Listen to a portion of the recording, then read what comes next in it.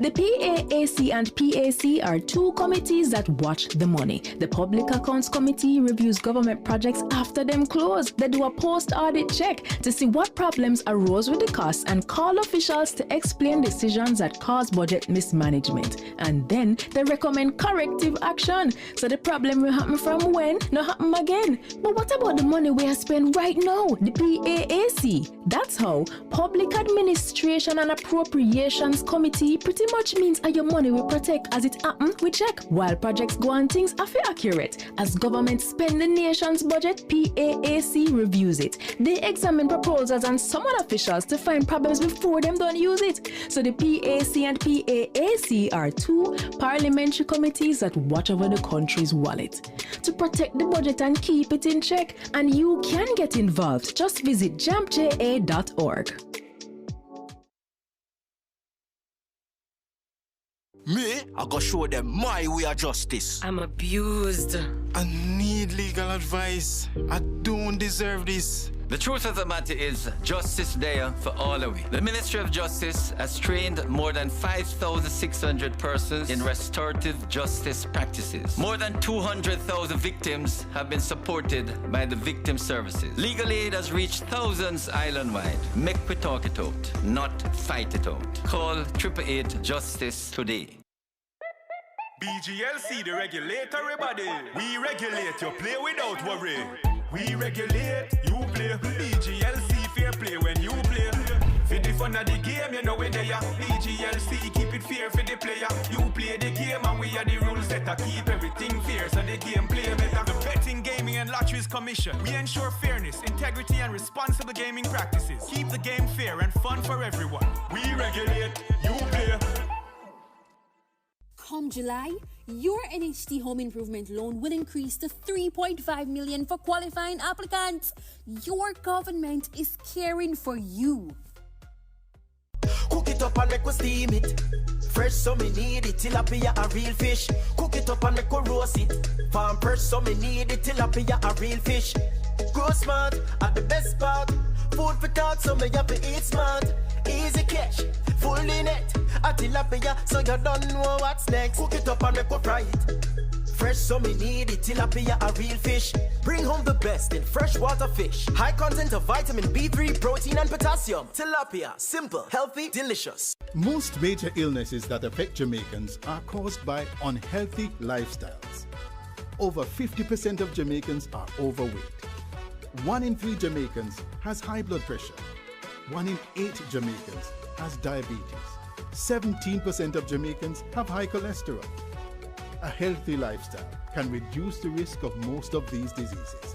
Things like regular exercise and adequate rest can play an important role in maintaining good health. The other major consideration is eating healthy. The question is, how do you walk into a restaurant or fast food outlet and identify the healthier menu items?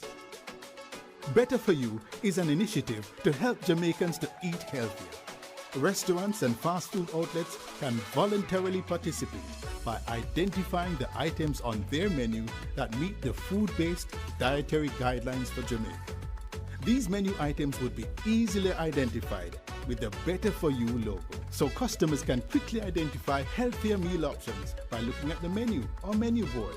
Once they see the Better For You logo, they can confidently order that menu item, knowing that it's a healthier choice. Better For You will help Jamaicans to make better choices and prompt restaurants to add better options to their menu. Better For You is better for everyone.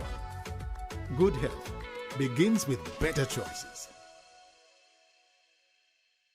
Remember that big project the government announced them was going to from when? You ever catch yourself a wonder what happened to it? Stop wonder like an outsider and start move like the country belong to you. You have a right to publicly owned information, and the Access to Information Act gives you that power. I know you have enough questions about how government are run or not run, so let me show you how it works. Say mosquito spraying going on in the community, your children asthmatic and you want to know what chemicals are in it. Or what about that Auditor General report on a public official getting twice his salary with no proper approval? Is your taxes and you want to know if they paid it back? First, do some basic searching to see what is already on government websites. If you don't see what you're looking for, make a formal ATI request by completing the application form on the ATI site or sending a letter or email. And remember, you don't have to say why you need it. It is your right to know. Make sure you send your request to the right agency, and once they confirm receipt, they get 30 calendar days to provide the information, a maximum of 60 if extra time is needed. Yes, I know you want access to everything, but sensitive documents are protected from the public for up to 20 years. For example, documents that would expose a citizen's personal privacy, or those dealing with cabinet discussions, the Governor General's office, or information on the investigative activities of the security forces. Any public officer who tries to destroy or hide any official document can be sanctioned. And if you're having difficulties, the ATI unit will help. So, what if the chemicals in the mosquito spray are toxic? What if the agency did not even try to get back the money they paid out? Call or email your MP. Share the concern, because as your elected representative, they can represent your questions to the government ministers in the House. Remember, it is the job of parliamentarians to monitor and hold the government to account on your behalf. Is not every country gives citizens this kind of power, you know? And at 20 years we have this law, and we barely use it. So access information and mind your business, Jamaica. Visit jampja.org today to see what information we access to make it easier for you to hold the government to account. Let's do our job to make Jamaica land we love, Jamaica land we own, and Jamaica land we run well. A message from the Jamaica Accountability Meter Portal, funded by the European Union in partnership with the Private Sector Organization of Jamaica. Na, na, na, na, na, na. We want a peace for Jamaica. Yeah, yeah. We have to be our brother's keeper. Yeah, yeah. Jamaica live good, yeah. I make we enjoy life. What we feel safe at night. Jamaica live good. I better you and I. No say we future bright. Jamaica live good. Come together as one. I make the violence the world. Me, I go show them my way of justice. I'm abused. I need legal advice. I don't deserve this. The truth of the matter is, justice there for all of we. The Ministry of Justice has trained more than 5,600 persons in restorative justice practices. More than 200,000 victims have been supported by the victim services. Legal aid has reached thousands island-wide. Make we talk it out, not fight it out. Call 888 Justice today. Join the conversation focusing on Jamaica's development. Tune in to the post-cabinet press briefings, Wednesdays live at 9 a.m. with a rebroadcast at 9 p.m. right here on PBCJ, the People's Station. Zoom in on the nutrition facts. It there in the table on the side or the back. If you check out the servings, just do the maths. Not taking too much, finger below the facts. Zoom in on the nutrition facts. It there in the table on the side or the back. Take note of the sodium, the sugars and the fats. 5% or less in on the right track. You for zoom in on the nutrition facts. It there in the table on the side or the back. Vitamins, minerals and vitamin 2, 20% and more that good for you. You for zoom in. Check the nutrition facts. You for zoom in. Check the nutrition facts. You for zoom in. Check the nutrition facts. Less sugar, less salt intake and less fat. You for zoom in. A message from the Ministry of Health and Wellness, Jamaica Moves, the Heart Foundation of Jamaica, the National Health Fund, and Japan. Diabetes is high glucose level in the bloodstream.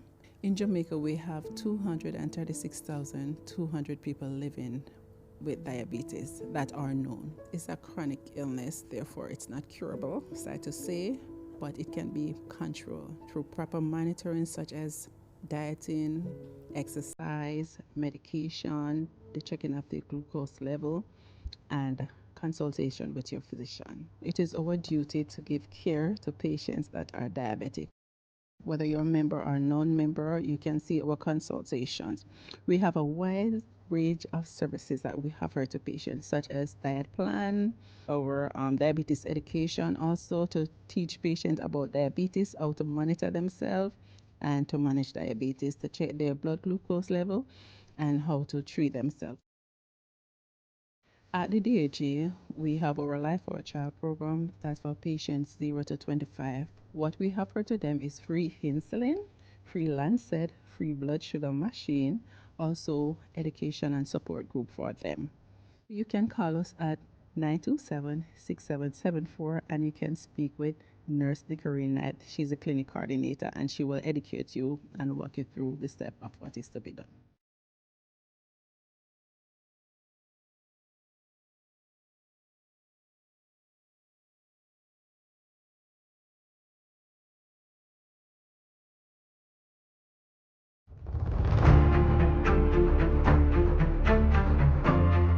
Jamaica is your homeland. You are not homeless or stateless. What we are trying to build here is a place where every Jamaican can feel proud and comfortable to come back home. That's what we want to build here, your homeland. And if you're finding it difficult where you are, come back here. Ackee and saltfish was always good. It's on the tree, you can get it. Don't stay there and suffer. Come back home. But as I said before, don't come back here to destroy your homeland and what we have been working very hard to create so that you wouldn't have had to leave in the first place. And as I said, we have been making strides in that regard. So expect to be dealt with a firm hand if your intent is criminal. Come back and let us build your homeland so that you can stand up with pride with the citizens of the world about your country. That you don't have to be economic refugees. That's what it is about. Disabuse yourself of this notion that you can only make it through crime and therefore you're going to join a gang and become a part of the problem. I appeal to all of you who have been exposed overseas and see what prosperity is like. Come back home and let us work together to build the prosperous nation that Jamaica is destined to be.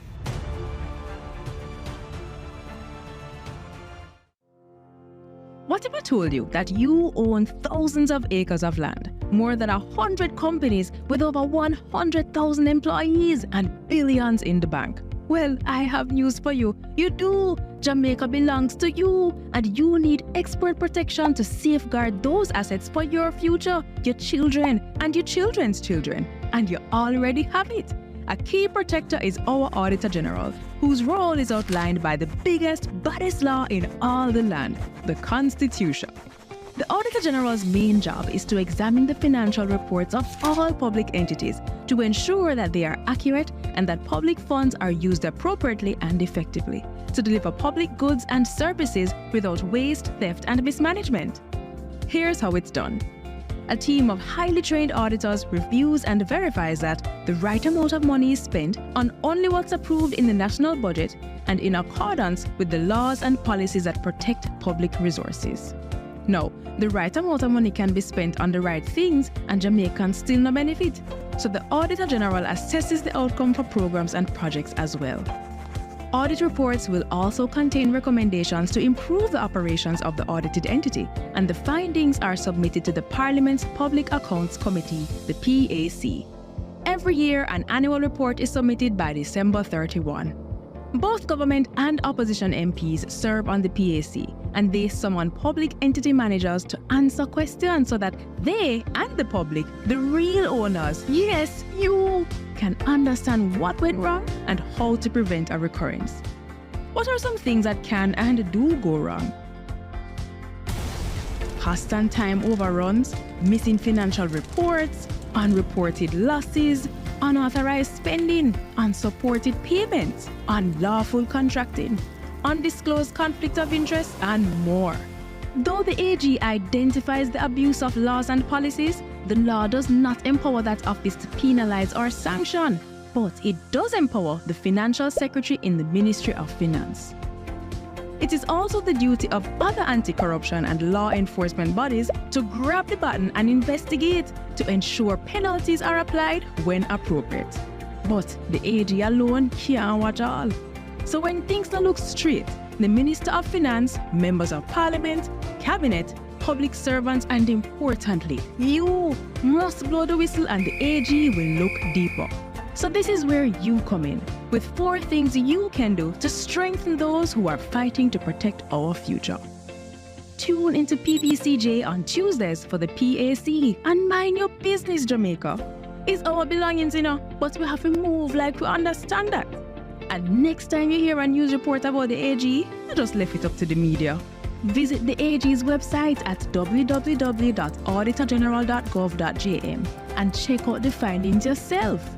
Then, keep track of how government has fixed the issue or not at www.jampja.org's accountometer.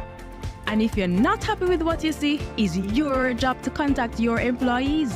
It's easy when you visit the MP tracker on jampja.org. This is how we can do our part to make Jamaica land we own, Jamaica land we love, and Jamaica land we run well. A message from the Jamaica Accountability Meter portal, funded by the European Union and UK Aid. Dengue is ordinarily a mild disease. Persons may get a fever, headache, joint and muscle pains. The illness is often resolved through rest and adequate hydration along with paracetamol to treat the accompanying fever. However, on occasions the illness can progress to severe dengue, which can result in organ failure, bleeding and severe fluid depletion that can lead to shock and even death. Therefore, it is important for persons who are experiencing fever, vomiting, severe abdominal pain, bleeding under the skin, feeling very weak, or getting confused to seek immediate attention. Let us work together to protect ourselves against dengue. Today, we can report 2 consecutive years of reduction in major crimes and murders, with a significant reduction of almost 20% in murders for 2024. Between January 2022 and January 2025, we have reduced murders by 51%, and January 2025 had the lowest monthly murder count since September 2014. Our efforts have also resulted in the reduction of active gangs by 50%. We continue to increase firearm seizures, and in more communities, we are experiencing less violence. We will realize our vision of Jamaica as the place of choice to live, work, do business, raise families, and retire in peace and prosperity. The proceeding was brought to you by the Office of the Prime Minister. A new story is being written for all Jamaicans. The Ministry of Economic Growth and Job Creation is on a mission to transform lives. From increasing access to potable water, to providing secure homes for the most vulnerable, and helping you own a piece of the rock. We're revitalizing communities and preserving our environment. We're making an impact. See the difference.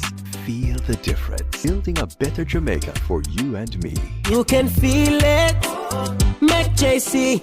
Zoom in on the nutrition facts. It there in the table on the side or the back. You fi check out the servings. Just do the maths. Not taking too much. Finger below the facts. Zoom in on the nutrition facts. It there in the table on the side or the back. Take note of the sodium, the sugars and the fats by percent. And let's end up on the right track. You fi zoom in on the nutrition facts. It there in the table on the side or the back. Vitamins, minerals and vitamin 2, 20% and more that good for you. You fi zoom in. Check the nutrition facts. You fi zoom in. Check the nutrition facts. You fi zoom in. Check the nutrition facts. Less sugar, less salt intake and less fat. You fi zoom in. A message from the Ministry of Health and Wellness, Jamaica Moves, the Heart Foundation of Jamaica, the National Health Fund, and JAP. What is the role of a backbencher in government? I'm glad you asked. They're members of parliament who are not appointed to cabinet. So they sit in the back of the legislature and they apply pressure. They examine what government legislates, participate in parliament debates, raise issues and advocate and question chamber when things don't look straight. Backbenchers represent the constituents in parliament. Backbenchers oversee the interests of citizens, you and me. But how can they be agents of government accountability after them no hold a portfolio? And them and a minister? No. So then how can they facilitate government transparency? And the next thing, them and a front bencher. So how them affect me? You see, a lot of work is in committees. So these portfolio-free MPs with less dire responsibilities are more accessible to you and me. So they help with policy, but it helps if we engage them, you see. So they're not just in the back benches, but on the ground, in the trenches. Though in the back of parliament, we're at the front of their cause. So pause. Find your backbencher at jampja.org. Me, I go show them my way of justice. I'm abused. I need legal advice. I don't deserve this. The truth of the matter is, justice there for all of we. The Ministry of Justice has trained more than 5,600 persons in restorative justice practices. More than 200,000 victims have been supported by the victim services. Legal aid has reached thousands island-wide. Make we talk it out, not fight it out. Call 888 Justice today.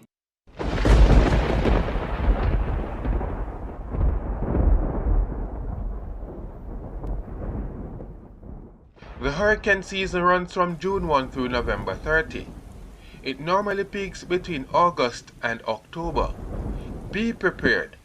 Secure the outside of your home. Check the roof of your house and repair areas that might leak. Also, make sure that zinc sheeting is properly fastened. Trim all large trees within 10 feet of your house. Remove patio furniture, potted plants, garbage bins and toys and place them inside the home. The wind can turn them into missiles. Cover windows with storm shutters. If you don't have storm shutters, use plyboard to cover windows and glass doors. Monitor your radio or television for weather updates and instructions. Be prepared. Jamaica, I can help you protect our citizens. Jamaica Eye will play a part in increasing your public safety. Jamaica Eye is part of an island-wide network of camera surveillance systems designed to increase the safety of you, our citizens. If you have a camera system outside your home or office facing a public space, log on to jamaicai.gov.jm today. Jamaica Eye, we're all connected. The Ministry of National Security, creating a safer and prosperous Jamaica. We want a peace for Jamaica. Yeah. We have to be our brother's keeper. Yeah. Jamaica live good, yeah. I make we enjoy life. What we feel safe at night. Jamaica live good. I better you and I. No say we future bright. Jamaica live good. Come together as one. I make the violence the one. Most Jamaicans will tell you corruption in politics is deep-rooted, and I just saw it said, and nothing can do about that.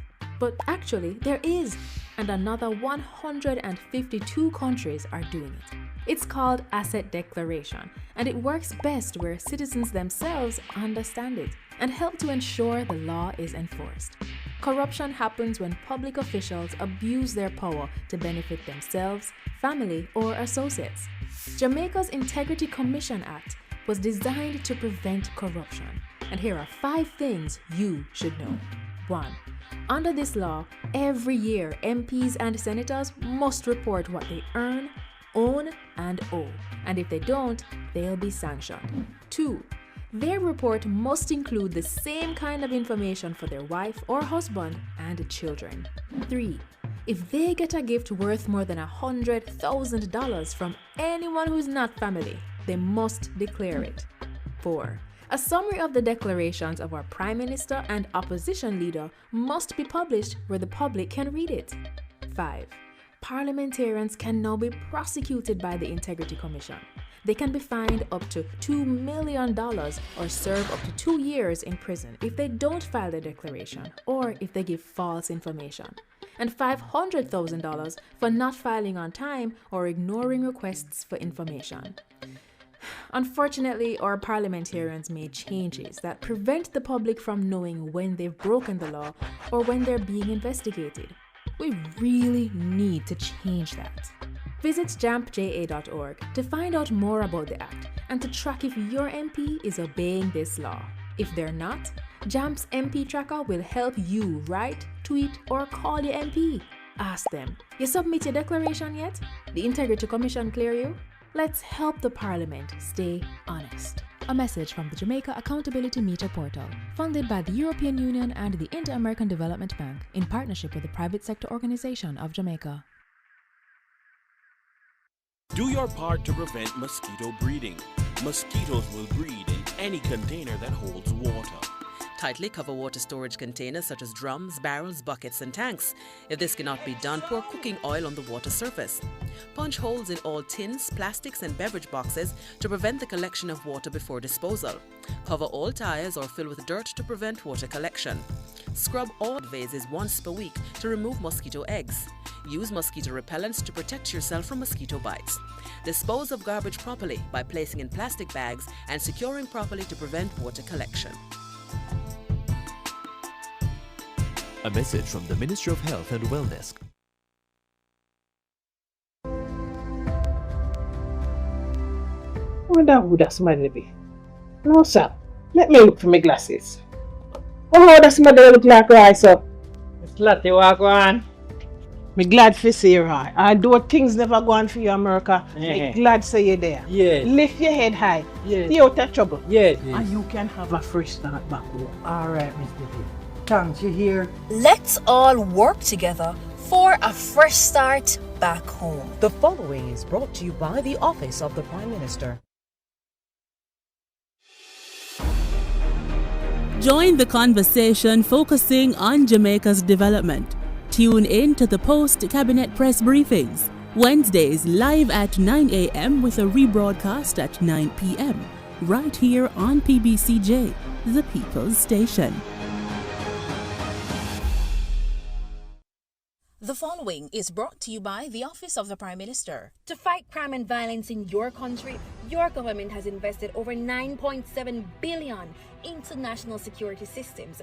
This includes the construction and renovation of dozens of police stations, the acquisition of critical security equipment such as patrol vessels and police vehicles, the recruitment and training of more police officers, and the build-out of the Jamaica Defence Force. Your government is investing in your safety. We are building Jamaica. The proceeding was brought to you by the Office of the Prime Minister. Jamaica has more than 28 species of birds, land snails, reptiles, amphibians, and hundreds of flowering plants that are only found in Jamaica. I am Marlon Samuels. Join me to learn more about Jamaica's native and endemic flora and fauna. Know your natives and endemics. Sundays at 11:15 a.m. exclusively on PBCJ, the People's Station. So who keeps our taxpayer money in check? Well, the PAC and PAAC help watch over the country's budget. And one might sound like it just have an extra A, but they're way different. Here's how. The PAAC and PAC are two committees that watch the money. The Public Accounts Committee reviews government projects after them close. They do a post-audit check to see what problems arose with the costs and call officials to explain decisions that cause budget mismanagement. And then they recommend corrective action. So the problem will happen from when, not happen again. But what about the money we are spending right now? The PAAC. That's how Public Administration and Appropriations Committee pretty much means your money will protect as it happen, we check. While projects go on, things are accurate. As government spend the nation's budget, PAAC reviews it. They examine proposals and summon officials to find problems before them don't use it. So the PAC and PAAC are two parliamentary committees that watch over the country's wallet to protect the budget and keep it in check. And you can get involved. Just visit jampja.org. Do your part to prevent mosquito breeding. Mosquitoes will breed in any container that holds water. Tightly cover water storage containers such as drums, barrels, buckets and tanks. If this cannot be done, pour cooking oil on the water surface. Punch holes in all tins, plastics and beverage boxes to prevent the collection of water before disposal. Cover all tires or fill with dirt to prevent water collection. Scrub all vases once per week to remove mosquito eggs. Use mosquito repellents to protect yourself from mosquito bites. Dispose of garbage properly by placing in plastic bags and securing properly to prevent water collection. A message from the Ministry of Health and Wellness. Today, we can report 2 consecutive years of reduction in major crimes and murders. with a significant reduction of almost 20% in murders for 2024. Between January 2022 and January 2025, we have reduced murders by 51%, and January 2025 had the lowest monthly murder count since September 2014. Our efforts have also resulted in the reduction of active gangs by 50%. We continue to increase firearm seizures, and in more communities, we are experiencing less violence. We will realize our vision of Jamaica as the place of choice to live, work, do business, raise families, and retire in peace and prosperity. The proceeding was brought to you by the Office of the Prime Minister. What a flow, what a flow, what a flow, what a flow, come on. What a flow, what a flow, what a flow, what a flow. The water put it just like a freestyle. The lifeblood flowing mile by mile. It's legacy, a beat that don't stop like Bob Marley said. One love on top. The sewage water out of sight, but it's always wrong. Don't lose the light. From factories and wells so deep. Corals, mangroves and fish they weep. Green water for the garden, keep it green. Save the cash and the earth gets clean. We use the water with a mindful mind. It's out of sight but never far behind. In nature, the answers always flow. Like water running pure, the cycle grows. It renews itself, same drop, same beat. It's all good, man, you got the heat. Water flow, water flow. No clean water, no pipes we grow. Protect our water, protect our future. Time to go. Most major illnesses that affect Jamaicans are caused by unhealthy lifestyles. Over 50% of Jamaicans are overweight. 1 in 3 Jamaicans has high blood pressure. 1 in 8 Jamaicans has diabetes. 17% of Jamaicans have high cholesterol. A healthy lifestyle can reduce the risk of most of these diseases. Things like regular exercise and adequate rest can play an important role in maintaining good health. The other major consideration is eating healthy. The question is, how do you walk into a restaurant or fast food outlet and identify the healthier menu items? Better For You is an initiative to help Jamaicans to eat healthier.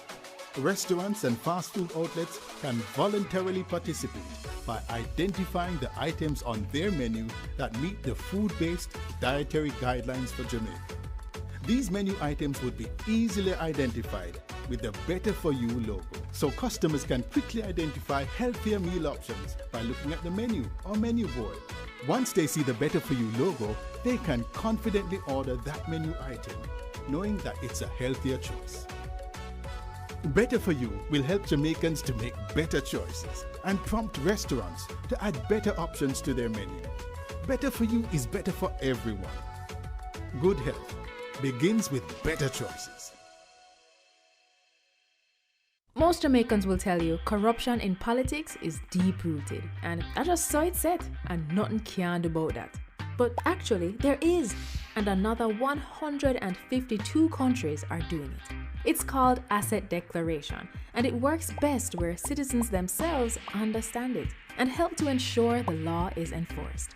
Corruption happens when public officials abuse their power to benefit themselves, family, or associates. Jamaica's Integrity Commission Act was designed to prevent corruption, and here are 5 things you should know. 1. Under this law, every year MPs and senators must report what they earn, own, and owe, and if they don't, they'll be sanctioned. 2. Their report must include the same kind of information for their wife or husband and children. 3. If they get a gift worth more than $100,000 from anyone who's not family, they must declare it. 4. A summary of the declarations of our Prime Minister and opposition leader must be published where the public can read it. 5. Parliamentarians can now be prosecuted by the Integrity Commission. They can be fined up to $2 million or serve up to 2 years in prison if they don't file their declaration or if they give false information, and $500,000 for not filing on time or ignoring requests for information. Unfortunately, our parliamentarians made changes that prevent the public from knowing when they've broken the law or when they're being investigated. We really need to change that. Visit jampja.org to find out more about the Act and to track if your MP is obeying this law. If they're not, JAMP's MP Tracker will help you write, tweet, or call your MP. Ask them, you submit your declaration yet? The Integrity Commission clear you? Let's help the Parliament stay honest. A message from the Jamaica Accountability Meter Portal, funded by the European Union and the Inter-American Development Bank in partnership with the Private Sector Organization of Jamaica. Cook it up and make we steam it. Fresh so me need it, tilapia a real fish. Cook it up and make we roast it. Farm fresh so me need it, tilapia a real fish. Grow smart at the best part. Food for thought so me have to eat smart. Easy catch, fully net. A tilapia so you don't know what's next. Cook it up and make we fry it. Fresh so me need it, tilapia a real fish. Bring home the best in freshwater fish. High content of vitamin B3, protein and potassium. Tilapia, simple, healthy, delicious. Na na na na na. We want a piece for Jamaica. Yeah, yeah. We have to be our brother's keeper. Yeah, yeah. Jamaica live good, yeah. I make we enjoy life. Want we feel safe at night. Jamaica live good. I better you and I. No say we future bright. Jamaica live good. Come together as one. I make the violence the world. We want a piece for Jamaica. Yo, what are you? Oh man, none of that. Yo, no brother, no man, mash up that man. You see you ever play ref? Dirty game, yeah, but like a bad game. No, I said place you come from brother, I want to live good man. I want to live good brethren. No shake hand, I want to play like a bad brethren. Really have to shake hand? Yeah man, and no badness brethren, just live good man. Come together as one. I make the violence done. Understanding. We thine on We regulate everybody. We regulate you. Play without worry.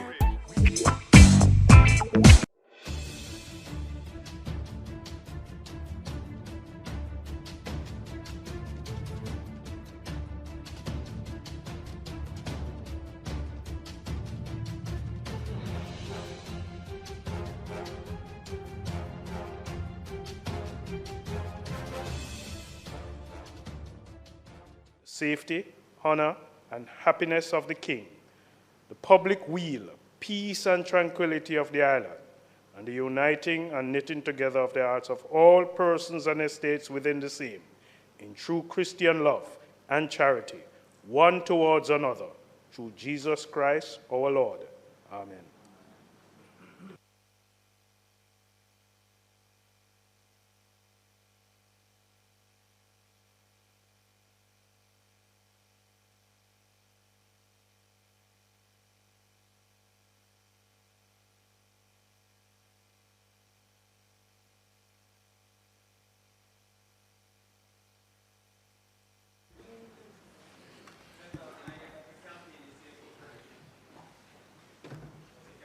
Where is the agenda? This? Okay. Okay, good. I don't get this yet. This meeting of the Honorable Senate for the 4th of July is called to order. Just a few observations to make. There are three of our members, Thompson, Gabriel Morris, and Ms. Allen, Senator Allen. So Senators Thompson, Allen, and Gabriel Morris seek permission to join the session online. Those in favor? Against? Just to welcome members, persons who are joining online and members of a particular organization who I'll recognize later in the gallery joining us today. Say welcome to you all. It would be remiss of me not to identify that today is the 4th of July and it is celebrated elsewhere for something else, but in Jamaica celebrated as the birth date of the Right Excellent Norman Washington Manley, whose birth date is today. I had the 132. I had the privilege of attending the wreath-laying ceremony at Heroes Park this morning. And talking about that, two members of our group, Senators Longmore and Hill, celebrated birthdays early in July. I think July is a special month for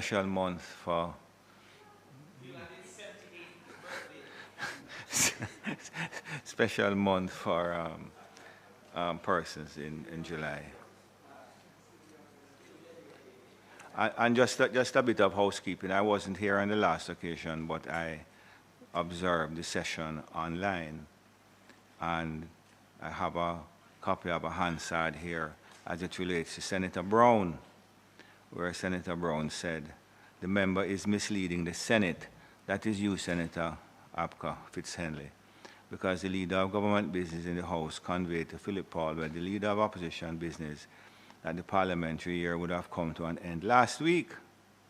It is on that basis that the information of which Senator Scott Motley has spoken, the parliamentary secretary, that is you, Senator Apka, the parliamentary secretary knows not of which he speaks, but he loves to speak his spokey. And that's exactly the reaction that the Hansard reports.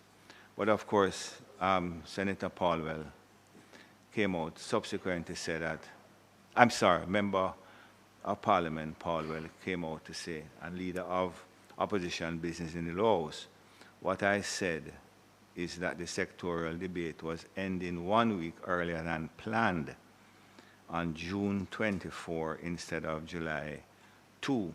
But Minister Bartlett did not say that we would be in recess. There was the assumption that we would not be meeting, but that was not what was said to me by Senator Bartlett. So, Senator Brown, I'm going to invite you to withdraw. Mr. President, on this side we put a premium on truth. And when I made the comment, I was operating under the assumption that the words were conveyed to Member Paulwell. I have since learned from Member Paulwell that it was an assumption that he communicated to me. Now, I would therefore withdraw any statement which would reflect that Member Bartlett said the Parliament was going to be closing. I'm glad the Parliament is opening, so today we can continue the debate on the people's business. I withdraw the comment about, because it was based on assumption. It's no big thing. We move. And you accept that Senator Fitzhenley was not misleading the House? The Senate, you accept But that? the issue of misleading is really for the chair to decide, not for me to decide. Well, he I was made not. the allegation. Yeah, but he it's was for the chair not. to decide. And you have withdrawn it. Yeah, I withdraw it.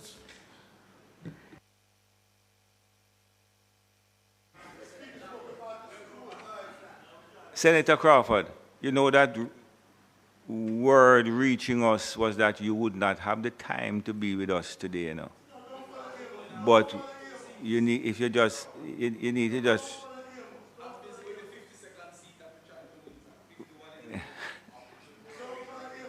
Recognize that it's nice to see you, but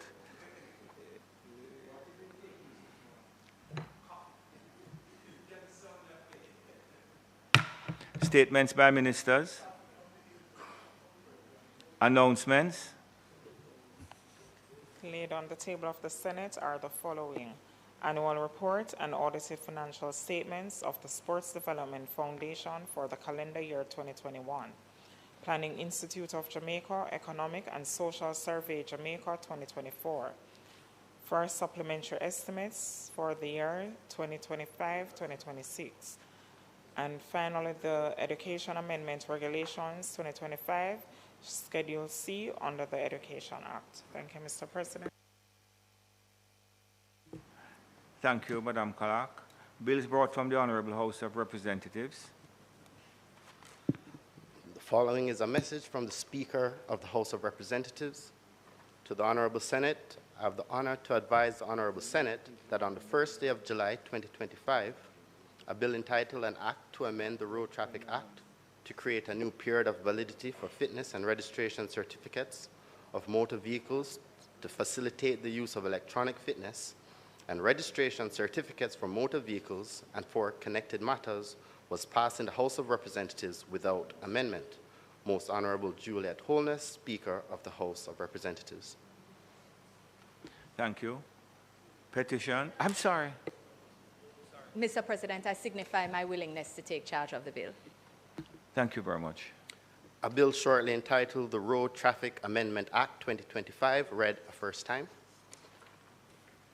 Mr. President, I beg to give notice of second reading of the bill, and I further beg to give notice that at a later stage today, I will move for suspension of standing orders to allow me to take the bill through all its concluding stages. Thank you very much, Minister. The Speaker of the House of Representatives wishes to further advise that on the first day of July 2025, the House concurred with amendments made by the Senate to the following bills: a bill entitled An Act to Amend the Offenses Against a Person Act, a bill entitled An Act to Amend the Child Care and Protection Act, and a bill entitled An Act to Amend the Pradell Larceny Act. Thank you very much. Petitions, papers, reports from committees, notices of motions given orally, questions and answers to questions, motions that may be made at the commencement of public business requiring notice, motions relating to the sitting of the Senate, motions for leave to introduce bills, the presentation of bills without the leave of the Senate first obtained, public business. Minister.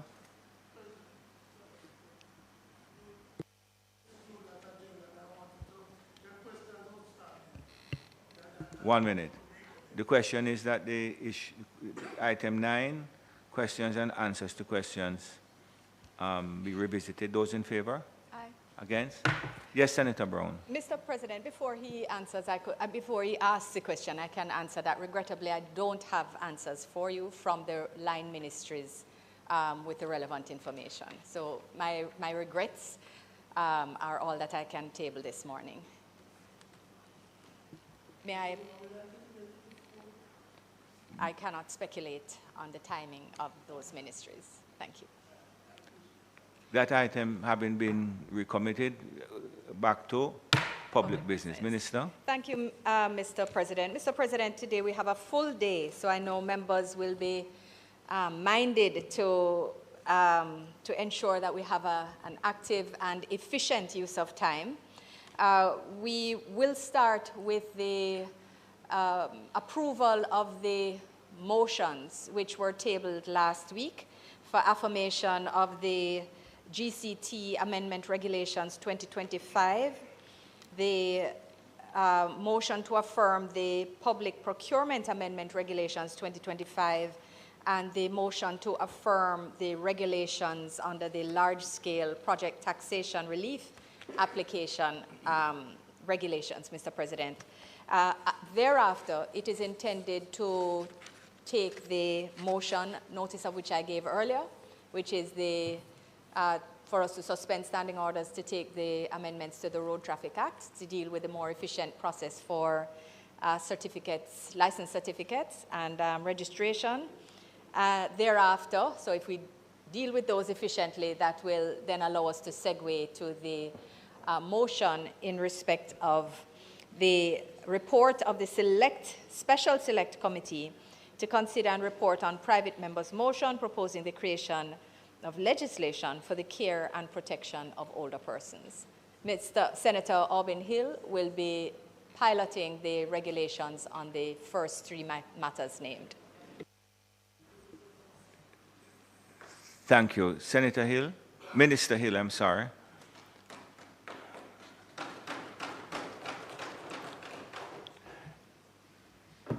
Minister Hill, you're starting with the general consumption tax regulation. Yes, sir, that's the one I'm starting, Mr. President.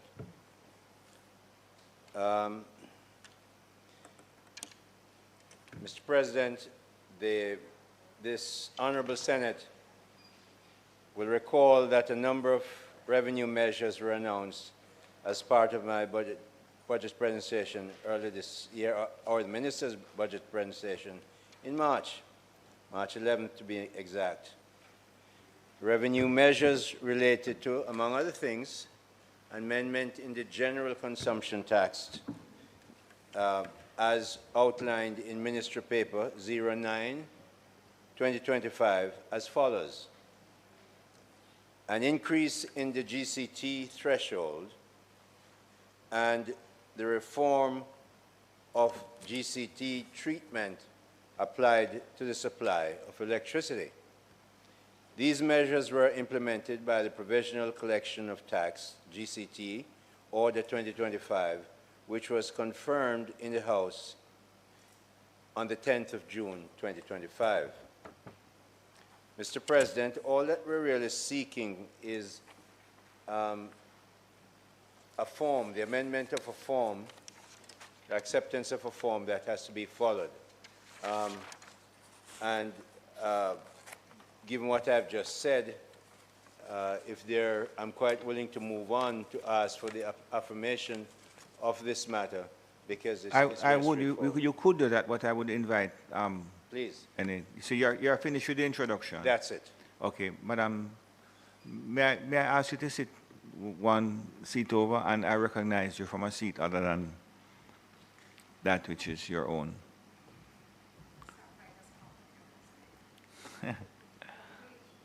We support the resolution, Mr. President. There's no need to engage in a debate on it. Thank you very much. So, Minister? President, I now ask that the motion, notice of which was given on the 27th day of June, 2025, be approved. Thank you very much, Minister Hill. The question the members would have heard. Those in favor? Against? The ayes have it. The Public Procurement Amendment Regulation 2025, Minister. Thank you, Mr. President. It's a little longer, but not too complicated. As this Honorable Senate is aware, the Public Procurement Act of 2015 was recently amended by the Public Procurement Amendment Act 2025, effective March 27, 2025. These amendments corrected conceptual or fundamental deficiencies found in the Public Procurement Act, clarified procedural ambiguities, established a new competition threshold, and the increased contract approval limits. Consequently, Mr. President, there is now need for corresponding amendments to the Public Procurement Regulations 2018, the regulations to ensure legislative concurrence, enabling the achievement of anticipated improvements to public procurement practice. Mr. President, this Honorable Senate may also recall that the Public Procurement Regulations, the Public Procurement Review and Reconsideration Regulations, and the Public Procurement Registration and Classification of Suppliers Regulations were brought into effect by appointed day notice along with the Public Procurement Amendment Act 2018 on April 1, 2019. It is within this context, Mr. President, that I am pleased to table in the Honorable Senate today the Public Procurement Amendment Regulations 2025. This amendment is being made pursuant to the regulations making powers set out in Section 60 of the Public Procurement Act. Mr. President, I will now proceed to present specific provisions of the regulations. These regulations, Mr. President, are entitled the Public Procurement Amendment Regulations 2025. Mr. President, the preamble sets out the statutory content within which we are seeking to promulgate them.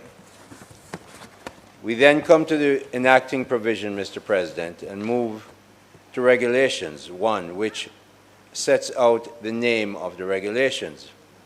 Regulations 2C, Mr. President, is updated to reflect the new terminology competition threshold, thereby standardizing the regulations with the language introduced in the Amendment Act.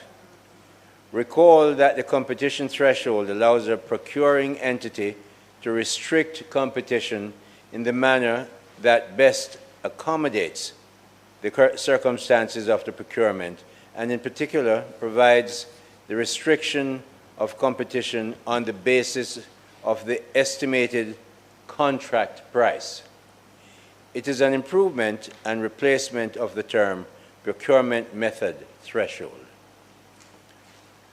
Regulation 7 has been repealed and replaced to take account of the treatment of the primary legislation of procurement in the emergency circumstances, and in relation to single-source procurement, it clarifies the onus on procuring entities to satisfy themselves that value for money will be achieved before awarding a procurement contract by single-source procurement. Mr. President, I must say that value for money is important in every procurement procedure.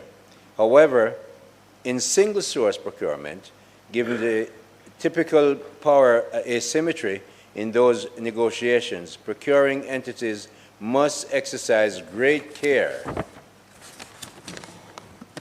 to ensure that each dollar is properly spent and should be able to demonstrate the value in the single-source transaction.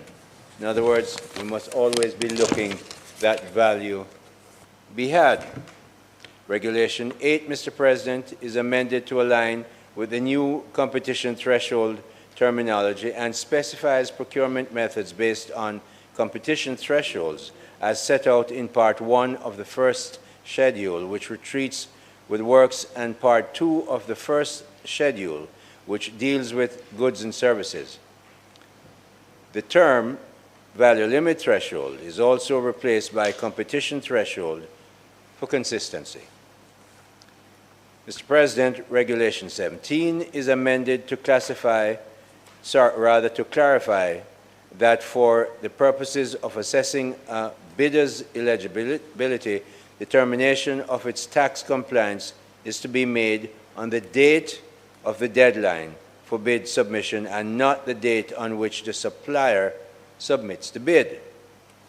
The regulation also now recognizes that some suppliers have no tax obligations in Jamaica or elsewhere.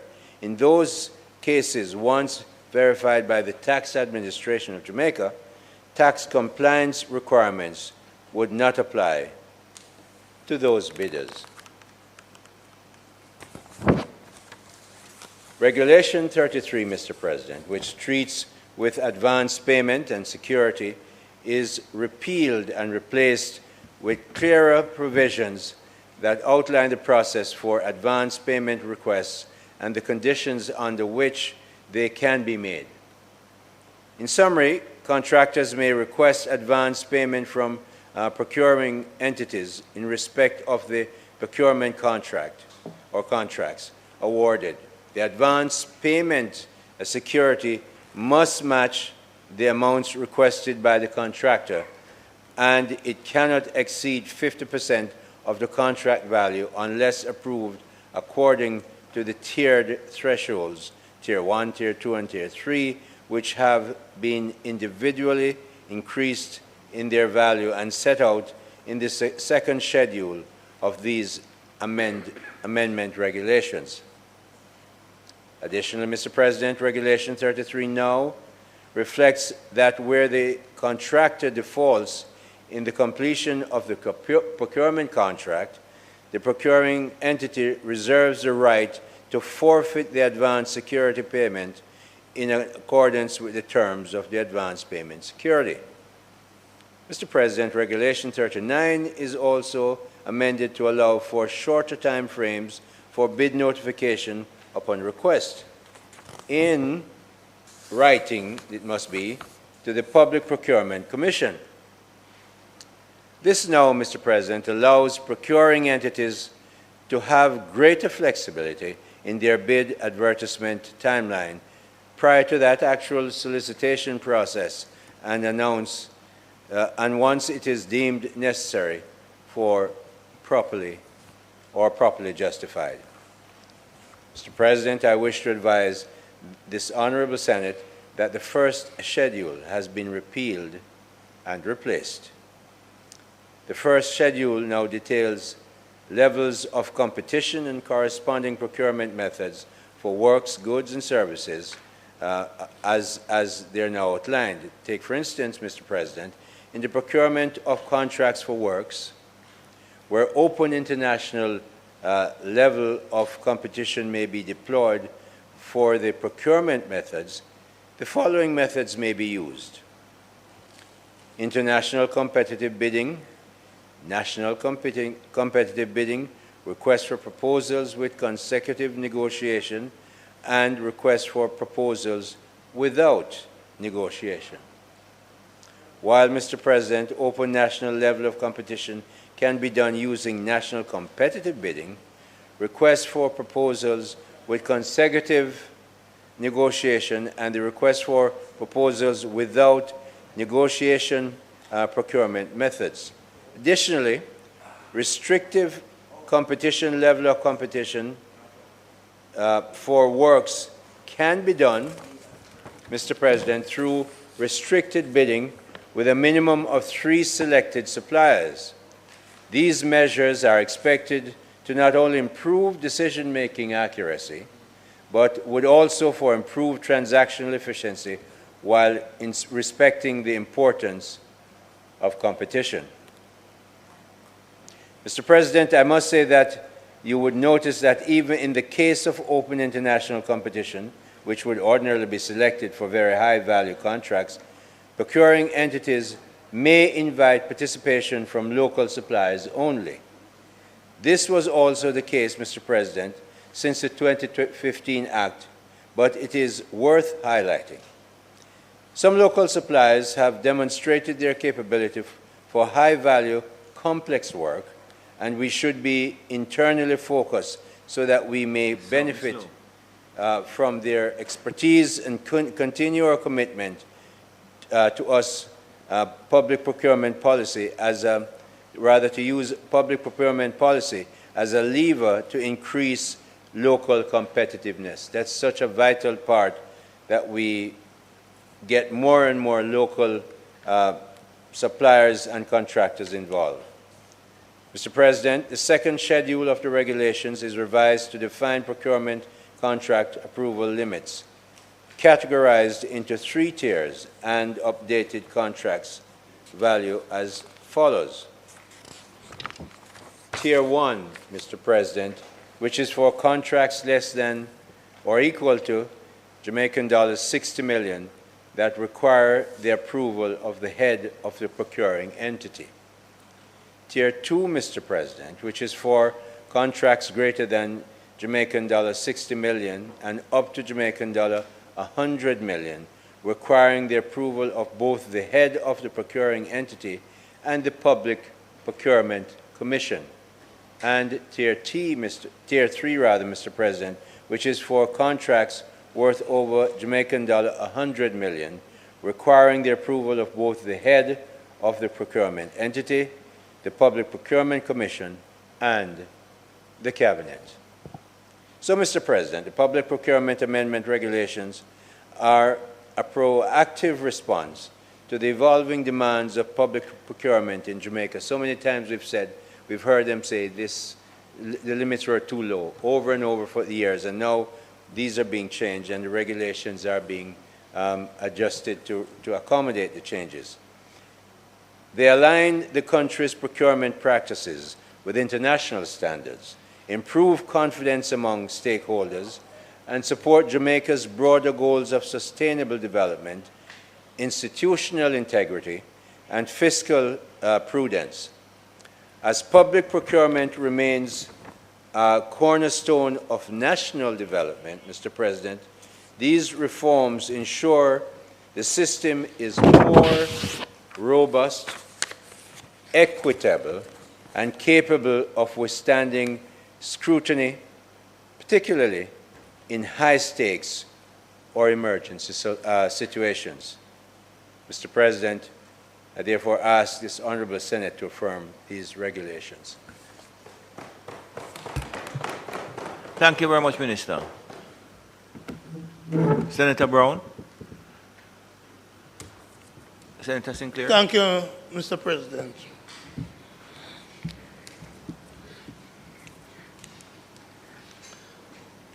When I came here today on the anniversary of Norman Manley's birthday, I thought we were going to have a long sitting, but the GCT issue moved through very quickly, and I believe this one will move through as quickly. I hope so. Too. It would have helped Minister if, as Senator Scott Motley quickly pointed out to me, that the editorial corrections that are needed on page 6 of the regulations and page 7 are noted and dealt with appropriately. In other words, under page 6, part 1, under works, open international competition, international is properly spelled there. But when you move to the column, the international is improperly spelled. Hold on, okay. It's a typo. That's what I'm saying. Not fighting, I was telling you, point it out. And it's also occur on page 7. Because sometimes we're accused of not reading the bills and the documents. You know, I said you accused us. Where it said 1, right? Under part 1 works, and under part 2 on the next page. It's a typo. But I just want us to note it so the parliamentary people who do the corrections can fix it. That's all. For me, Minister, the comment which you also picked up on at Regulation 3, the proposed amendment to 7B, which reads, in a single source procurement, the procured entity shall be satisfied that the objective of value for money will be achieved before awarding a procurement contract by a single source procurement. And I raise this because I agree with it. Not just a single source, but for any bidding. Because what this says is that you can go through a perfect procurement process that exists. And Jamaica, our taxpayers, do not get value for money. Otherwise, this clause would not be there. And I well remember, President, that in January of this year, I stood here in the State of the Nation debate, and I spoke about a particular procurement process, and that I thought Jamaica did not get value for money. Some sought to focus on the procurement policy. Certainly at least one senator over there, certainly the Minister of Health, who described the issue I raised as the mystery drill. And you will recall that in that State of the Nation debate, I said that the drill, while the procurement process might have been followed, Jamaica did not get value for money because that drill, not state of the art, not a drill with 100 attachments, because I'm aware that less than 10 attachments accompanied that drill to the Bustamante Hospital for Children. But I made the point then, and some went on radio to try and contradict me, that Jamaica could have purchased that drill for significant less than the US dollar value, which Sarah has admitted that they paid for the drill. So in this regulation, the value for money point accords with what I was asking about for the drill. It accords with what Dr. Alfred Dawes have been saying about the drill. That drill, Jamaica did not get value for money.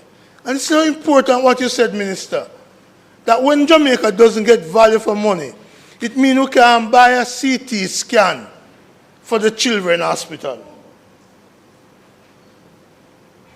It means we can buy a microscope necessary to carry out surgery at the children's hospital because we give that money to people who prefer to write an American invoice, Jamaican date form, rather than American date form. When we don't get value for money, we can't provide an MRI machine for the children at Bustamante Children's Hospital. And when we don't get value for money, it's difficult to provide the bed that the patient need, whether that's Sablamar, KPH, Port Antonio, St. Anne's Bay. It means when we don't get value for money, the medication that poor people need from the hospitals, they can't get it. Put another way, when we don't get value for money, it leads us to say we need to kick down corruption door. Stepping out of darkness into the light and to kick down corruption door. When we don't get value for money, it means that we have to build back and build back better than before. So I am pleased to see that the government has taken the point I was making about the importance of value for money. Because some are up to say it doesn't matter the cost. It matters to me and the poor people who I associate with and who are deprived of benefits, that we do not corruptly exploit the procurement system and deny people. So value for money is important. And on that we will support the resolution because it begins to move in the direction of recognizing that the whole procurement system did not always guarantee us value for money. And we must, like you said, Minister, put a premium on value for money because they're not only in the pre-national place we have 2-foot posts, but in government contracts we also have 2-foot posts.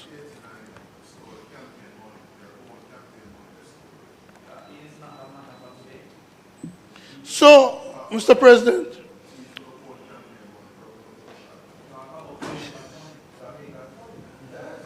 let me finish now. Fly, let me finish. Because I don't think what I'm hearing coming from there is dead baby crying. That's what I hear coming from over there. Mr. President, another part of this regulation. Yeah.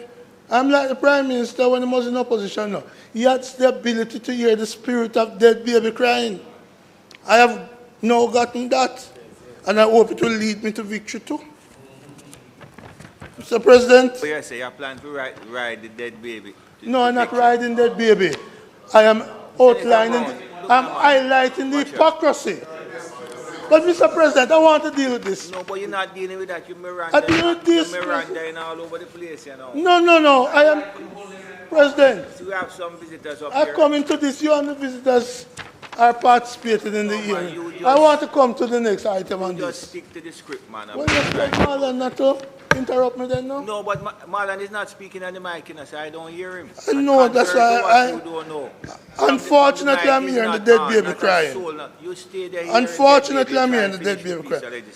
Yeah. Item 5. Item 5.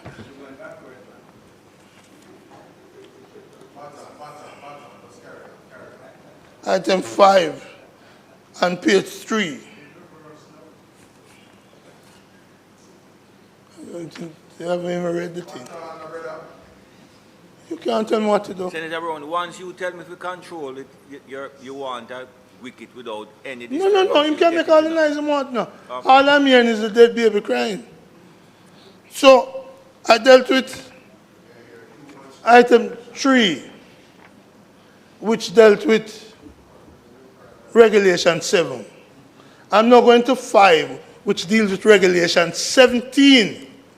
But we don't read it, so I can understand why I say we're going backwards. So, the proposed amendment for Regulation 17 speaks to the need for these persons who are seeking to enter into contract with the government to be in compliance with the Act and with the tax laws. But I would hope, Senator Hill, that there's a law under your ministry. I believe it's under your ministry. The Companies Act, which requires that beneficial ownership should be declared. It's under your ministry. And the Company Act it has to be under the Company Act. And I'm saying that this regulation ought to also include that you should not be allowed to enter into contract with government if you have a company where the beneficial owners are not declared in accordance with the laws of Jamaica.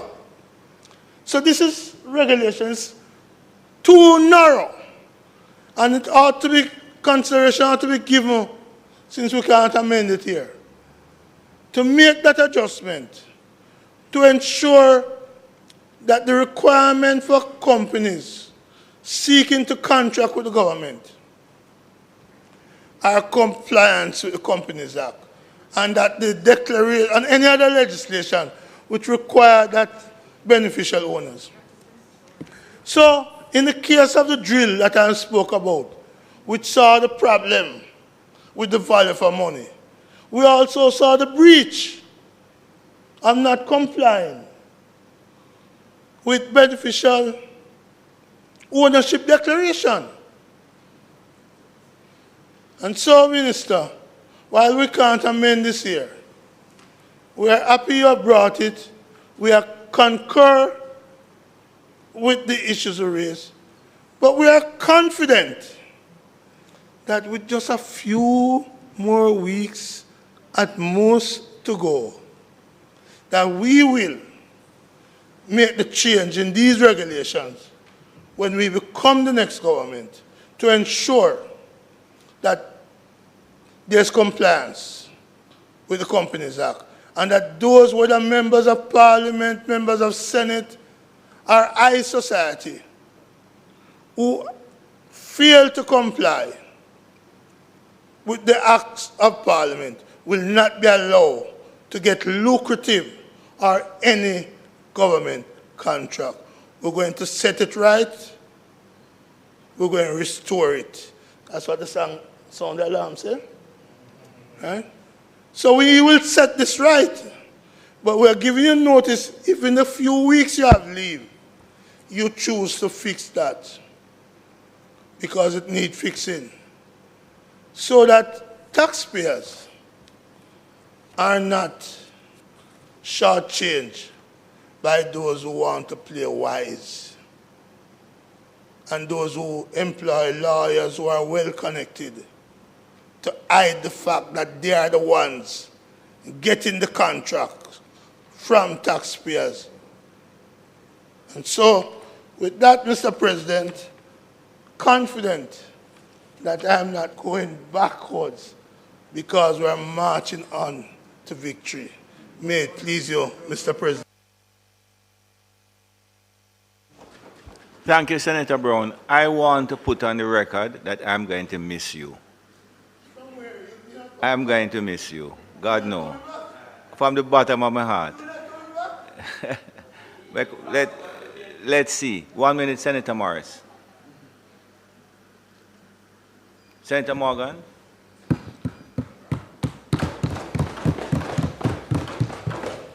Thank you, Mr. President. Mr. President, I rise first and foremost on this, the anniversary of the birth of one of my mentors, the late Shahini Elizabeth Robinson of St. Anne Northeastern fame, to join with the minister and indeed the members on this side in signaling our support for and endorsement of the regulations that are. Sir, you're in a before seat us. you don't usually, that's not your assigned seat. Very well. So I Mr. recognize President, you from that seat. Thank you for recognizing me to speak and venture these brief remarks in this intervention from a seat other than my own. Mr. President, public procurement bears that we have had is quite frankly the snail's pace with which a number of projects in the country move on account of what is loosely described as bureaucratic red tape and procurement challenges. So I welcome the regulations before us because they are moving us, advancing us, Mr. President, in that regard. Public procurement, Mr. President, turns indeed on value for money. For the foremost reason and the principal reason that ministries, departments, and agencies of government are not stewards of personal funds. They are indeed presiding over public funds. And it is for that reason, Mr. President, why through our Procurement Act and the attendant and accompanying regulations, what we have is an entire ecosystem and framework governing the stewardship and expending of public funds to ensure that we have appropriate checks and balances and appropriate layers of protection. And so I take considerable umbrage, Mr. President, to the suggestion from the senator opposite just now on the question of value for money in relation to what was characterized by him as a drill. I note over the past several weeks, Mr. President, that what has been characterized as a drill is really properly a bit of a complete surgical system to treat with neurosurgical and spinal surgical procedures in the health service sector. Mr. President, the system comprises a console, it comprises a drill, and it comprises scores, quite frankly, of attachments. At least with this procurement, the referenced procurement opportunity.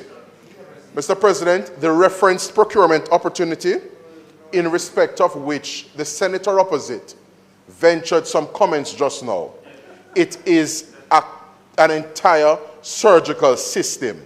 So for it to be characterized as a drill, as they have been wont to do, and as they have done time and time again, yes, is to frame in the minds of the public that what was purchased for tens of millions of dollars was essentially something that does not befit that level of expenditure. And the truth of the matter is, Mr. President, having regard to the protocols that were honored and observed in respect of that particular procurement opportunity.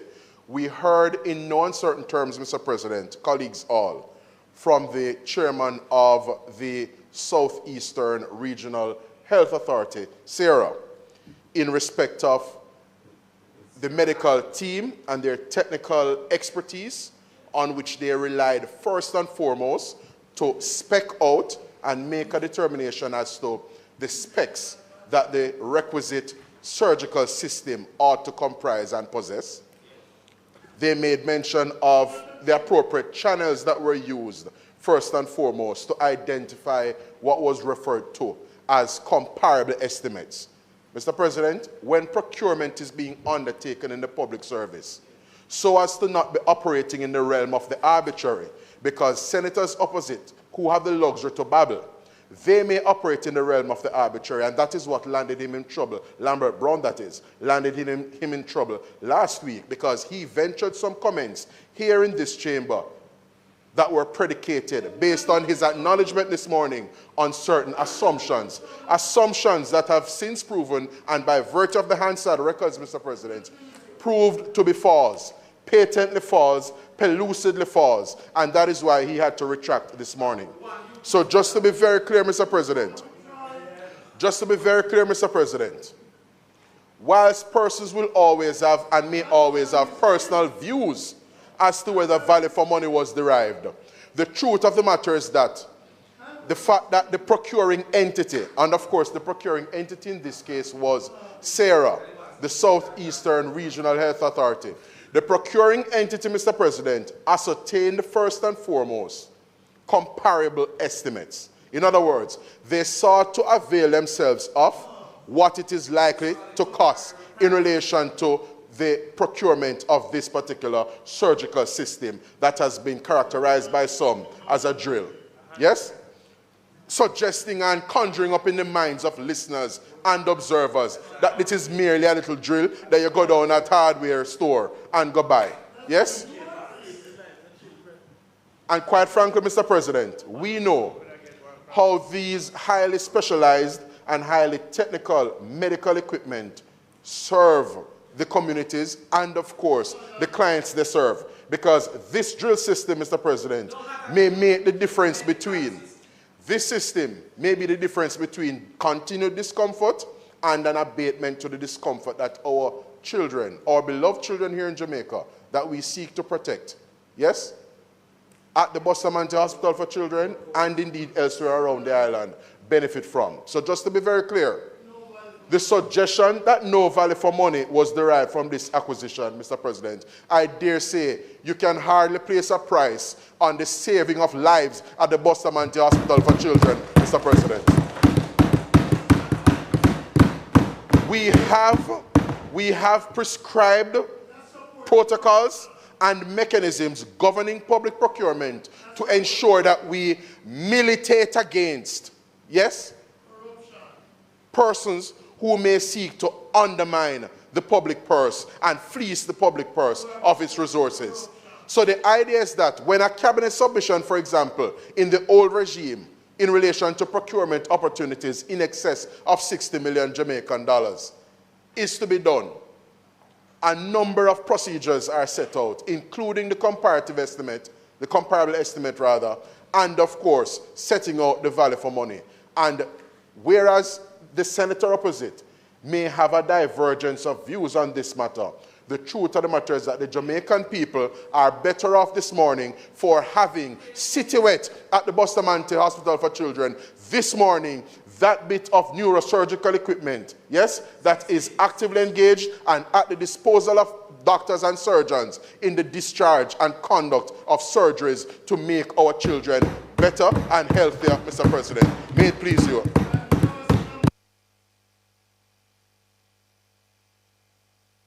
Thank you very much, Senator Morgan. Senator Brown, please. Senator Fitzhenley, please. Senator Professor Morris.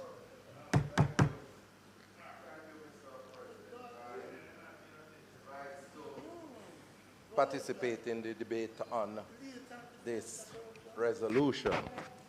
And in doing so... Sorry. Sorry, Senator Morris, take off the other one. Okay, go ahead now, Senator Morris, I recognize. Thank you very much, Mr. President. You need the No. And in doing so, Mr. President, you know, I just want to say two things in regards to the prefacing comments made by my colleague who just completed his presentation. And, you know, not because a piece of equipment is secured and is in fact contributing to the saving of lives of individuals means that the process of acquiring that equipment should not be contested or spoken about. Because if it is that individuals identify a corrupt mechanism to acquire that piece of equipment, it means that we have a right to speak about it. Have a right to speak about it. And then I want to say, Mr. President, you know, I hear people talk about individuals babbling. Senator Morris, you know, Senator Brown raised the issue of the drill, what he referred to as a drill. Senator Brown, come on, man. So consequently, having introduced that, Senator Morgan responded. About that system. Concerning that system. So we are a part of debating is rebuttal, Mr. President. But I don't want you to talk about the babbling. Yes, I want Mr. you to President. talk about no, the but Mr. Public President, you Procurement can't tell Act. me. You can't tell me what to speak about. And the system. Respectfully, you know, you can't tell me when the opposite number spoke extensively about Babylon something that is unrelated to the bill. And untrue. But, Mr. President, you know, I'm saying, when individuals talk about babbling, it makes no sense that every week you come to the Senate and you read speeches, which goes against the cut and thrust of the standing orders. And then at the end of the day, you are not even recognized in your presentation publicly in the media landscape. So that is it in terms of babbling. But Mr. President, I want to say in terms of the substantial procurement regulation, Mr. President, on two separate occasions when we debated the substantial legislation relating to procurement, I've made an appeal for considerations to be made for special provisions for persons with disabilities, because it is one way in which we can integrate the members of this marginalized community in the economic activities of our country. And I remember the last time when we were debating the amendments to the Procurement Act, an express commitment was made from the minister piloting the bill that this would be taken into consideration into the whole procurement architecture of the country. And we come today with a regulation that has no consideration of that commitment that the minister and the government made then. And it leads me to wonder if it is that the government only think that the only thing they can do for persons with disabilities is to include persons with disabilities in welfare programs. Welfare programs like the Solidarity program that they have mentioned persons with disabilities. And persons with disabilities want much more than that.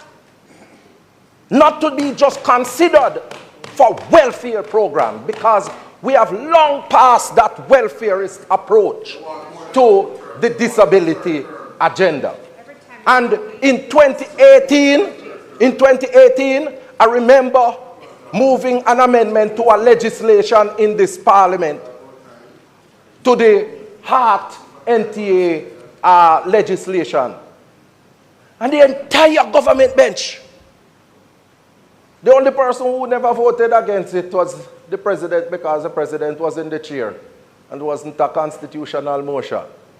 But everybody, including my friend Cavan Gale, who is well schooled by his mother towards persons with disabilities, everybody over there voted. And that was a progressive amendment that was put forward to make sure that it was mandatory for her to put in place the systems to accommodate persons with disabilities. And we come now again in this parliament with this regulation after the minister committing that they are going to include persons with disabilities in the procurement architecture, and not one sign of any inclusion there.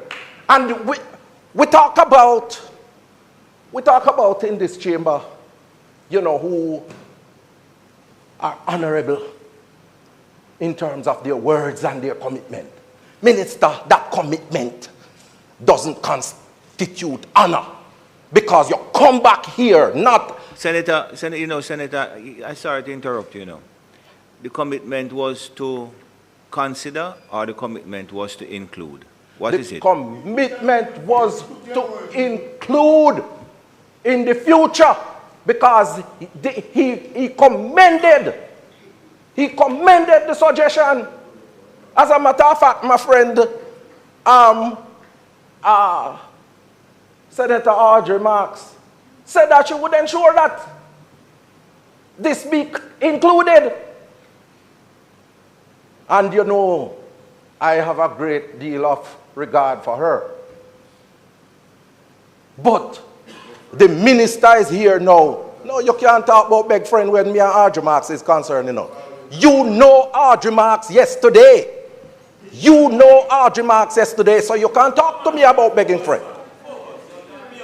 And Mr. President, Mr. President, Mr. President, I am very disappointed. I am very disappointed. And, you know, Minister, me personally, I'm going to reserve my commitment to this, supporting this regulation on behalf of the disabled community. I'm not talking for the whole opposition benches here now, but I am reserving my commitment because I'm tired of the lame promises and commitment to the disabled community. May it please you, Mr. President. Thank you very much, Senator Professor Morris. Minister, I wouldn't even I'm sorry. dignify you with a response, because Sapphire soon come to take care of you. Minister, Senator Sinclair, 1 minute.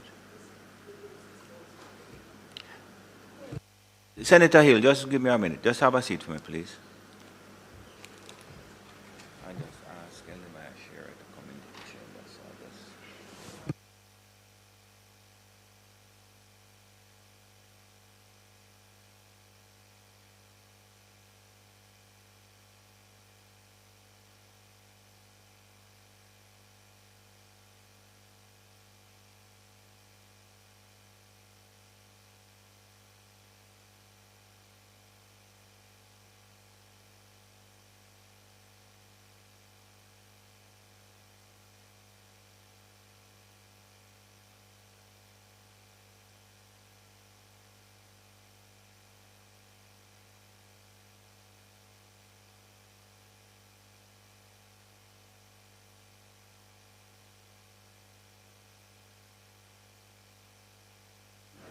Just 1 minute, Senator Hill.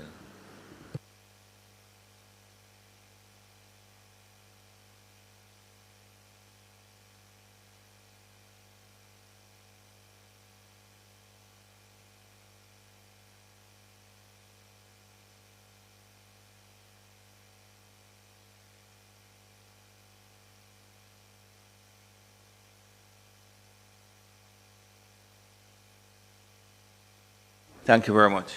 I will acknowledge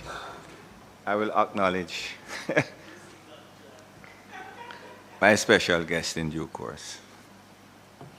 Senator Hill.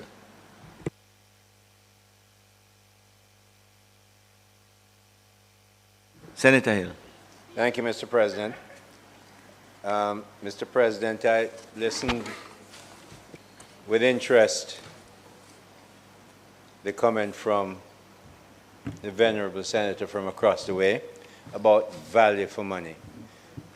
At least he was careful, and I'd even say gracious enough to recognize that it was something that I stressed in the submission. And there's a reason why I stressed it, Mr. President. I have the privilege of chairing the Infrastructure Committee of Cabinet that looks at all contracting arrangements over 60 million, and very, very carefully. I'm in there practically every week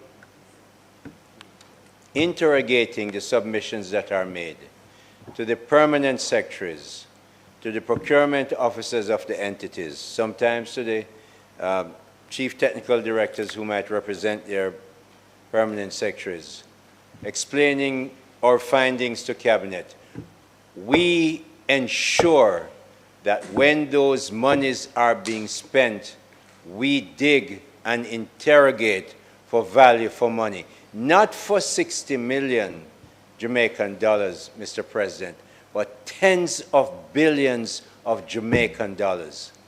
You just think of the Portmore Park, that I think is probably just under $3 billion, and so on and so forth. We don't make people get away and talk about that they're going to not have value for money. And yes, I must say that I respect that Senator Brown can have his opinion on anything. Yes, he's right. He has a right to stand up and say it. But I don't believe he has a right to his own facts. And so when we come here, and I stress specifically that this is being looked at on every case for value for money, it's that. And for him to claim that it's because we're reacting to something he said a few weeks ago, these regulations, this law, these changes have taken months, in fact, in this instance, years to come to change. This is not because of him. This is because of the government policy. The Andrew Holness administration make it clear that all that money we spend, we must get value for money, and his opinion can be separate. So, Mr. President, I know firsthand that we do go for that. And yes, he might be able to pick out one contract that he might not like, but there are scores of contracts that represent tens of billions of dollars that are correctly done, and I want to make sure we emphasize that. And yes, there might be exception, and the exception that he raises is not one that is universally accepted. So on that basis, Mr. President, yes, I reinforce that what I said earlier, that we will make sure that we get value for money, and that's why it's in the regulations. The second thing is we have gone, and I know this again very, very personally, because the FATF arrangements that we really got through and moved us off the gray list into a place where we're now seen by the OECD people as our arrangement, and the process that we followed to get regulated or compliant with FATF is something that can be used as a model elsewhere. In getting to that, the Companies Office of Jamaica is the agency that did the heavy lifting to make sure beneficial ownership is on the books and in time to have met FATF. Yes, we work with the Bank of Jamaica, the Foreign Affairs, Ministry of Foreign Affairs, Ministry of Justice, Ministry of Finance, of course. But the heavy lifting was done at the Companies Office, and I went through every single piece of that legislation, every clause. I went through it. So I'm aware of it. But I must say it as well, in response to the comment by Senator Brown, that there are some big international institutions who are not going to register here. We don't need them they don't need us as much as we need them. And they are therefore going to do what they have to do. And that's why we have the clause in there about internationally recognized and approved facilities. Sometimes we use the World Bank procurement system, the IDB, and so on. So, Mr. President, I now ask that the motion, notice of which was given on the 27th day of June 2025, be approved, if it pleases you. Member?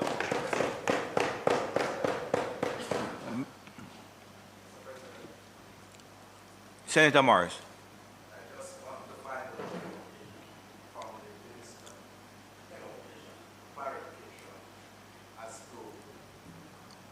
The issue of inclusion of persons with disabilities in the whole procurement architecture as a special group for consideration. And he has evaded that issue in his I don't think response. he evaded, man. I'm taking some instructions here now. Okay. Eh? Try don't make it work out. Try don't make it drop there, so here. You know, you want to avoid conduct that would require my professional assistance. Mr. President, the commitment was made. Clearly, the legislation and regulations were down the road. They are not being, we're not avoiding them. The issue is a matter of timing. And no piece of legislation is absolutely perfect. Dynamic things change it, but it's being considered and it's not being avoided. The commitment was made. It will be included. Thank you, Minister. The question, motion has been put. The question put now. Those in favor? Against? And just before we move to the third regulation, I ask the Senate to recognize the presence of Professor, the Honorable Denise Eldemar Shearer, who has joined us for obvious reasons. And she is a special guest in the chamber of the President and her patient.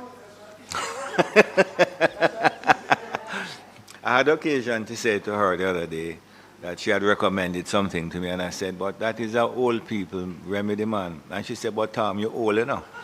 So there you have it. Welcome.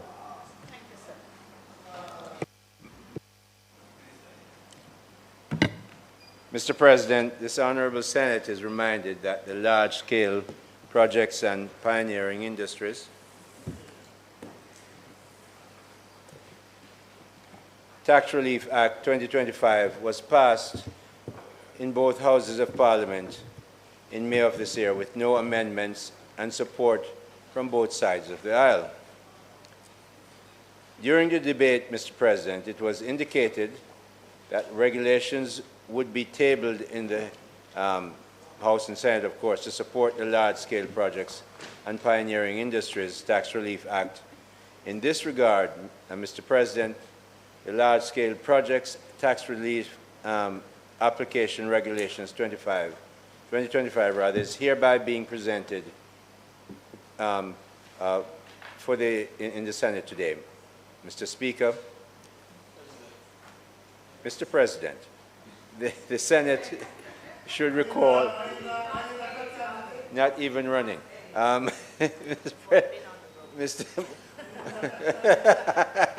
Mr. President, these projects should be aligned with the strategic priorities of the government of Jamaica. The Act is therefore designed to encourage projects with large capital investments and to stimulate job creation and growth within the economy. Mr. President, the regulations before us today have been crafted to clearly set out the requirements for approval as well as streamline the application process for entities seeking to receive the benefits provided under the Act.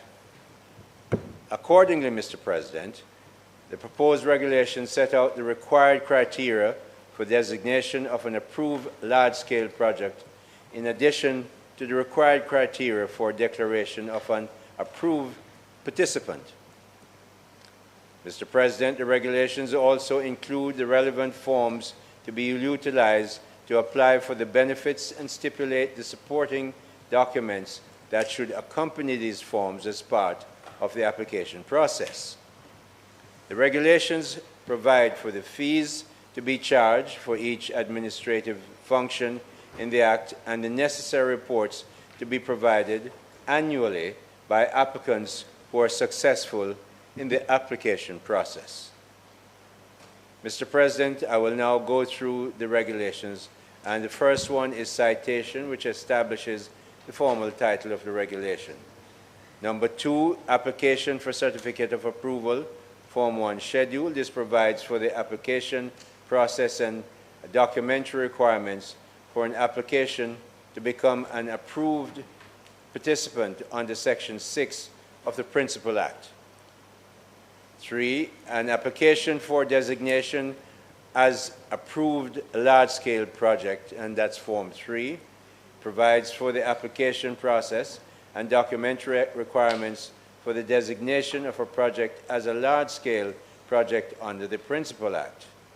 Also, Mr. President, provides that administrative, procedural compliance, or transitional provisions under the regulations. Number 4, notification of grant or refusal of certificate of approval after conditional approval. This provides, Mr. President, timelines, 120 days, for the notification of a grant or refusal of a certificate of approval. Number 5 concerns fees, Mr. President, and it prescribes the relevant fees for major change, amendment of the certificate of approval, or additional fees for additional investigation or review. Number 6, Mr. President, deals with the breach of conditions or other obligation. This provides the penalty for breach of conditions or any obligation under the regulations. Number 7, Mr. President, is about reporting requirements and provides for the reporting requirements of approval participants approved participants under the Act. Number 8 is transitional, Mr. President, and this provides that any large-scale project already approved by the government will be obligated to pay the application fees imposed by the regulations. So, Mr. President, I now invite members of the Senate to support the passage of the large-scale project tax relief application regulations 2025. If it pleases you, Mr. President. Senator Brown, turn on your mic and talk now, man.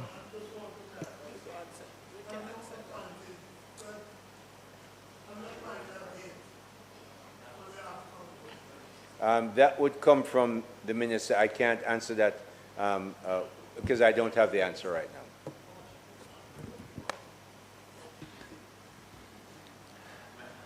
Senator Crawford, you're speaking on this?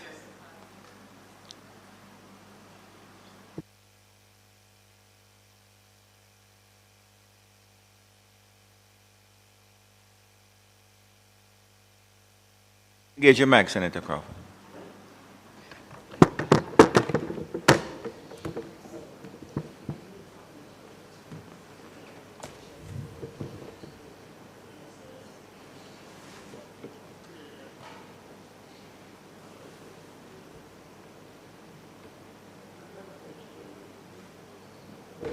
Thank you, Mr. President. Why don't leave me alone?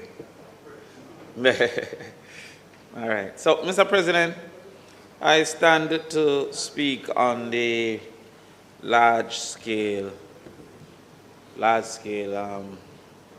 projects bills.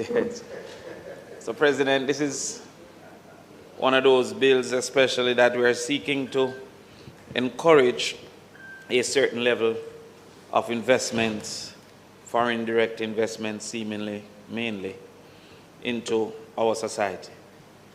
However, Mr. President, as I was listening to the earlier conversation, put forward by our good Senator Floyd Morris. Sometimes to know the priority, who are the priority of the government, is to see who is included and who is excluded from bills like these and considerations that were made to educate these bills. The first concern I have about the bill, sir, is the continued discretion given to the minister without real guardrails from the parliament and no seeming referee that exists between the minister and the committee. This committee being established would make recommendations to the minister that could choose, it seems, from the lack of communication, could veto those recommendations.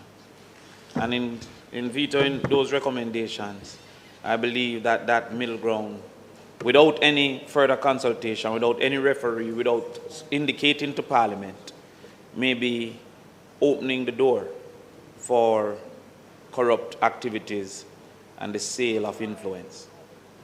Additionally, Mr. President, I recognize that there were mainly two concerns or considerations for qualification. The first was that there was $1 billion, and the second was that it would engage high levels of employment. However, Mr. President, there are some things I believe that were lacking in what could be beneficial to the general society. For example, there is no mandate for linkage with local industry. So many times we have seen, and let us first establish the context that these investors are going to be beneficiaries, profit subsidized by tax exemption and tax alleviation. And so to benefit from these tax exemptions, we believe that there should be requirements for local engagement where it is possible. This local engagement and linkage is very necessary, as over time we have seen that even within our highly developed tourism and hotel sector, that there's high levels of leakage and a very low multiplier effect. To that extent, Mr. President, I believe that consideration should be for qualification to include linkages to the local industries and consumption of produce and labor from our local entities and MSMEs. Indeed, sir, developers can come and ignore local architects, local engineers, local experts, and also ignore local producers. Additionally, there was no obligation for decent work or labor standards. And so while it is that it mentioned a consumption of labor, there was no obligation about,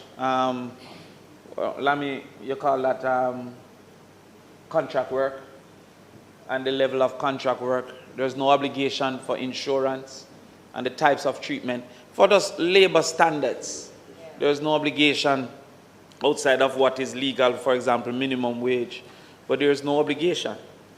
And it carries my mind immediately, Mr. President, to an entity that we, and I hear the good senator say labor laws.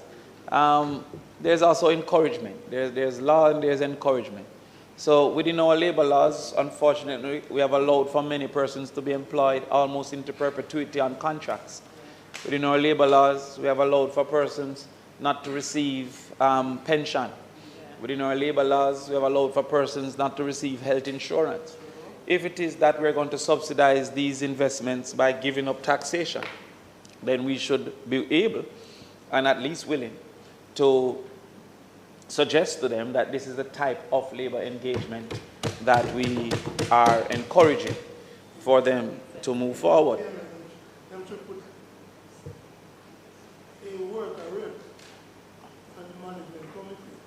Well, that is not included. A worker rep is not included on the management committee because it's really a billionaire bill that they're putting forward. Additionally, there seems to be a disconnect between a labor encouraging bill, meaning that we want entities that produce high levels of labor, and the continued conversation that we don't have a shortage. We have a shortage of labor. In fact, I've heard the Prime Minister suggest that he's under pressure, he says, to import labor. And so that is a problem. So there are some investments that would not be high labor. For example, I've been researching data centers more recently. That is high investment but not high labor. So if it is that we are truthfully at the point where we're saying almost 100% labor consumption, I think they said that was 3% unemployment. All this time, ignoring the 670,000 Jamaicans not participating or interested in the work. Yes. Well, Mr. President, yes, the ignoring at this time of the 670,000 Jamaicans who have withdrawn themselves from the labor force, unwilling to seek work and uninterested in work. The public should understand that in calculating unemployment, this 670 is not included, 1,000, because they are now at a state of depression, I would posit, and uninterested in labor.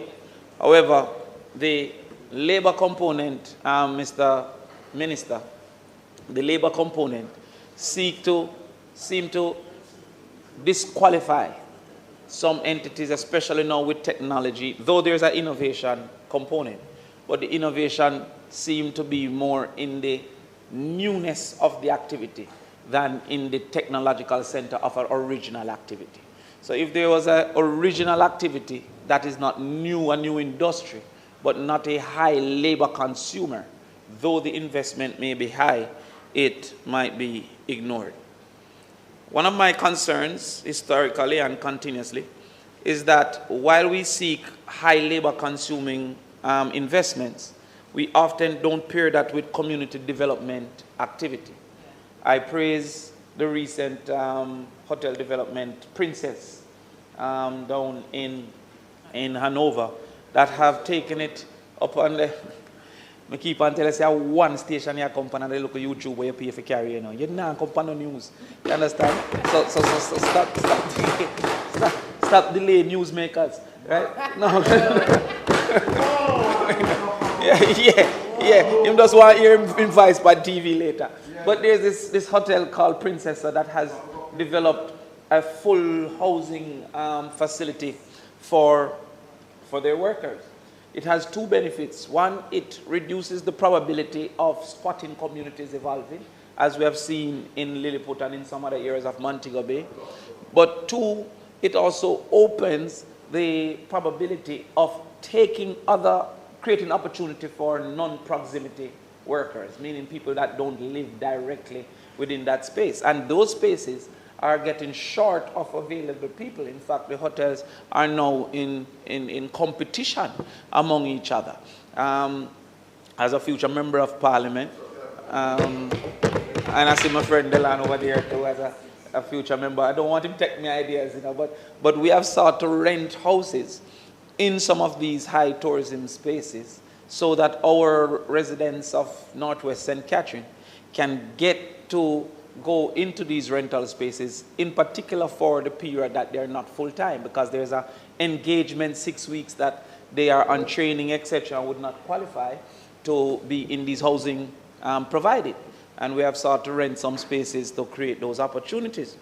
However, with these investments that are supposed to be attracting high levels of labor, I believe that one of the commitments should be worker housing facilities, so that the social negatives that come with that don't get entrenched. And most of us know that squatting communities comes with some other negatives, especially because it is undesigned and policing is difficult, and there's often violent activities that evolve, etc. So we would hope that that is included. As it relates to as it relates to food security, You look at brother, do your mother tell you to take care, right? So you have to just take care, right? And Prime Minister only said, tell me if you look out for you, but he coming, so I gotta look out for you. But in the list of innovative industries and cultural dependent industries, I was taken aback, Mr. President, that food security was not included as a specific segment for investment, because food security is of great importance, especially with the general uncertainty that we're facing. And I also found it, again, that energy should have been a declared category in the same way that cultural industries was a seemingly declared category. So while it is that they stated about innovation and innovative businesses, I'm not sure if those qualify under what I understood to be the categorization. It seemed that innovation meant new industries to our society as versus innovation within current industries. So with what we're seeing with energy instability, what we're seeing in the Middle East now, and that uncertainty, there seemed to me that we would want to encourage high investments in that space.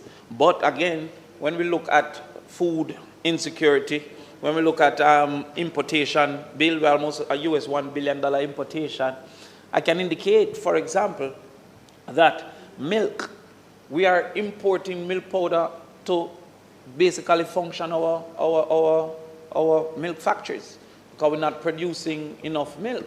And you know that the True and Surge is now in close proximity to Northwest St. Catherine. And as soon as we win the next election, I intend to be on a plane to Brazil and to encourage Brazil to come and invest in milk production so that we can start to supplement the importation.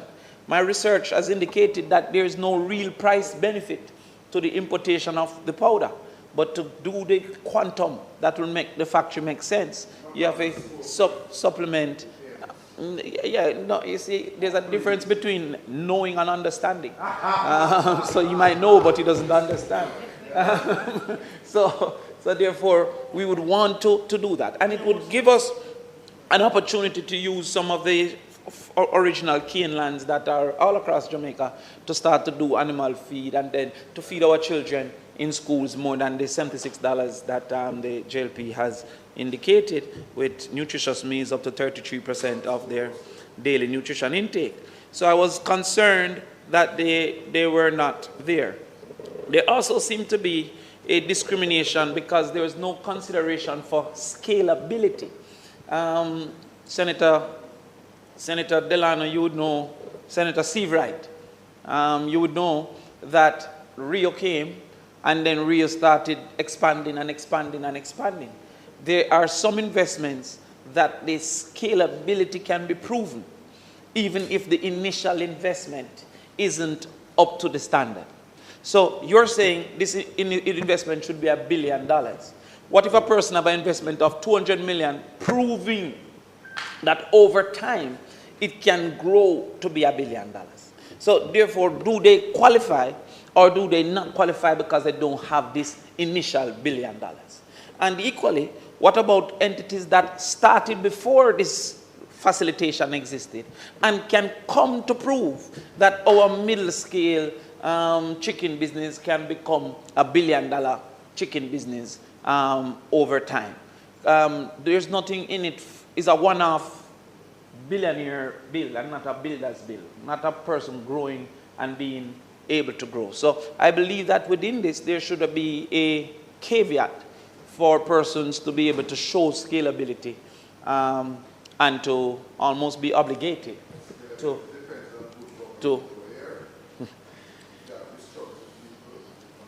you don't know if it spells scalability. But the bill should consider that, so that mid-size and community based projects can show possibilities of growth, so that ideation stages can go through testing, and having gone through testing, it can eventually grow. Ganja, for example, might not start with $1 billion, but it might eventually, once getting the patents and all of that, can grow to that $1 billion. And therefore, I believe that there should be some encouragement from that. I also felt that the pioneer industries didn't speak clearly to human capital development activities. Again, Mr. President, you know, when we see a high demand for our nurses, a high demand for our teachers, there might be opportunities to partner with universities to train for export some of our nurses and our teachers.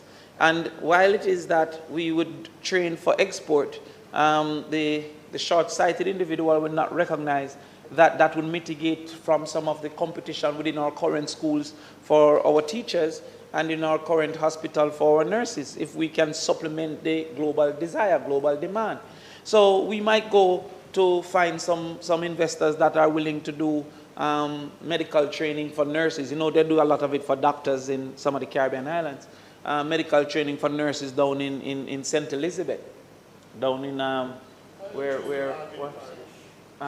is our little girl's name that is? Yes, down in Miranda's, down in Southwest, St. Elizabeth, where you're quite busy, Minister, running around. But if we have a futile effort, It's in vain, he's in vain. The leader of government business is planning to endorse my candidacy next week. I've heard about it. But look here, we have some visitors here who are here for something specific, and you need to just let us move on as quickly as possible here. When this man was talking about system, you never stopped him. I'm talking about legitimate things. And you're stopping me, Mr. President? Am I stopping you? Yes, sir. No, man, I'm not stopping you. I'm saying rather than engaging in babble, just deal with the I was seeking issues an at endorsement, hand. Mr. President. All right. The pioneer industries, sir, it didn't speak to human capital development. It spoke to cultural, depending on cultural resources, etc. And I believe that there is a role for investment in human capital development that should be highlighted.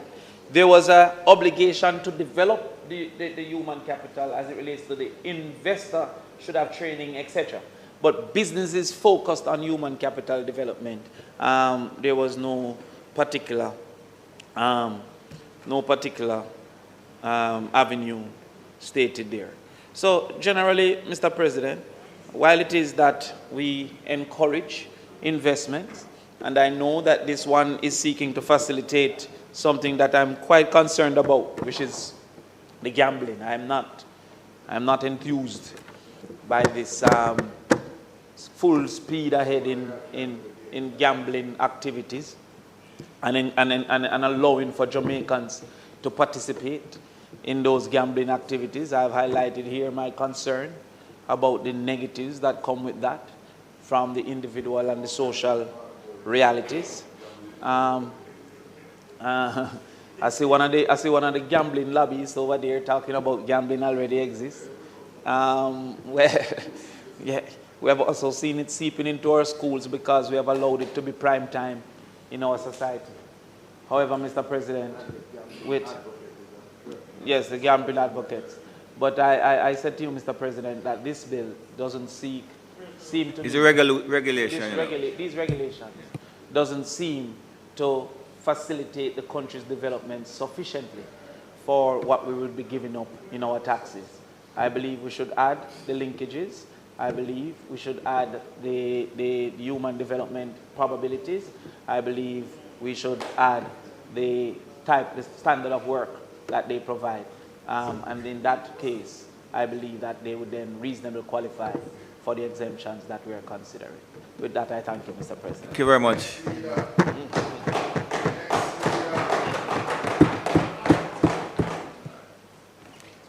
Since Marlon, no.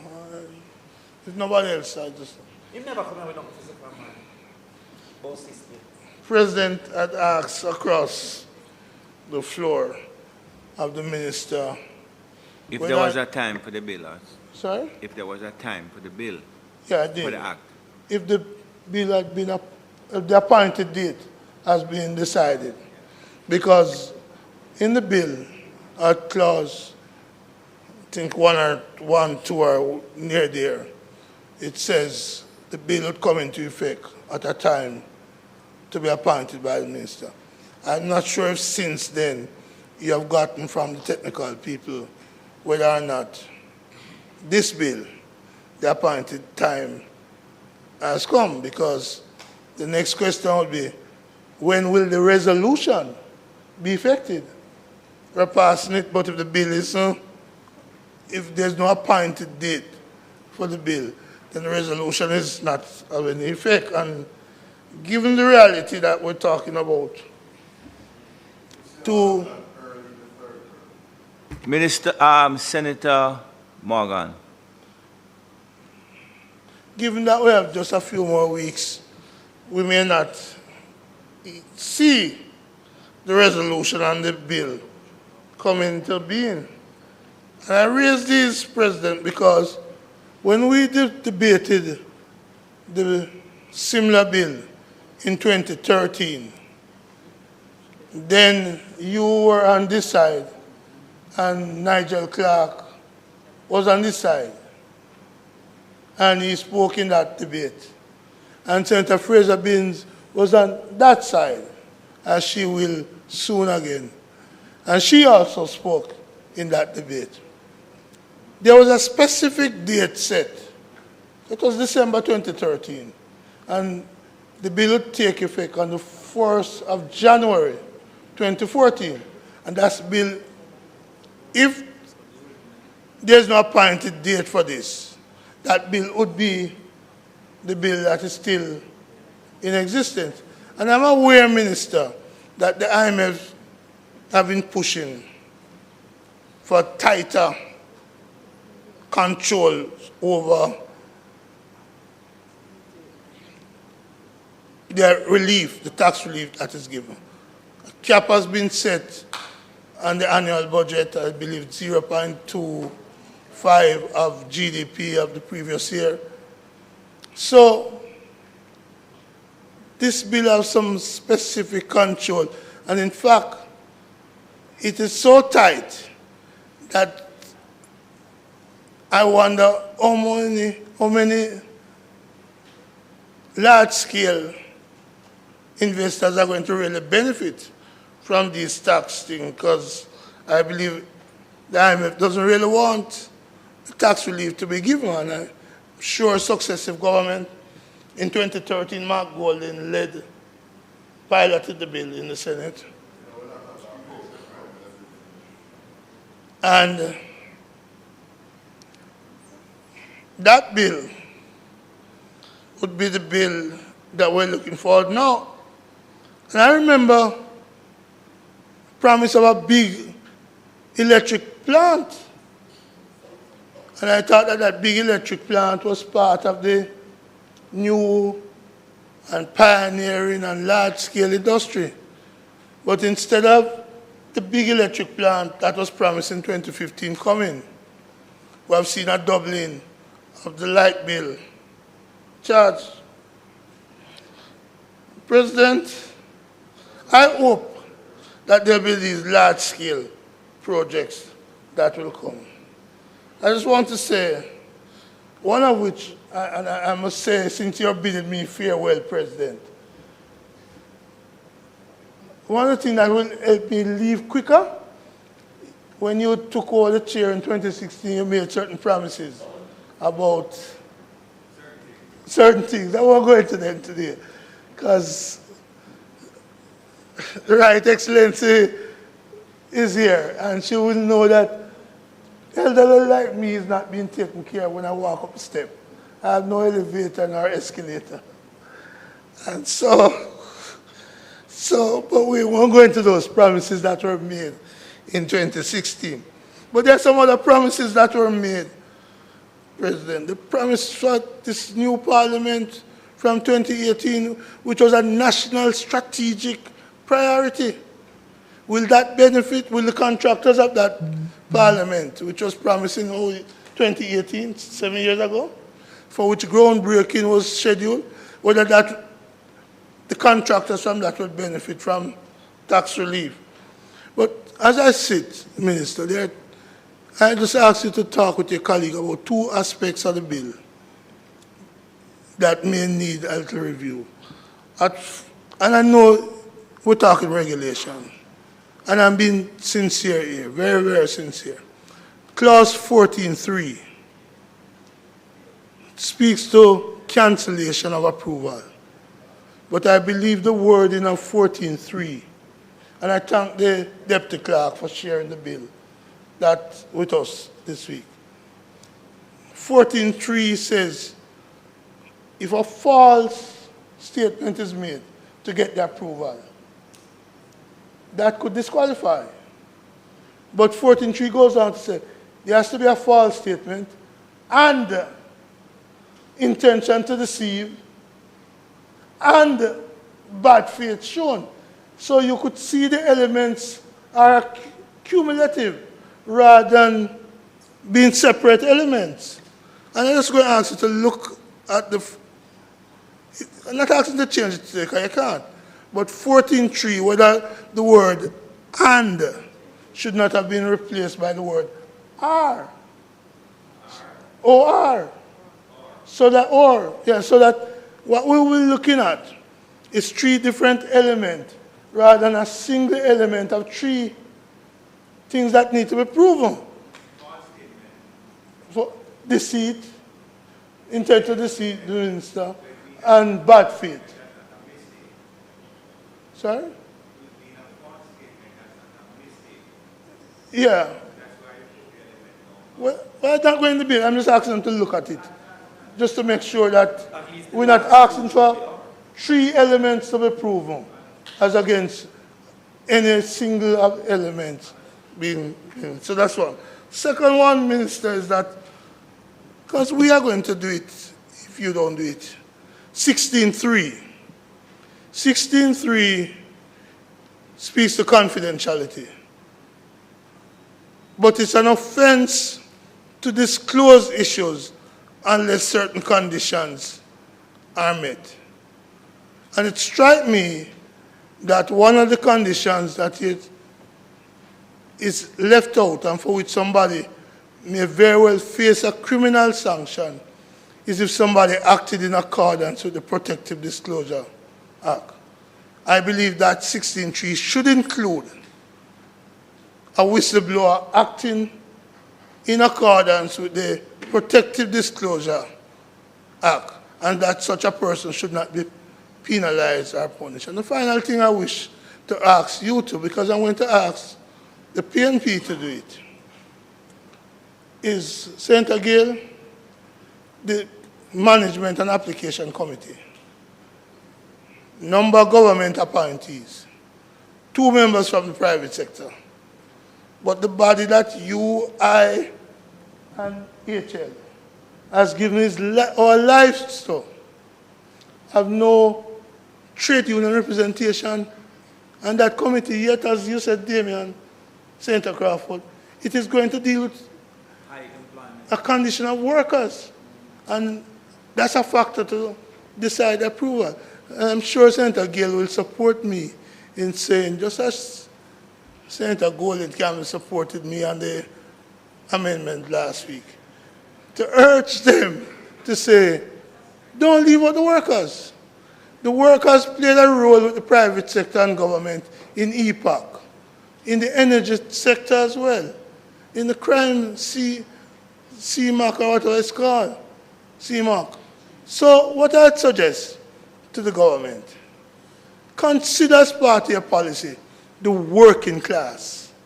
Don't let the working class feel of you that you take away the increment and you give them zero increase. Include them as policy. May it please you, Mr. President.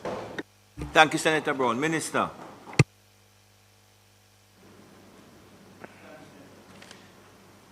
Thank you, Mr. President. The issue as to when this becomes law, the minister will announce and it will be gazetted, and that's when it will have my knowledge, almost my certain knowledge, that it will not be very long. That's all I will say at this stage.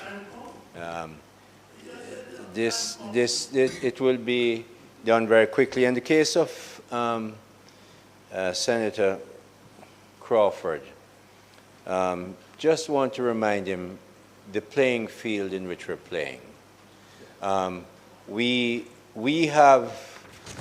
There's no restriction on whether you have 200 million or 300 million or 600 million US dollars.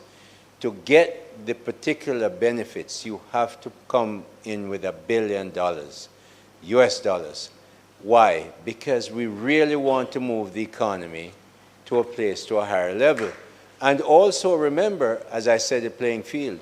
We have the biggest economy in the world offering billion-dollar investors all kinds of benefits and a huge market that we can't compete with. So it's in that field that we're playing, and we believe that the rules that we've set, discussed from as long as 2005, this has been going on. I think we have reach the right balance. And in the case of what the amount we can give, read that clause again that says 0.25. You'll find that there are additional issues there. So, Mr. President, I now ask that the motion, notice of which was given on the 27th day of June 2025, be approved. If it pleases you. Members would have heard the question. Those in favor? Against? Minister?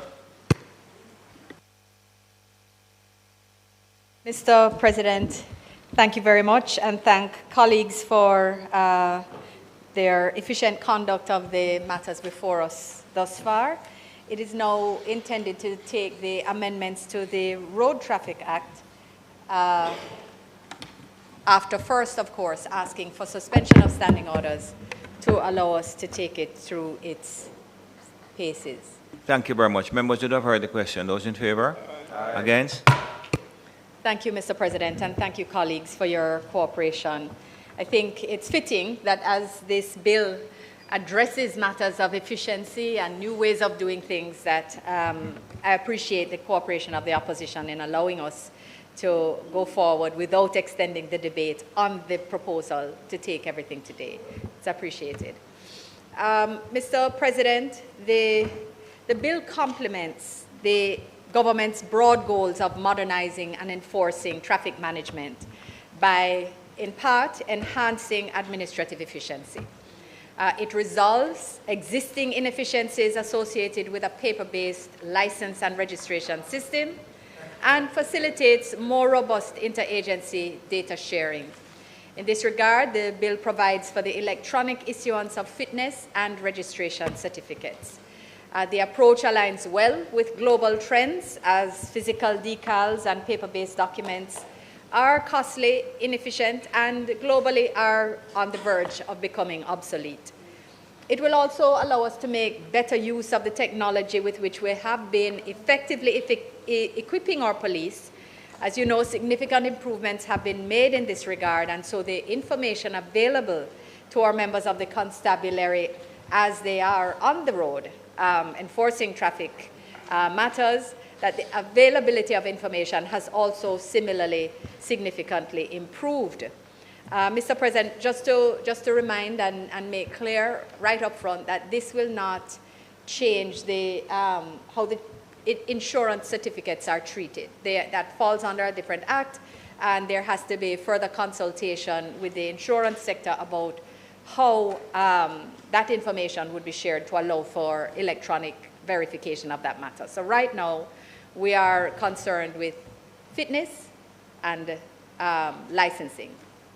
Mr. President, the amendments not only modernize the government's processes, but perhaps more importantly, they benefit motorists by providing longer periods of certificate validity, and they also reduce the costs to operators, reduce the costs.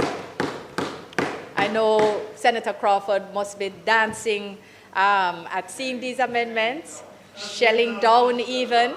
Shelling down. I don't know how much shelling down happens in St. Catherine, but we know where he finds the opportunity, he takes it for us to. Because, no. But because I know he has always had a concern about the revenue aspect of traffic enforcement, and therefore the very clear manner in which the amendments before us will allow a savings to be experienced by our motorists. I'm sure that that is something to be welcomed by both sides. Mr. President, the focus is clearly then, while not on revenue, on the improvement of service delivery and looking at how we integrate technology to better serve our citizens, to better allow them to access more efficient service delivery. Mr. President, the key objectives of the bill are as follows. They are to create new periods of validity of the fitness and registration certificate for all categories of motor vehicles. Secondly, to enhance administrative efficiency and modernize road user management by applying Section 129 of the Act and the Electronic Transactions Act generally in order to facilitate the use of electronic documents for motor vehicle fitness and registration certificates. And of course, after we've done this, then of course we can move to other documents, etc. The removal of the requirement to affix license decals, you know, that sticker that changes color that no one can ever figure out how to get off your windscreen clean. Yes, that decal will be no more. It is gas and warm water. And kids, don't try this at home. Please don't listen. Please don't listen to the President's advice on that point. You may take it on other matters. But the decal is going to go away, and we're very happy to hear that, as well as the offenses of failing to have the decal, to have it displayed. You know, it has occurred where people have simply not put it on, and it's not necessarily now or at any particular point in time, and you get pulled up. You have the old one with the wrong color on, and it's just not on yet, and it's just an offense to not even have it on the screen. That goes away, Mr. President. That goes away. And also, what goes away is the offense of failing to physically present. You no longer have to physically present your certificate of fitness to a member of the constabulary. They no longer have to request it from you because they have the information on their Smart Check app on their device, which we have provided them with, Mr. President. Modernized. So less of a burden on them, less of a burden for the citizen, and of course, just a cleaner process. It makes sense. So the good thing with this is that it also, of course then, if it removes the offense, it removes the penalties. So we have several positives that are coming from this bill before us today. Mr. President, I will jump right into the clause by clause because I want to recognize the members of the CCRP who are here and our most beloved, most honorable Professor Dr. Eldamaya Shearer. Yes. It's a pleasure to see you here, to see you all here. I know you're not here for motor vehicle fitness, but you will also benefit. So welcome to everyone, but in deference, I will try to move along as quickly as possible. Pardon me?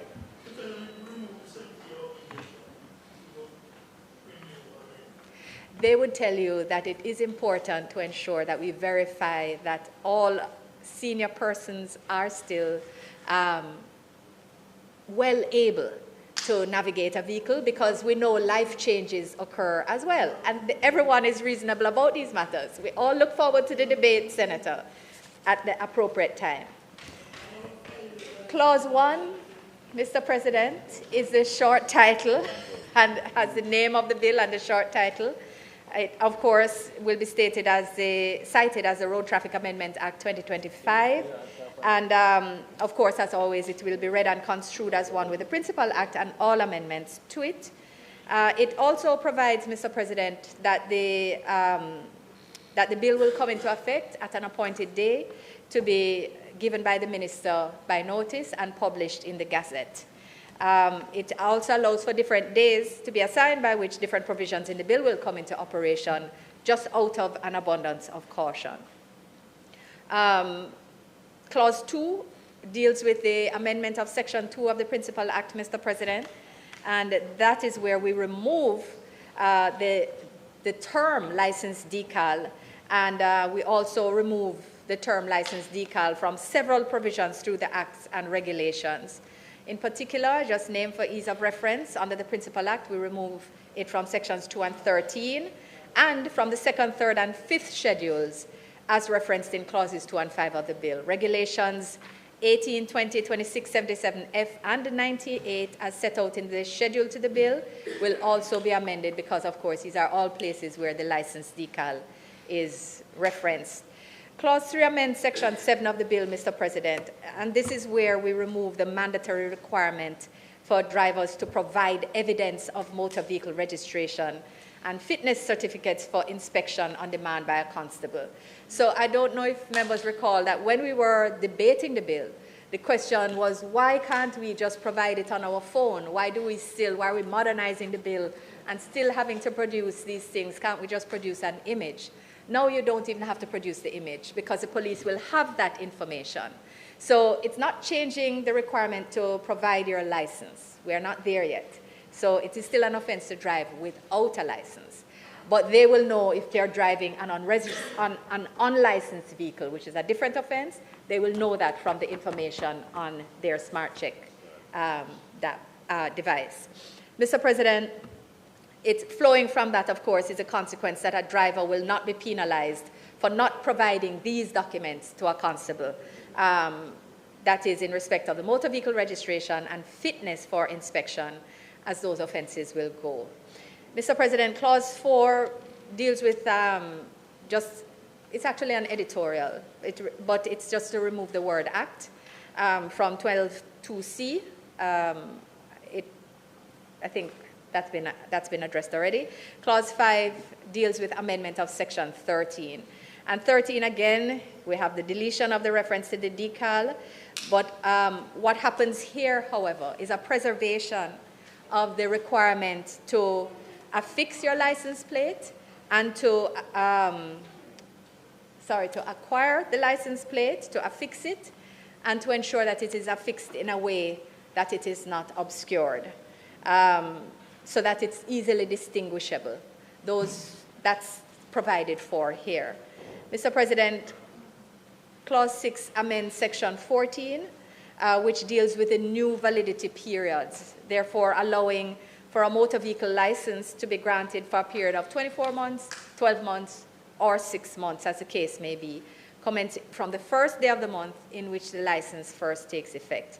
And the license duty payable will be, under Section 17, will be payable for the 24 months for the biennial duty, rate of duty, which is actually the figure that's set out there. I think, Minister Vaz, if people were following, I know a lot of people were following the debate in the lower house, they would know that the amount that you pay is not going to change. That figure that's there as a license duty now in the schedule is the figure that you will pay for the 2-year period. And then, if you're only renewing for a year, you will pay a half of that figure, and if you are only renewing for 6 months, you will pay a quarter of that figure. So there's no increase. You're not multiplying the figure by 2 to get a biennial rate. That is the rate and of the license duties under the listing of license duties in the schedule. Mr. President, Clause 7 amends Section 16. It repeals and replaces the existing Section 16 so as not to require the holder of the motor vehicle license to immediately surrender it. And that's because, by technology, it will simply be cancelled because it's in the system. So you remember, you don't have to get a certificate and hand it in. It will just no longer be valid. So when the policeman stops you because your tire is worn or your brake light is broken, which are different things altogether, and offenses that remain under the Act, he will check to see if your certificate is still valid and or your license is still valid, and he will see it, or she will see it on the system. So again, efficiency. And what it means is that there's no need to physically surrender it. The remainder of the provisions in respect of the need to surrender, of any other documentation, that's not changing here. That remains the same under 16. Amendment of 17 actually just works with seeks to support the fact that we now have a 24-month and a 12-month and a 6-month period by removing the word annual, because before the license duties were only annual. You remove that, they're just now the license duties, and accordingly it's the biennial rate. Mr. President, clauses 9 and 10 amend the first schedule and second schedule of the Act. They delete certain specified offenses under column 2, which are related to sections 7.3, sections 13.3 and 13.5. And again, this is because, as I said earlier, these offenses now removed because you are not required to do certain things anymore. And in respect of 7.3, the 5th, 6th, 7th, and 8th offenses specified in column 2 will be deleted, so that the failure, again, of drivers to provide evidence of motor vehicle fitness and registration is not an offense. This is where that amendment is perfected. Mr. President, in the offenses under column 2, in relation to sections 13.3 and 13.5, the words license decal are again deleted, so that the use of the decal in respect of motor vehicles or other new motor vehicles or other motor vehicles in relation to a license decal not affixed, that doesn't constitute an offense. Mr. President, clause 11 actually deals with the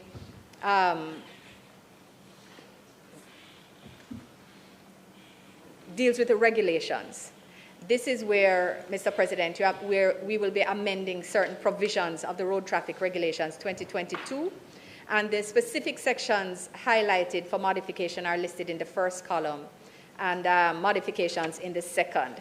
So I just want to remind colleagues that clauses 9 and 10 amend the first and second schedule of the Principal Act. When you turn the page to page 6, this is a new schedule, so where it's referring to the schedule to this bill. I do recall on a first read that I had thought that it was actually the amendment here. But the first and second schedule are amended by 9 and 10, and then 11 actually takes us to the schedule to this bill. So I'm giving more detail than I might normally, since it was turned around at short notice. But I'm sure that colleagues are following the changes. Mr. President, just to share a few of them, Regulation 4 is deleted and paragraphs 4 and 4A inserted. So they provide about the certificate of fitness, the periods for which it will be provided or available for the different types of carriers. So new commercial carriers, public passenger vehicles and trailers, they will be valid for a period of 3 years. Used commercial carriers, public passenger vehicles and trailers will be valid for a period of 1 year.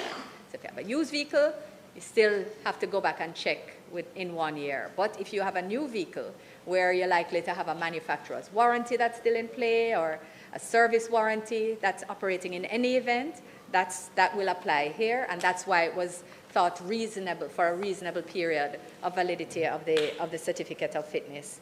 New private motor vehicles shall be valid for a period of 5 years, Mr. President, 5 years. And the private motor vehicles which are 10 years old or less will be valid for 3 years, and private motor vehicles which are more than 10 years old, again, we're back to 1 year only. If a vehicle is more than 1 year old, you should be going back to make sure. The state has a responsibility to make sure that it's still roadworthy. Mr. President, there are a few other changes under here. There's a definition of the new private motor vehicle, as this distinction between new and used is being introduced here for these specific purposes, and the used commercial carrier. And Mr. President, there are also provisions in respect of what happens on the first time application to licensing, recognizing that the new period of validity for 24 months or 12 months or 6 months, that is now taken into consideration as well. Mr. President, on the renewal of licensing, under Regulation 10, the license certificate reference is to be deleted and going to be replaced with registration certificate. And that occurs throughout different regulations throughout, Mr. President. Can also just make clear that that under Regulation 11, it's still required that the driver of a motor vehicle bearing demonstration plates is to make available for inspection upon request by a constable or an officer authorized by the ITA the receipt of the annual fee associated with the demonstration plates and the fleet insurance certificate of the dealer. And this is to address the concern that there was somehow mismanagement or an abuse of a loophole that existed by persons using demonstration plates for purposes other than that for which they were granted and beyond the period for which they should reasonably be used. So here we're quite clear now. It's supposed to be 1 year. You need to be able to provide your receipt to prove that you have paid for these demonstration plates and also the fleet insurance certificate relevant. Mr. President, Regulation 12 is going to be amended to ensure that the registration plates are affixed properly to the front and back and again not obscured, and they must be visible from a distance of at least 20 meters. So no Sharpie changing a P to a B to try to avoid the glare or the quick observation of the constable, and no placing of pieces of cloth over a part or have them hanging down in a way that they cannot be read.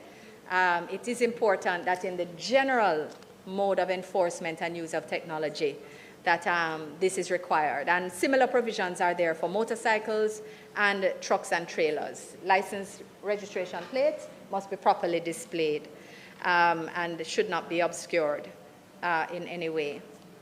Mr. President, throughout, there are several regulations, as I indicated earlier, license certificate, license decal. License certificate throughout is changed to registration certificate, and license decal is deleted. So I will try not to go through all of them because it's actually quite numerous. And thankfully, the deletions don't change the flow of the clauses in most circumstances. I have highlighted the ones where they needed to be clarified. Mr. President, also just to be clear that the third schedule will be updated in order to have a reference to the motor vehicle registration certificate as a heading to Form B1, because that is the clear reference to be made for that form. And in the fifth schedule, there are amendments again being made in respect of the offenses. They are being removed. Mr. President, it's important to recognize that this initiative, as we look at reforming governance to ensure increased efficiency, speed of business, that this is in fact the government's first speed initiative. So we had hoped that that Ambassador Marks, Minister Marks, would have been here, as it's the first collaboration on review of government processes as to what can be done more quickly, less expensively, and with more thought of the citizens' ease in mind. So this is the first project in which we are streamlining processes for efficiency and economic development. So it's a collaboration between Minister Marks and Minister Vaz. We thank them both for making life just a little easier for the citizens in respect of vehicles. And I look forward very much to the contributions on both sides to this debate. Thank you, Mr. President. Minister, just before you call, would you just take the 125 motion, please? Mr. President, might the Senate be allowed to sit beyond 1:30 to complete the business of the day? Members would have heard the question. Those in favor?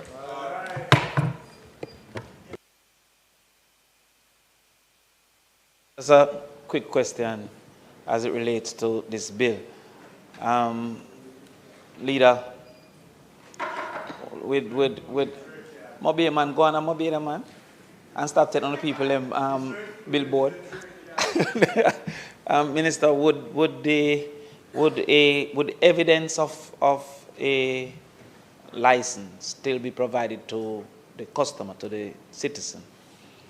And so you say they don't have to show it, but there can be discrepancy between the police record and the person's knowledge, and therefore would that person have evidence in any way that so therefore they should still keep those receipts you're suggesting? Yes. I will be putting my decal on the car anyway. Right. So I'm saying, Minister. Senator Crawford, you Yes. know those people that keep all the decals. on the Yeah, front. multiple decals, yes. Especially with the colors, it make it look nice.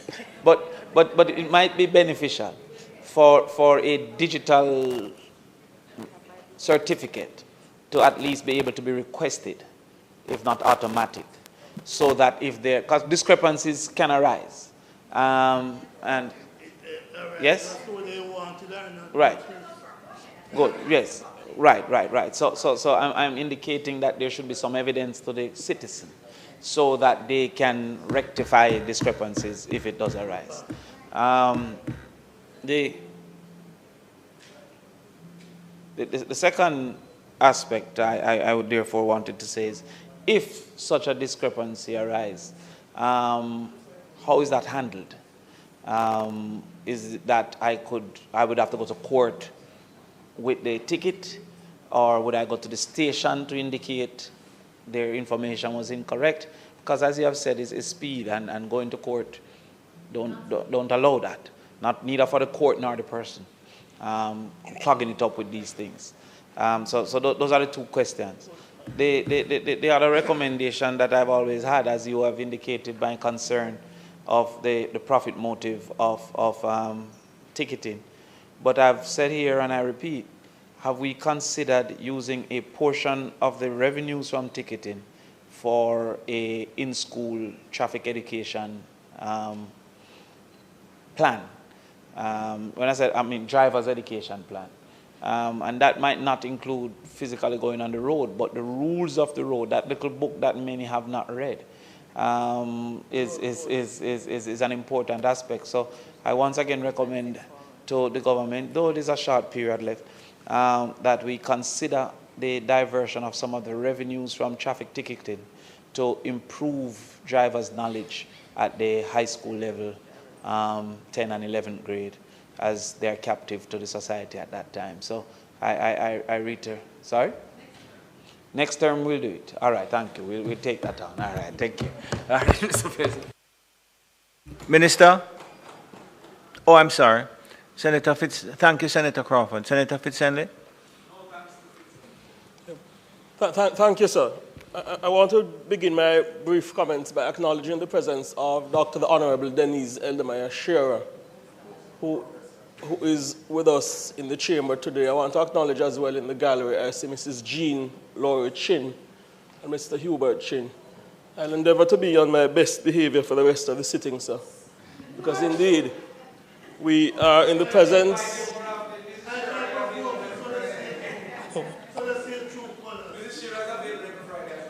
Indeed, I shall endeavor to be on my best behavior, because we are in the presence of two women of unquestionable integrity who have given much to this country, and when they speak, you can be dependent on their words that they have spoken the truth.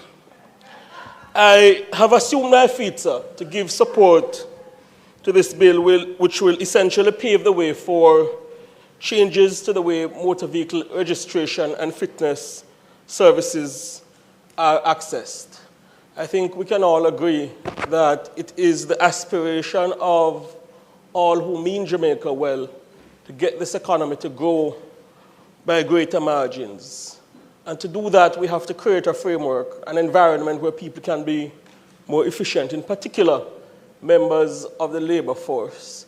So a bill which reduces the amount of time that people spend in tax office, members of the labor force spend in offices across the country, seeking to access services, augurs well for increased efficiency, increased productivity, and increased expansion of the Jamaican economy. So I welcome the bill in that context and the whole digitization of processes, a step indeed in the right direction. I've heard anecdotal word as well of people who can't bother with sitting in lines in tax offices, and they want their certificate of fitness, and they might engage a third party. I believe the bill as well, by limiting the amount of time that people are asked to spend in lines in tax offices when they could be otherwise productive, I'd endeavor to say that it augurs well for reducing the scope for corruption. I want to end my brief remarks by offering special words of commendation to the Portfolio Minister, Darrell Vaz, who has played a critical part in the piloting of this legislation. The Minister has been able to advance a number of initiatives, including the school bus system. Oh, here.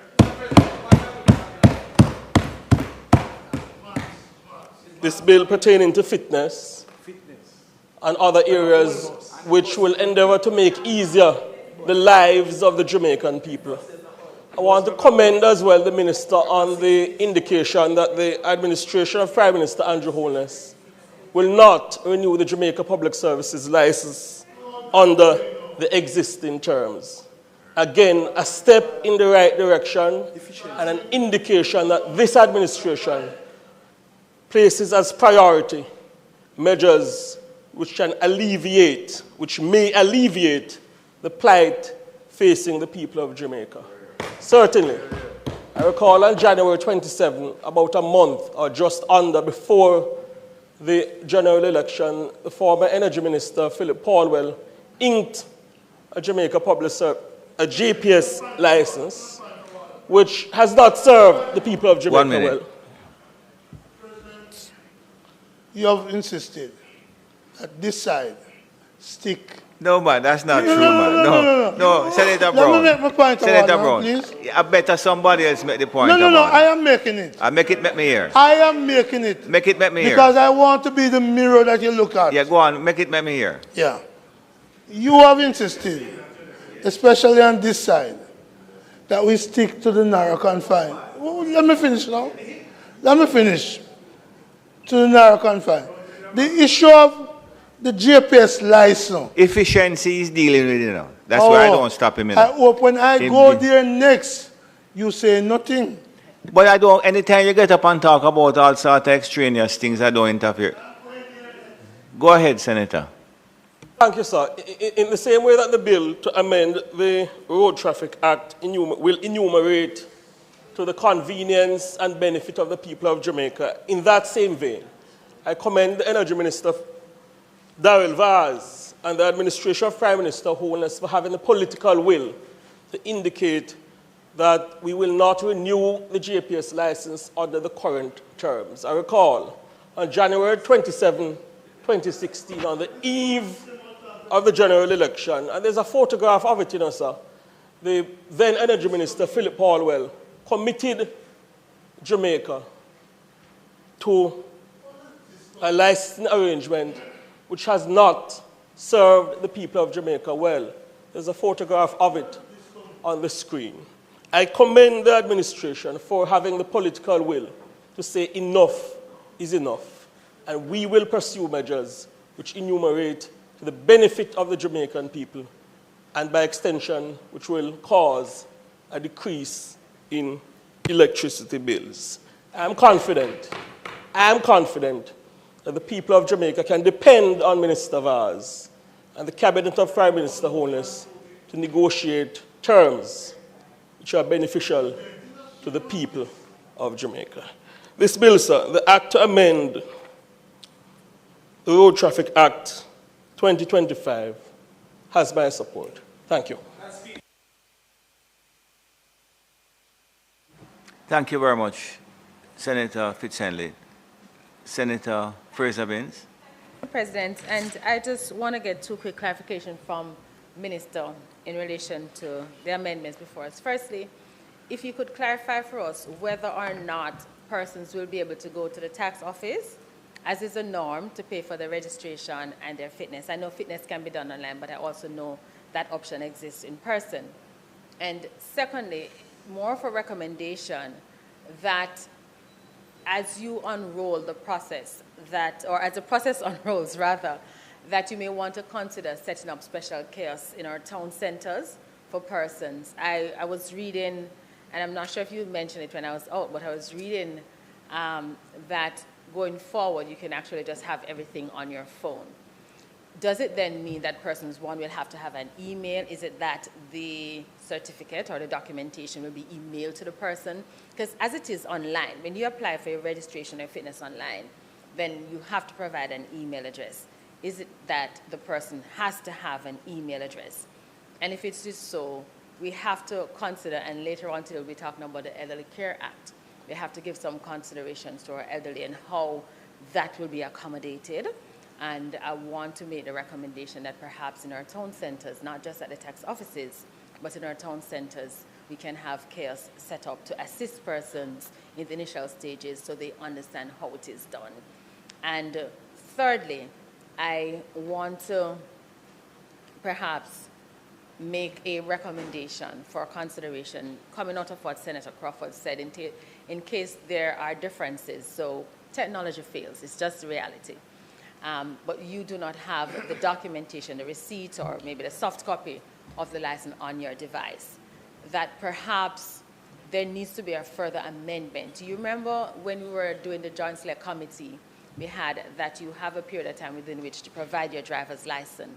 Perhaps we need something along that line that states that in the event of discrepancy, that you have 3 days within which to attend the police station in your area to provide proof of payment or proof of registration.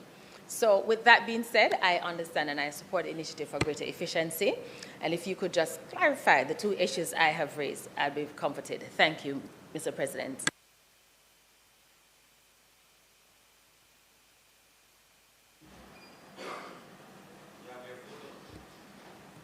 Senator Brown.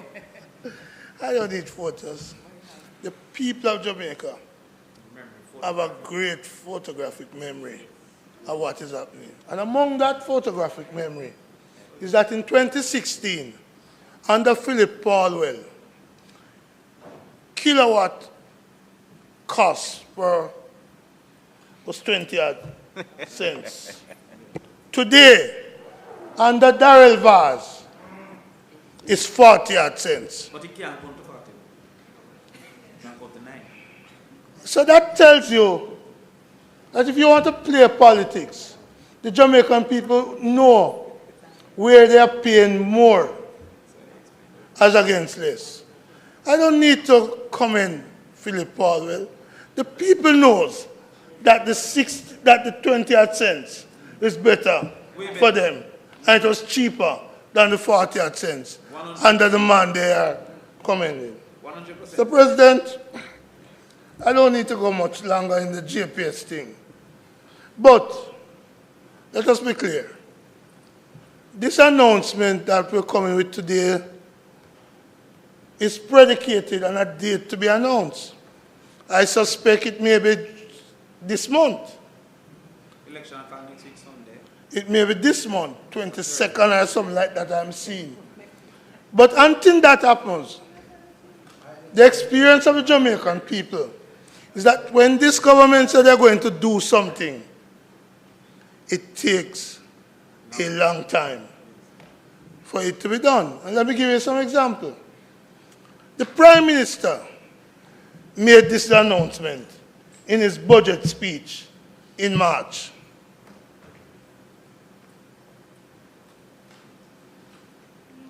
One would have expected it to have been done, and have been done already from April. But they've come today to say, well, a date to be announced, and we hope it will be soon. There's a bigger date to be announced, which we hope will be sooner.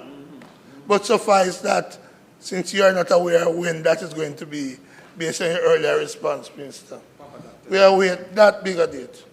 But, Mr. President, having said that we're going to await whatever announcement comes, a couple of things is necessary.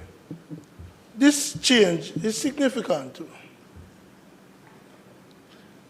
There ought to be, and I hope there is, a rollout of public education so the public can understand that, yes, if you can only afford 6 months license, it's still allowed. I know it's still allowed.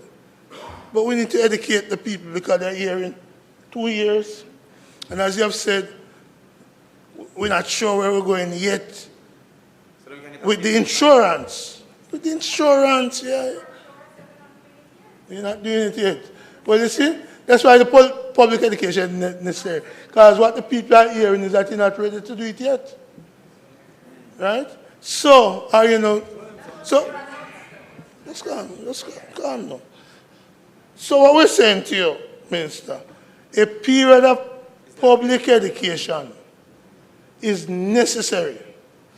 And I hope that in this period, when the government is spending taxpayers' money to do political advertisement, that you will spend some taxpayers' money to do public education and the changes to this bill. Do I have confidence that when it comes to these electronic things, that the government is ready? No. President, you will recall The camera. by the own cameras. Yes. Then buy wrong camera. That's still not ready. The Commissioner of Police tell us that it requires certain, you see how you push your hand a while ago? You see how you push your hand, Sinclair? Yeah, because I'm dealing with the electronics. I know, I'm very happy, because you may want to take down the billboard in Montego Bay. But suffice it to say, President, suffice it to say that the government, yes, I am, beside you, suffice it to say that the body-worn camera technology is not in place. I can tell you something that I was... let me finish and you tell me hold afterwards, on. no? I was stopped recently. Here now, man. I was stopped recently. And the reason why my vehicle was stopped was because the officer, young man too, bright young fella, had gone on the app and determined that there were some issues with the government vehicle. So was it true? Yes. So the government is broke? It was true. In other words, you are saying you don't know if the thing working. Him stop me based on what was on the app. So don't suggest that. President, I am the system is saying working. You're not ready with the body cam. But not only the body cam you're not ready with. That's what the commissioner said. You are not ready with, under the Road Traffic Act, the electronic ticketing. Even though that legislation was initially taken through the House in 2016, came back in this Parliament in 2019, 2022 we did the regulations. You're still not ready with the electronic ticketing. So a man run a stoplight, and you told us that you'll be able to boom on the camera, send the ticket to the person, but you're not ready with that. So, do I have confidence in what you're saying? Not at this point. President. Minister, I have confidence in what you're saying. You may, but because you are not. I see it. I see You it. may. And you have a lot of confidence in a lot of things that I don't. What I am confident of is that the visitors have a great amount of sympathy for me and what I have to put up with every Friday, don't you? That's fine. So they are shaking their head in agreement. That's fine. There are other people who have the other view. There are other people who have the other view. And I thought when you said you're going to miss me, it is what you put up with. But that kind of sound hypocritical? No. Sorry, President. But I understand. You're my brethren still, so we take that ribbon as we go. The needs. We were told how many years ago the needs was going to be implemented. And all of these electronic backbones. And how much money we borrow. But the needs still floundering. Not implemented yet. President, in or around 2022, 2023, this government implemented the regulations to the Road Traffic Act. There was a furor about child restraint seat in public passenger vehicle, in the taxis and so forth, and in the bus. The government promised to amend the regulations. But today, that offending clause is still in the regulations, despite the government promise. Hardly was Minister of Finance, Transport, when the promise was made. Now there's an order to replace the Hardly. They say. Point I'm making is that great promises are made, but unfulfilled, the child restraint. We have the case of the market vendors traveling the market truck, part of the cultural tradition of the country. And that run contrary to the regulations. We said we'd fix that. We don't fix it. And a young enterprising constable could any Thursday morning, 4 o'clock, stop a market truck and take the truck driver to court and probably leave the produce of the farmers and the truck to rot. Because this government has failed to recognize and to make the changes that the country says should be made, so that the lady in the back of the truck, the man in the back of the truck coming from Clarendon, St. Elizabeth, wherever, going to the market, wouldn't be charged, or the driver transporting them wouldn't be charged. Promises made, promises not fulfilled. And I call upon the government to fix the child restraint and this thing with the truck. Again, Senator Sinclair, you don't do it, we are going to do it. Because time coming. And what I told them all I was going to come with a cup. And what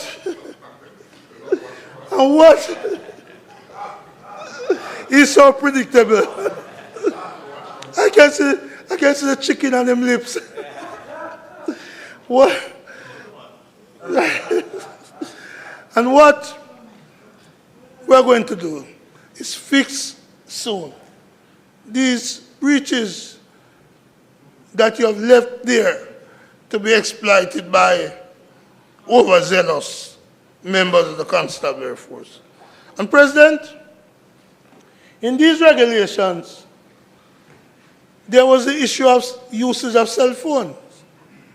And we saw where motorists were being ticketed for having a cell phone in their laps, not in their hands.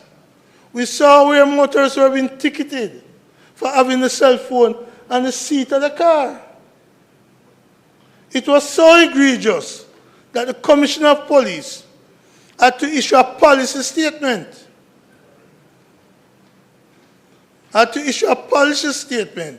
Saying don't prosecute, don't ticket those motorists. Time since we are amending this law and the regulations to change that and make it clear. Let policy connect with the legislation. In this case, the regulations. So that's a change which the next government will have to set back, set right, and restore. Because clearly this government has no intention of doing that. So let policy and the legislation be one. And don't have the legislation saying one thing and policy saying another thing. Another issue with the regulations, President, and lawyer, you may get some of the clients coming to you. But you're the bad word. You're the bad word. You remember that expensive case, right?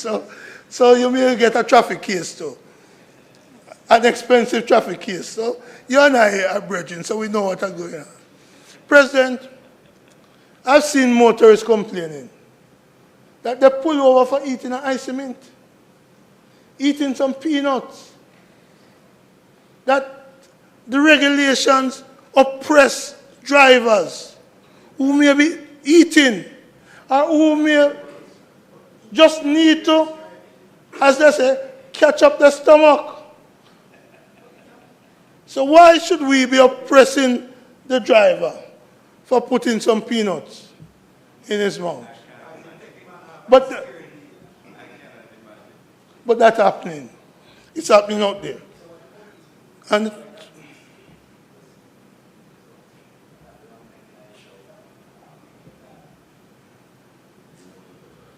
But the drivers out there, the motorists, are feeling the oppression and they want it stopped.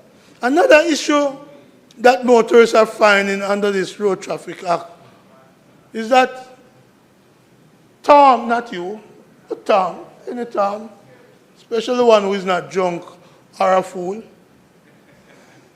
Tom is driving his pickup truck coming from the farm. Or, in your case, President, may have gone to the hardware to pick up some stuff. You put in your pickup, it's all for personal use. It's not for commercial use. But you are stopped and you are charged and ticketed for using your vehicle as a commercial vehicle. This is something that is unfair. And it's something that we need to, as parliamentarians,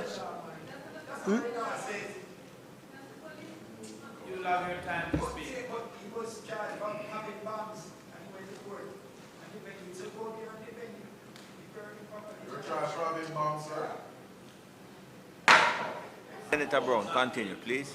No, I wasn't found not guilty. I wasn't even asked to plea. I wasn't even asked to plea. But when, so President, let me be clear. The people out there, the citizens out there, the citizens who are going to go in the voting booth and make that X beside the head. And even one of them, I see, who want to make it beside the bell, was complaining about being charged for having a green light in his vehicle. A green light that his MP gave him to drive to some rally in Hanover. Point I'm making, President. We need to review these regulations and ease the pressure. That's what the song says, ease the pressure of the people. So the way we treat the commercial vehicles are what is called green plate. When the person is not operating a commercial situation, need to be considered and relieve such person of the burden and the money that they have to go pay in court because of overzealous constabulary. So we are saying very, very clear that the Road Traffic Act is in need of further review. Not just tell us, oh, you're going to ease us from going once a year to twice a year. There are things oppressing the people, and the people need an ease. And I am convinced that the Mark Jefferson-led government, you soon get it. Call it and you'll get it. So we are clear that the task of the future and the near future weeks, PNP government, weeks to come, will have to address these issues and ease the pressure that this government has brought down on the motorist, be they taxi driver, minibus driver, or ordinary motorists. The time has come for the people to pay you back. And I make one call which will please you. Because that call may be the one that says, this is my last day in this Senate. Is to ask the Prime Minister. A Prime Minister who, since APCA went there, the last election was big up on the billboards. Now him catch up in a little tiny corner on the billboard. Even your candidates despise Brogard. So all I ask of you is to ask Andrew to call it so we can take you out of your misery. May it please you, Mr. President. Minister.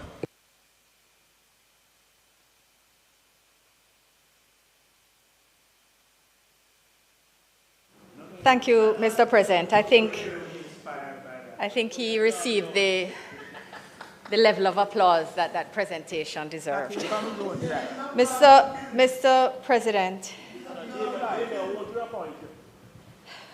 Mr. President, just to take us back to the matter at hand, but to start at the end of the past presentation, and just to indicate that I know that each and every member on this side is entirely proud to serve under the administration of the Most Honorable Andrew Michael Holness, a Prime Minister that has delivered more for the people of Jamaica in his tenure as Prime Minister than any Prime Minister in recent history.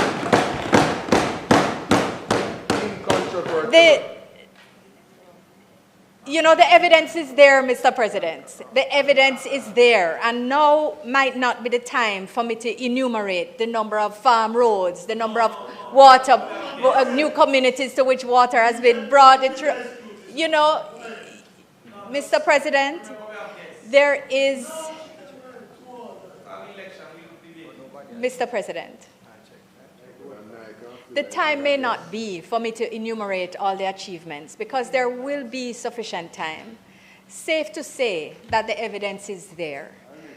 The accomplishments of this administration have been transformational by any objective standard. And is you I'm hearing over there? Mr. President, please. Allow me to engage my dear friend. Next opposition leader. To say, Mr. President, that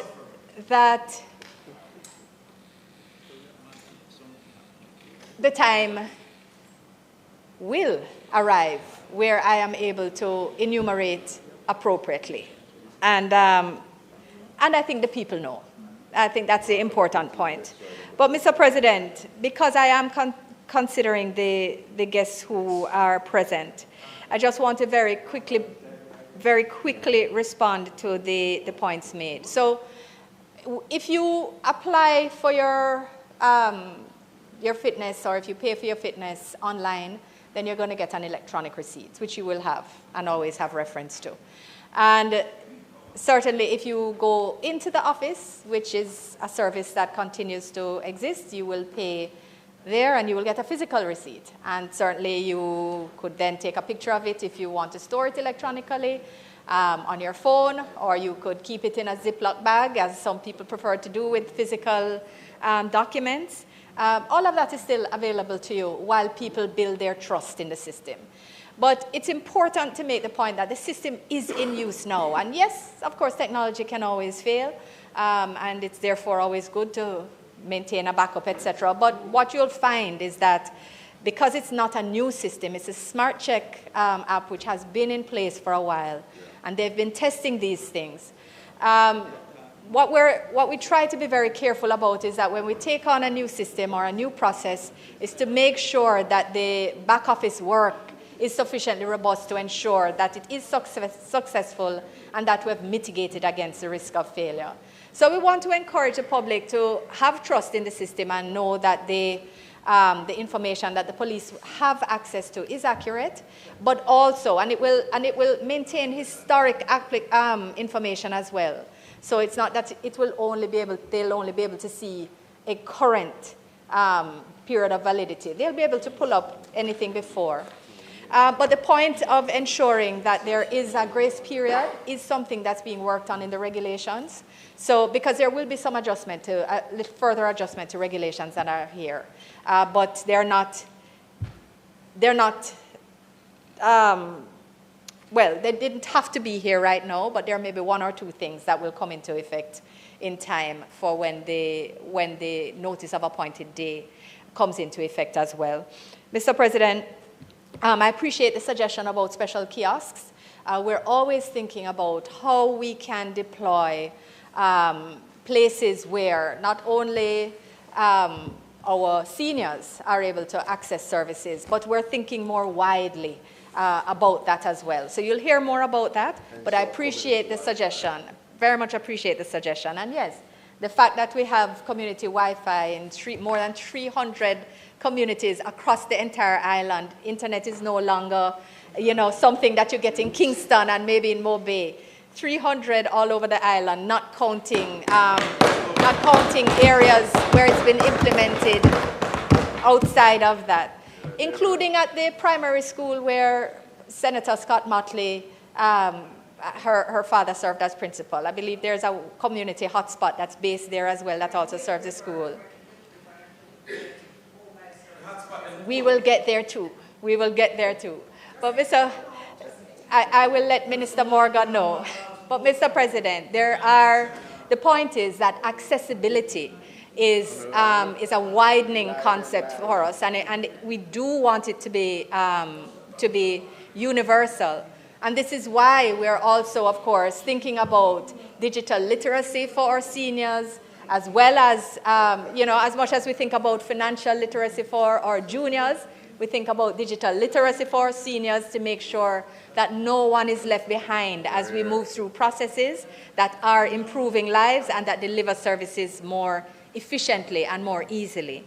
So, Mr. President, I just want to remind that, again, when we try to do things, we try to make sure that they are done well. So, yes, there are some challenges that still need to be amended in the Road Traffic Act.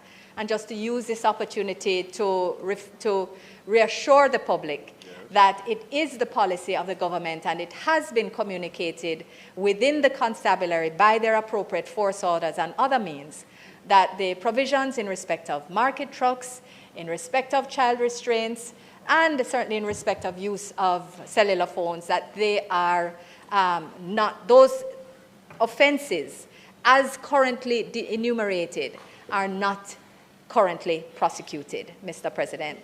And so the change will come, but I know they want to do them in a holistic manner, and accordingly we're awaiting that. Yes, it's taken a little longer than we would have wanted, but we are we're absolutely thinking about it, not only thinking about it, sorry, working on it. On the matter of body-worn cameras, I just want to place on record that the Commissioner has explained that anybody can put any camera on a suit and say they have on a body-worn camera and that they've complied. But if you want a proper fit-for-purpose camera with a data set and bandwidth within the constabulary system for not only storage but retrieval of the information, which is supposed to be streamed real-time, that all of that takes capacity building and it takes funding. So that has had to be phased as we balance the other investments in technology, mobility, training, and support that have resulted in the transformation of the force. So just to remind and assure the public that we recognize the utility of body-worn cameras in certain circumstances and that they are included in the policy of the government and indeed as translated by the Ministry of National Security and within the constabulary. And they are used as appropriate and will be expanded when the system, that is the back end, expands as well. Mr. President, there's just one little point that one more point before I take my seat and ask for second reading of the bill. And this is just on the point of the difference in the rate of the kilowatt rate in 2015 versus now. Apart from any circumstances, global circumstances or changes that we have to deal with, I will say that what we have been doing is abiding by the arrangement negotiated by Philip Paulwell under the last administration. We have been bound by the license. Thank you. We continue to be bound by the license. The license defines how rates The license defines how rates are applied. The regulatory framework is specific. To be bound by law is not something for which we can be criticized. But what your side can be criticized for is the poor negotiation of a license that has stymied growth for years. So, Mr. President, with that, if I may ask for second reading of the bill, I would bring my aspect of this debate to a close. Thank you very much. The question is that the standing orders be suspended to enable, I'm sorry. Okay, the question is that the bill be read for a second time. Those in favor? Against? An act to amend the Road Traffic Act to create a new period of validity for fitness and registration certificates of motor vehicles to facilitate the use of electronic fitness and registration certificates for motor vehicles and for connected matters, read a second time. The Senate will now resolve itself into a committee of the whole Senate to consider the bill clause by clause. Madam Leader of Opposition Business, Madam Minister, we can move through. Thank you. Okay. So I put clauses 1, 2,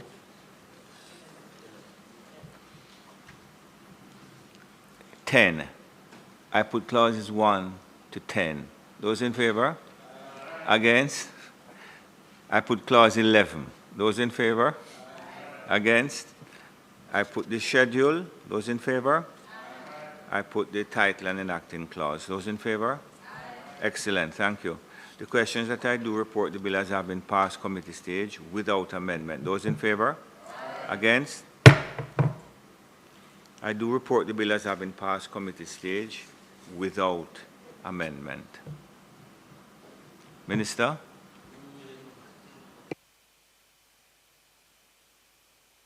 To ask for third reading of the bill.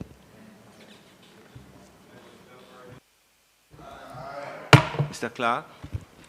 An act to amend the Road Traffic Act to create a new period of validity for fitness and registration certificates of motor vehicles to facilitate the use of electronic fitness and registration certificates for motor vehicles and for connected matters, read a third time and passed.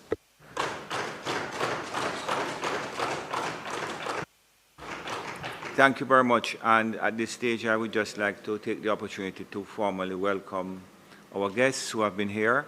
I trust that although the morning might have been a bit long, and in fact we have gone into the early afternoon, that you would have appreciated, maybe it's the first time you have actually seen the process of the passage of legislation and how we go about that in the Senate and the lower house, and I trust that you would have found the proceedings at least interesting.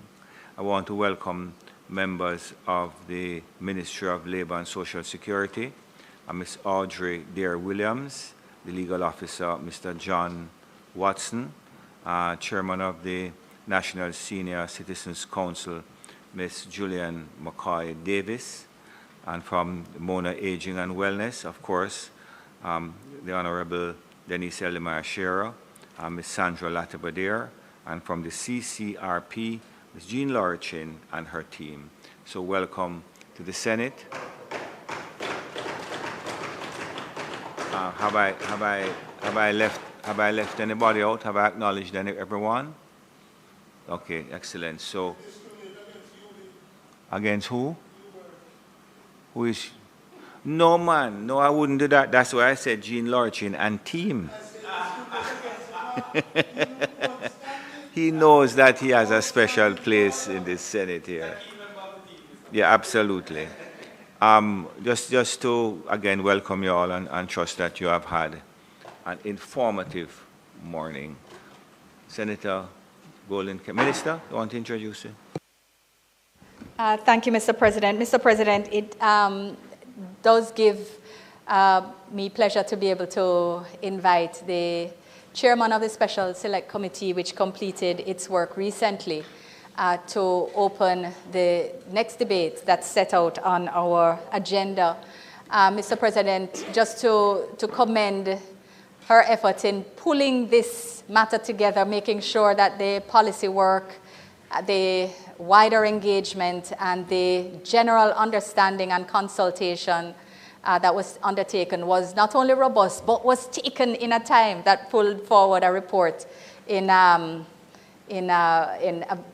shorter period of time than usually takes for these reports to be prepared. So I really want to appreciate her industry and the support of those members who of course, were a part of the process. I just want to take the opportunity as well to express my regrets that I have to leave the Senate sitting early, and I will be asking Senator Hill to close for me because it is the advent of the 49th meeting of CARICOM Heads of Government. We are looking forward to welcoming delegations to Montego Bay. Some start arriving today, and they will be otherwise arriving tomorrow. I'll take the opportunity to wish members happy CARICOM Day. It's CARICOM Day today.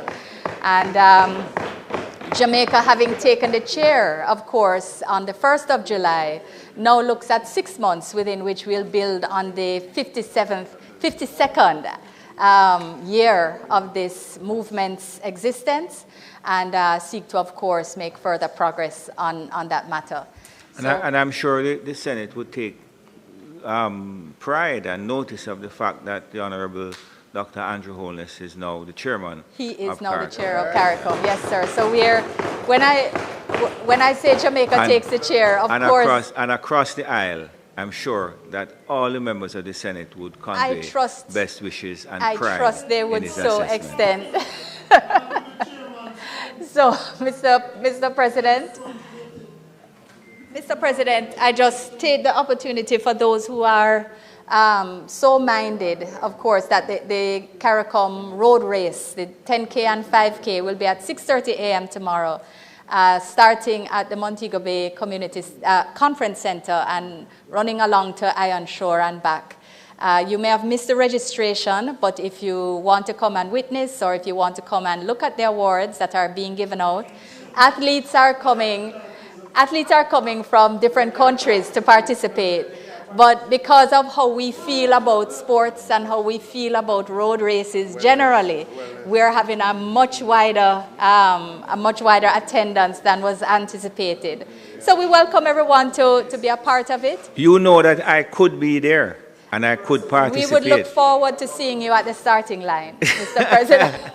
Even if not at the finish. It's the finishing line, you must have gone. Even if not at the finish. But yes, so we just ask the Senate to take note of the chairmanship. Invited to the opening ceremony. What's that, sir?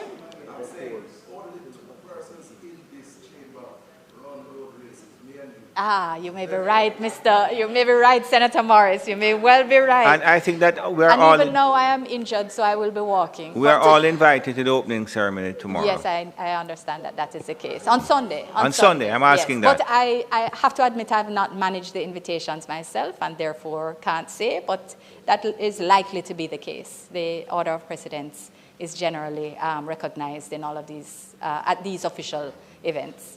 So thank you very much. And colleagues, I hope I will see some of you there. And thank you very much for an excellent, as I shared with your colleague, I don't get those memos. So I wish you a successful debate. And again, commend the chair for her efficiency in this matter. I know commendations will be shared more broadly as well. Thank you, Mr. Chair. Thank you very much. Senator Golden Campbell.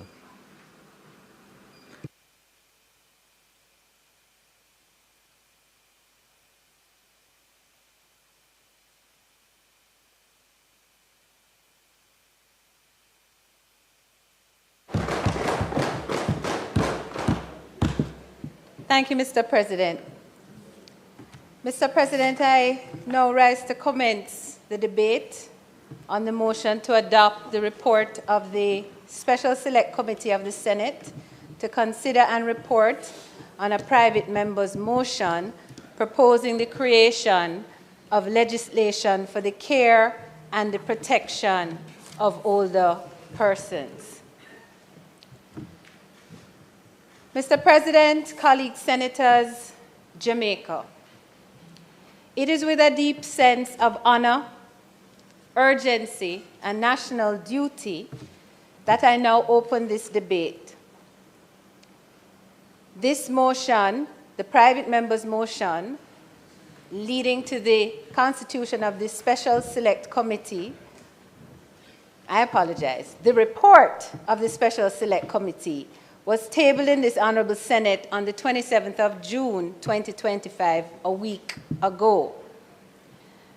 Mr. President, the report is the result of just over 6 months of careful work, expert submissions, heartfelt testimonies, and detailed deliberations which tapped into the solid groundwork done previously by stalwarts like Professor, the Most Honorable Denise Eldermeyer Shearer and the Mona Aging and Wellness Group, the advocacy of our guests from the Caribbean community of retired persons led by founder Mrs. Jean Lowry Chin, and the tireless efforts of the team at the Ministry of Labor and Social Security who oversee the work of the National Council on Senior Citizens.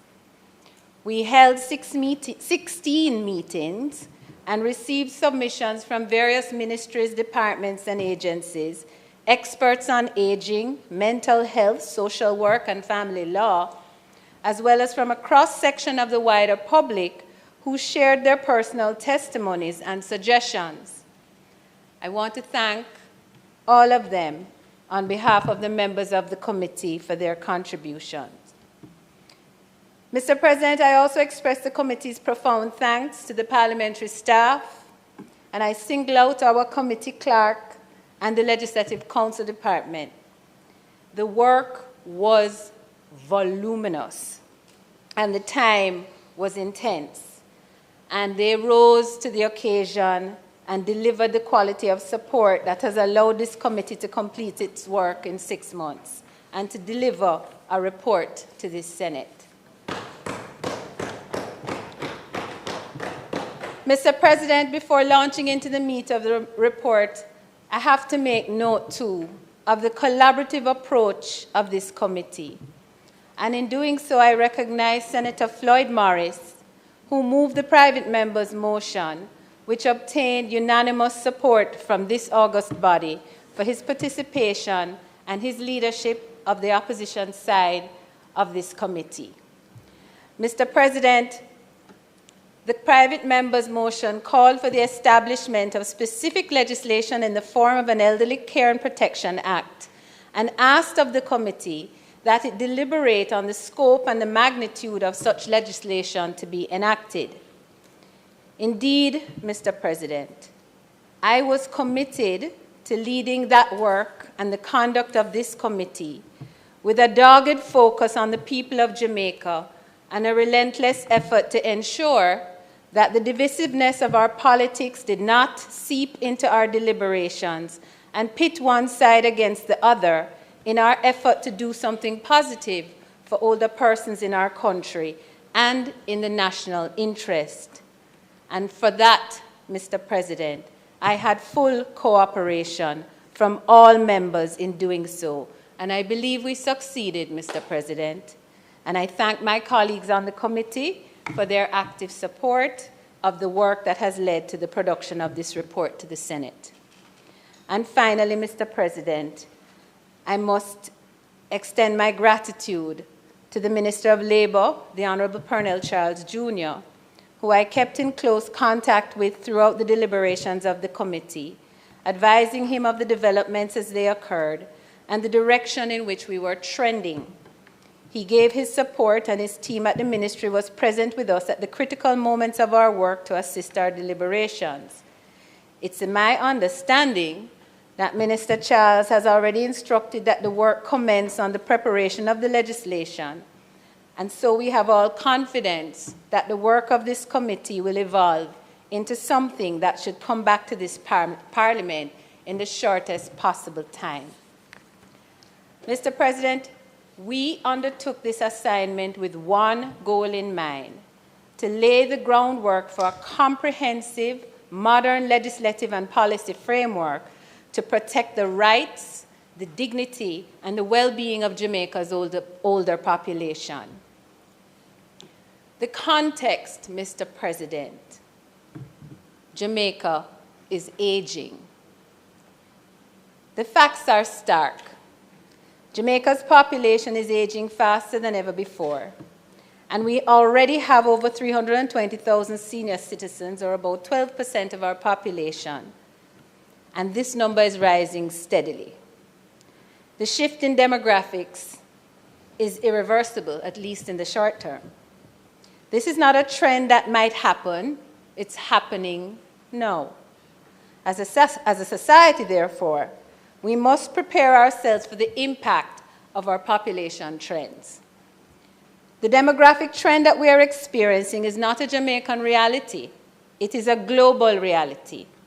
Indeed, Mr. President, the Second World Assembly on Aging, convened in Madrid in 2002, recognized the trends in population aging and adopted the Madrid International Plan of Action on Aging, guiding nations to a policy framework that could support its response to the realities of a globally aging population.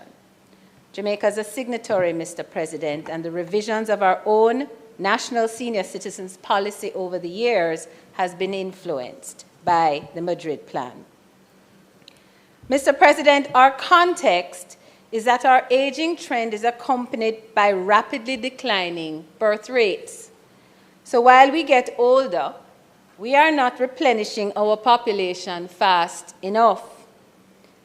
You know, when I thought about it, Mr. President, I wondered if the JCF might take on a new tagline and help us with that problem.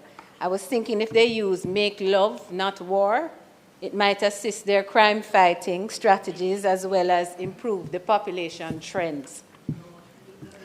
They have been very effective in their strategies. I was simply hoping to hop on to a success bus. Mr. President, many of our older persons live alone without the support of close family or affordable care. Others face abuse, neglect, and exploitation, often by those they trust the most. Some live in substandard housing. Much more need better access to adequate health care or community support. The committee believes firmly that we must reimagine the care and well-being of older persons as a whole of society responsibility. Just as we protect children and promote youth development, we must now develop the systems and institutions that safeguard and uplift our older citizens. To this point, Mr. President, Jamaica still does not have specific legislation dedicated to the protection and welfare of our older citizens. While we have enacted various legislation that address some aspects of the lives of older persons, there are gaps that remain unaddressed or inadequately addressed. And so, Mr. President, I will now summarize the report itself and the committee's recommendations on that score. The report of the Special Select Committee presents the background that informed the committee, and it sets out the raft of recommendations and a summary of the deliberations of the committee. But it does another thing. This committee has delivered to the Senate for its approval a document which we have called the Roadmap for Legislation on the Care, Protection, and Inclusion of Older Persons in Jamaica. It is our attempt, Mr. President, to guide those who will continue this work in another place to a clear pathway for the development, the drafting, and the enactment of a comprehensive law along with amendments to companion laws. Mr. President, the report is organized according to the topic areas on which stakeholders addressed your committee.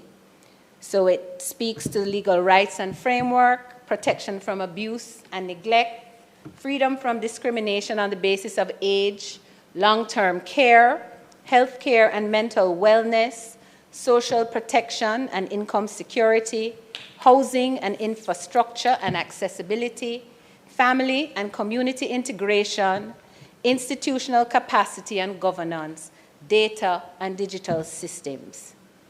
The roadmap document further consolidates the recommendations of the committee in an even more reader-friendly way.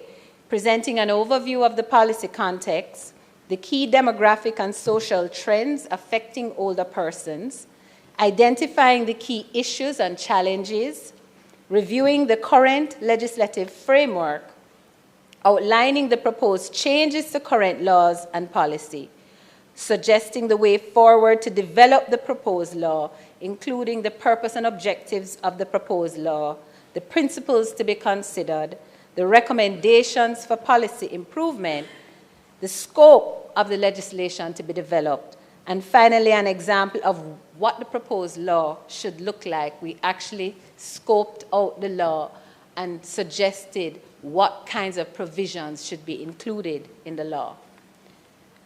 Mr. President, arguably the most significant recommendation of the committee, as consistently urged by almost all stakeholders, is the inclusion of provisions establishing the rights of older persons in law.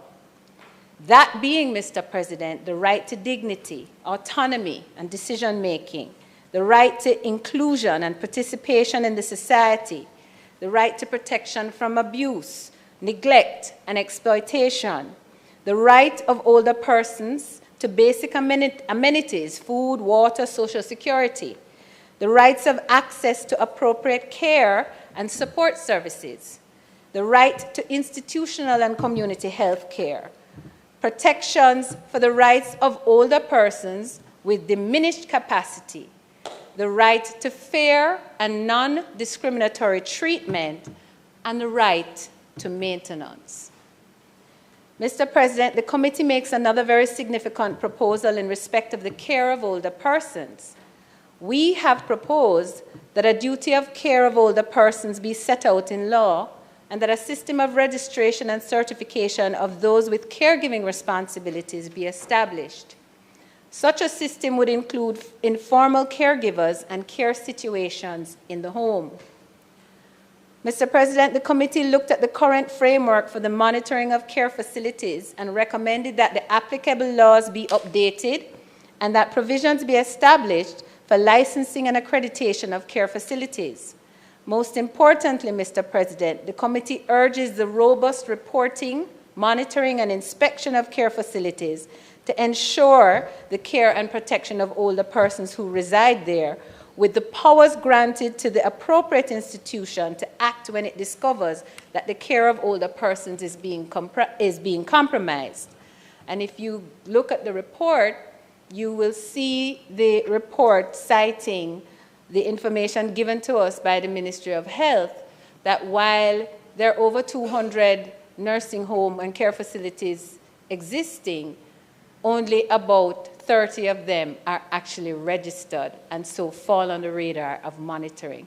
So a lot needs to be reformed in terms of that act, the Nursing Homes Registration Act, in order to allow us to properly monitor and inspect those facilities.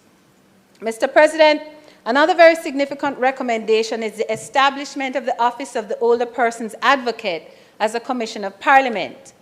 The suggestion, Mr. President, is that lessons be taken from the structure of the Children's Advocate, an office which continues to perform credibly in the interest of our children.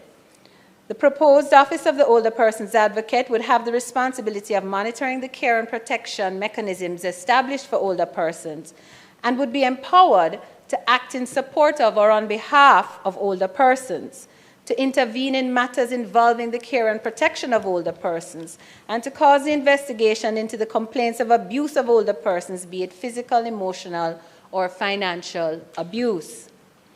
To that end, the committee also proposes that the law define the term elder abuse to encompass all forms of abuse against older persons, and recommends the imposition of strong penalties in circumstances where persons are convicted of abusing older persons.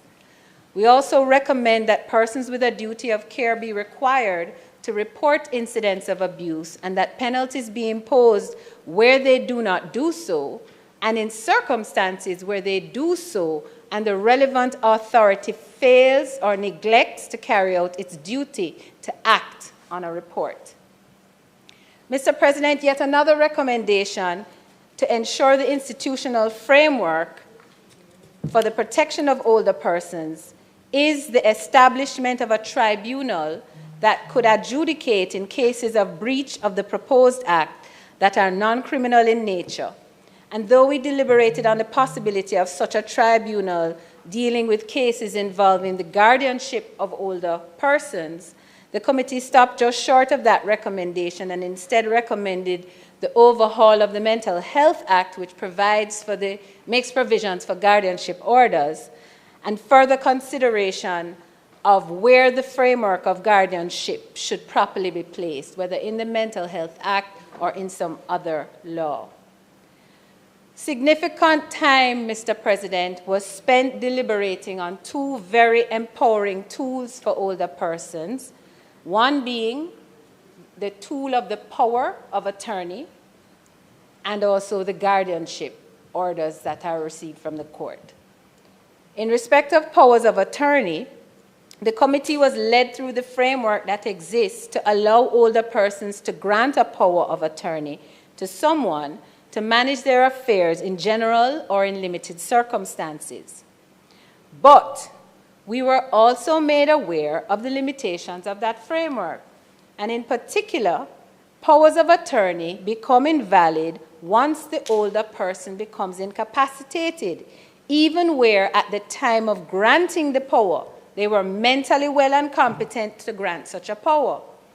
We were urged and did adopt the recommendation that provisions be enacted for lasting or durable powers of attorney that would remain in force even where an older person became mentally incapacitated subsequent to issuing the grant, and that consideration be given to establishing a registry for these powers of attorney that could inquire into the circumstances of the grant of the power and safeguard the donor of the power, particularly when the donor of the power became mentally unable.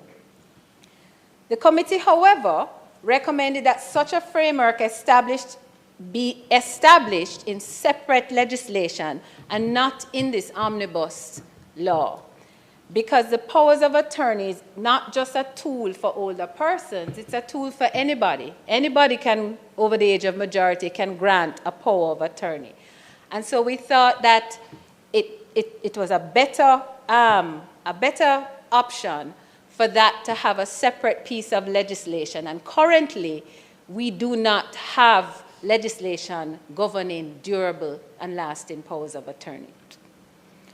In respect of guardianship orders, the committee was advised that currently the law requires that guardianship orders can be pursued only by the nearest relative.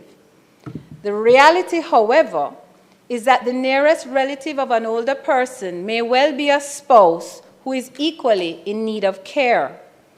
Additionally, the nearest relative is required to live in Jamaica. And so, although you have circumstances of family members outside of the jurisdiction who may very well be the responsible parties for the financial management of the older person and may well be managing the care of the older person through caregivers here in Jamaica, that person is ineligible to apply to the court for a guardianship order because they don't live within the jurisdiction. Mr. President, the committee was persuaded to the recommendation that the categories of relatives who may apply for guardianship and the scope of the powers of the guardian over the person and their estate be reviewed and expanded to include cousins, step-relatives, and possibly other suitable persons as determined by the court, particularly in situations where the older person has no relatives. And I'm going to pause, Mr.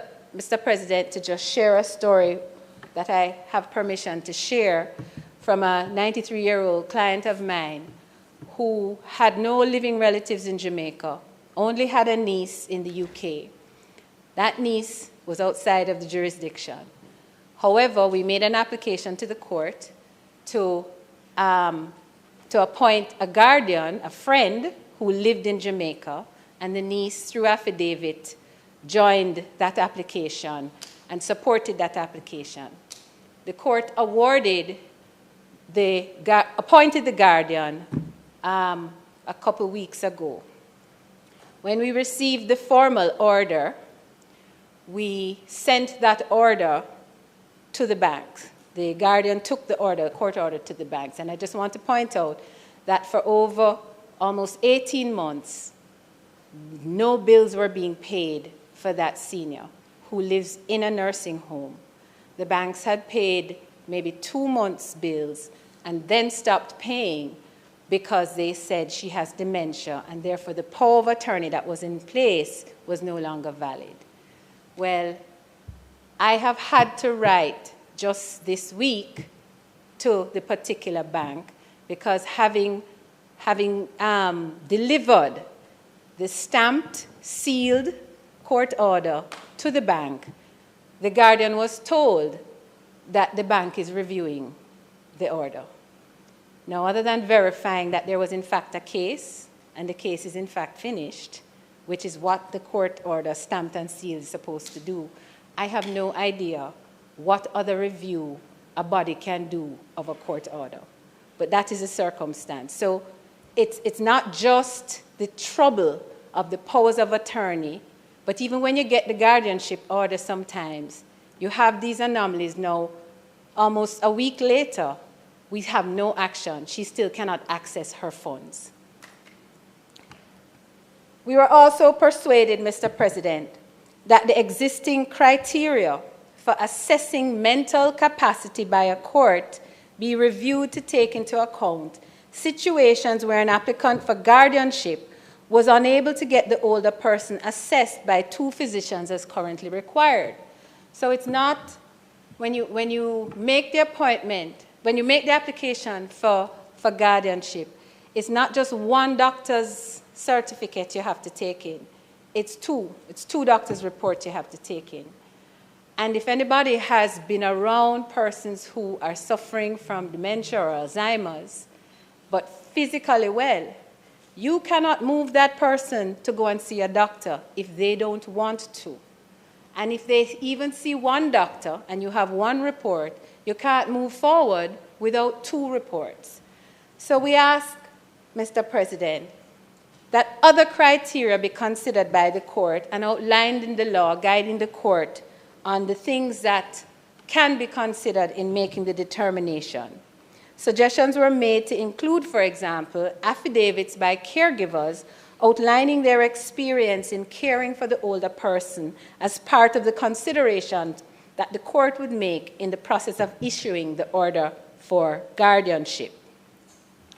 Mr. President, another important element that we considered was the provisions for maintenance of older persons. Currently set out at Section 10 of the Maintenance Act, older persons are entitled to be maintained by their children. However, in practice, we were told that very few maintenance applications are put before the courts in respect of older persons. And when we asked for statistics, there were none available. This presented one of the most controversial topics that we deliberated on.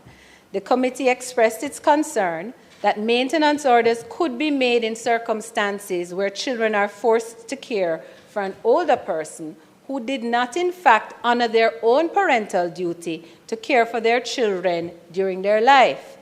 This situation is all too common in our country, Mr. President. The committee, while holding the view that older persons in need should be maintained where possible by their family members, we were mindful of the circumstances I've outlined and discussed possible remedies, such as affidavits to the court where an older person could establish that they in fact fulfill their parental responsibilities, or affidavits on behalf of the children or by the children where they could establish that the older parent did not in fact honor their parental duty. Ultimately, the committee agreed that such a provision should be considered carefully and that it required a little bit more than the committee had time to give it. And so we concluded, Mr. President, that further consultations needed to be had in light of that possible recommendation and stakeholders engaged prior to drafting the legislation. Mr. President, there are a number of non-legislative measures, even though we were focused on the scope and magnitude of the law, There were a number of other non-legislative measures that we discussed, and you will note them in the body of the report. We heard from the Ministries of Health, Labour, Local Government on various programs in place for the care and protection of older persons. We were pleased to hear the government's initiative of a new primary care healthcare policy, which would see the more targeted interventions at the community level to include support of older persons and the efforts being made to provide mental health support at that level as well. Mr. President, stakeholders raised concerns about the underdiagnosis and the treatment of mental health conditions in older persons. The committee learned that dementia and particularly Alzheimer's disease is a growing concern among that population. We have therefore adopted the recommendation that a national dementia plan be established and implemented, and that budgetary support be given to increasing the number of community health aides and expansion of community health programs, the latter of which, Mr. President, is consistent with the ongoing efforts of Minister Tufton and his team at the Ministry of Health and Wellness.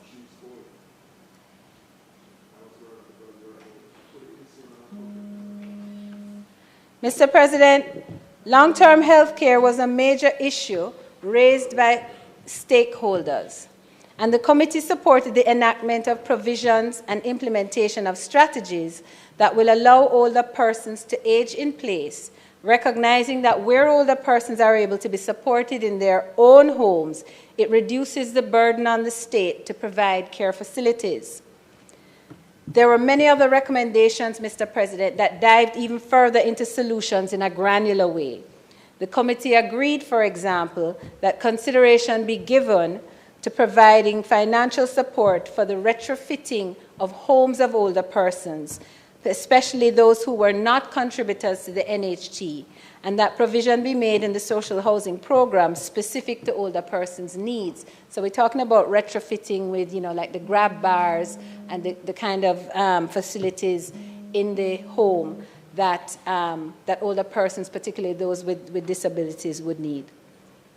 Mr. President, I will leave the rest to the detailed reading of our report.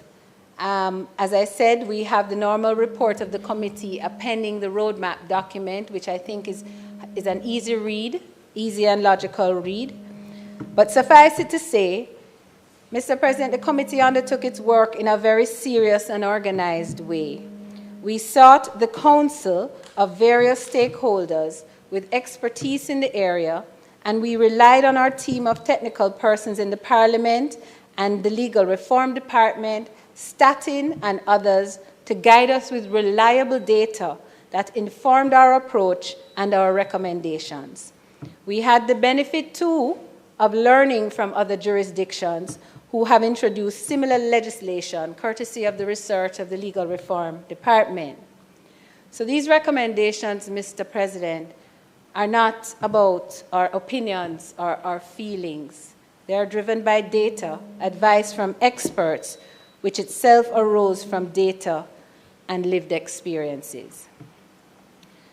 Mr. President, I believe my committee's members would join me when I say the contents of our report and the recommendations contained there form a moral imperative. It is a blueprint for dignity. It is a call to action. And Mr. President, it's overdue. I'm very proud of this work, Mr. President. I'm very grateful to my committee members for their input and collaboration and guidance too. And I want to make special mention of Senator Dr. Sophia Longmore, who is absent today and who I know would have wished to have been here to make her own contribution. But all members of the committee, Mr. President, participated robustly. I am humbled too by the support of my Senate leader and my government, and I'm ever so pleased that my government, even before the completion of this parliamentary work, has seen it fit to begin the process of establishing the law. The treatment of our elders, Mr. President, is a measure of our maturity as a nation. As our motto says, out of many, one people. but let us also be one people, all ages. We owe our elders not just gratitude, but security, care, and justice. And just popping into my mind, as she does probably 3 or 4 times on every day, is my grandma, Enid Louise Goulding, in whose name I conducted this work and who I still miss tremendously every day. The committee is confident that the recommendations in this report can form the basis of a draft elder care and protection bill. It is my fervent hope that it will assist the crafting of the new law and that the people of Jamaica will see the expansion of much needed support and changes that will make their lives easier and better as they age. I commend this report to the Senate, and with that, I yield to my colleagues who may wish to contribute to this debate. May it please you, Mr. President. Thank you, Senator Goldie Campbell.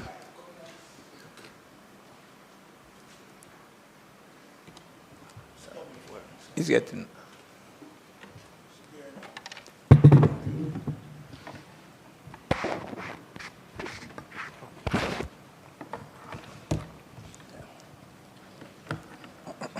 All right, Senator Floyd Morris. Thank you very much, Mr. President. I am a very happy man today. And I'm a very happy man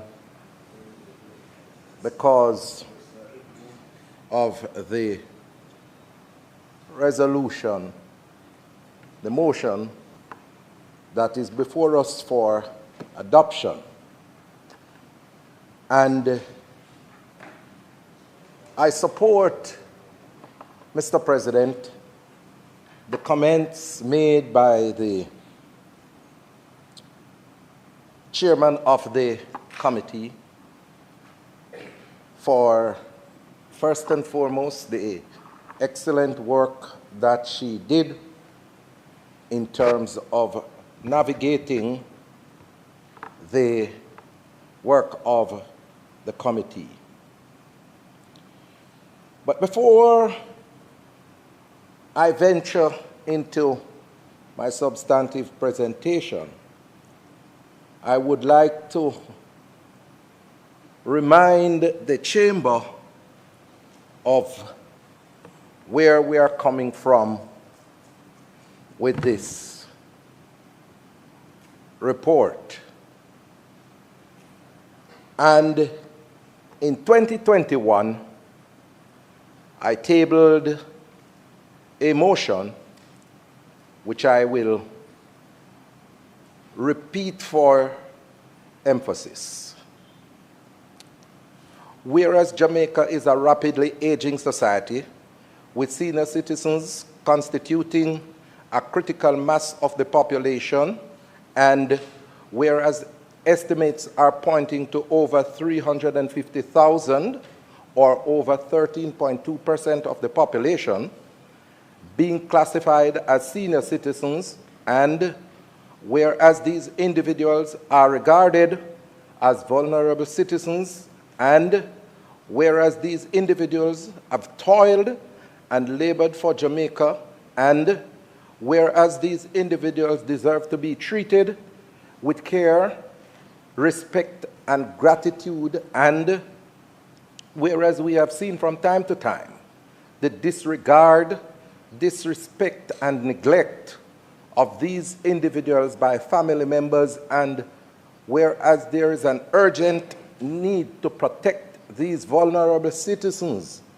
and whereas there is no specific legislation to protect the rights and dignity of senior citizens, be it resolved that this Honorable Senate call upon the government to establish specific legislation in the form of an Elderly Care and Protection Act to protect our senior citizens, and be it further resolved that a special committee of the Senate be established to deliberate on the scope and magnitude of this legislation to be formulated.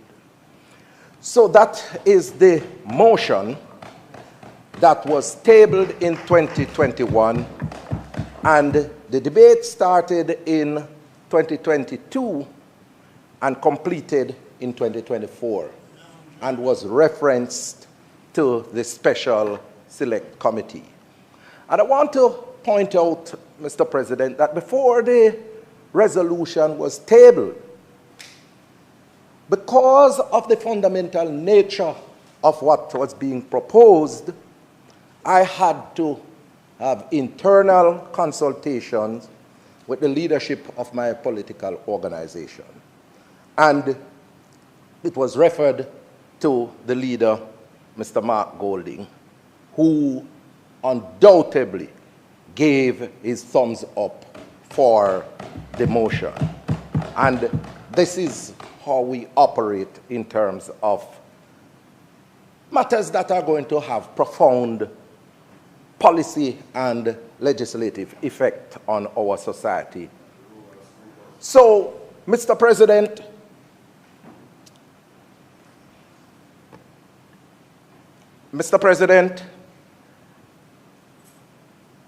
we have entered upon the reference on the committee. And I must say, colleagues, I wish some members of this chamber were on that committee to get a lesson in collaborative work.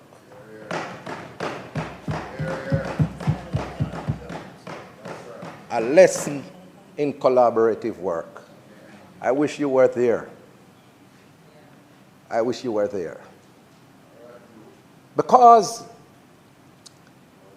Senator Cavan Gale, you know, very few times men Cavan have disagreements in this chamber, you know. Very few times. But I tell you, we worked together on this piece, this motion. And if there were differences in opinion, for example, when we were discussing Cavan, whether it be, what we should do with the elderly care advocate, or whether it's a commission or tribunal, and we consulted each other and discussed it, and we came up with our formulation and recommendation. And Mr. President, the hearings and what is contained in the report does not give an accurate reflection of the quality of presentations that were made. Exceptional presentations, starting out with laying the groundwork with data to drive our work. And then you have a number of individuals, and I could name a lot of people, you know, but I have to single out two. I'm going to single out two. I don't want others to think that I'm discarding their work, but, you know, their work is recognized in the general report. But I have to single out the seminality of the presentation from my colleague. Well, I should say colleagues. And I will tell you why I have to correct myself. Sandra Lati Bodier. You know, Mr. President, Sandra is now completing her PhD. But the work of Sandra is a testimony that she should be Dr. Sandra Lati Bodier long ago. quality presentation. And then Professor Denise Eldemire Shearer, who nobody on the government side can talk to me about friendship where she's concerned. Nobody. Because some of them, when me and Professor Eldemire Shearer were interacting from as far back as 1991 when I came to Kingston as a country boy, my first doctor in Kingston. So nobody can tell me about Professor Eldemire Shearer on the government side because she is my friend. She is my friend. And she is my colleague as well. You know, and I mean, Professor Shearer has retired about 50 million times from the university.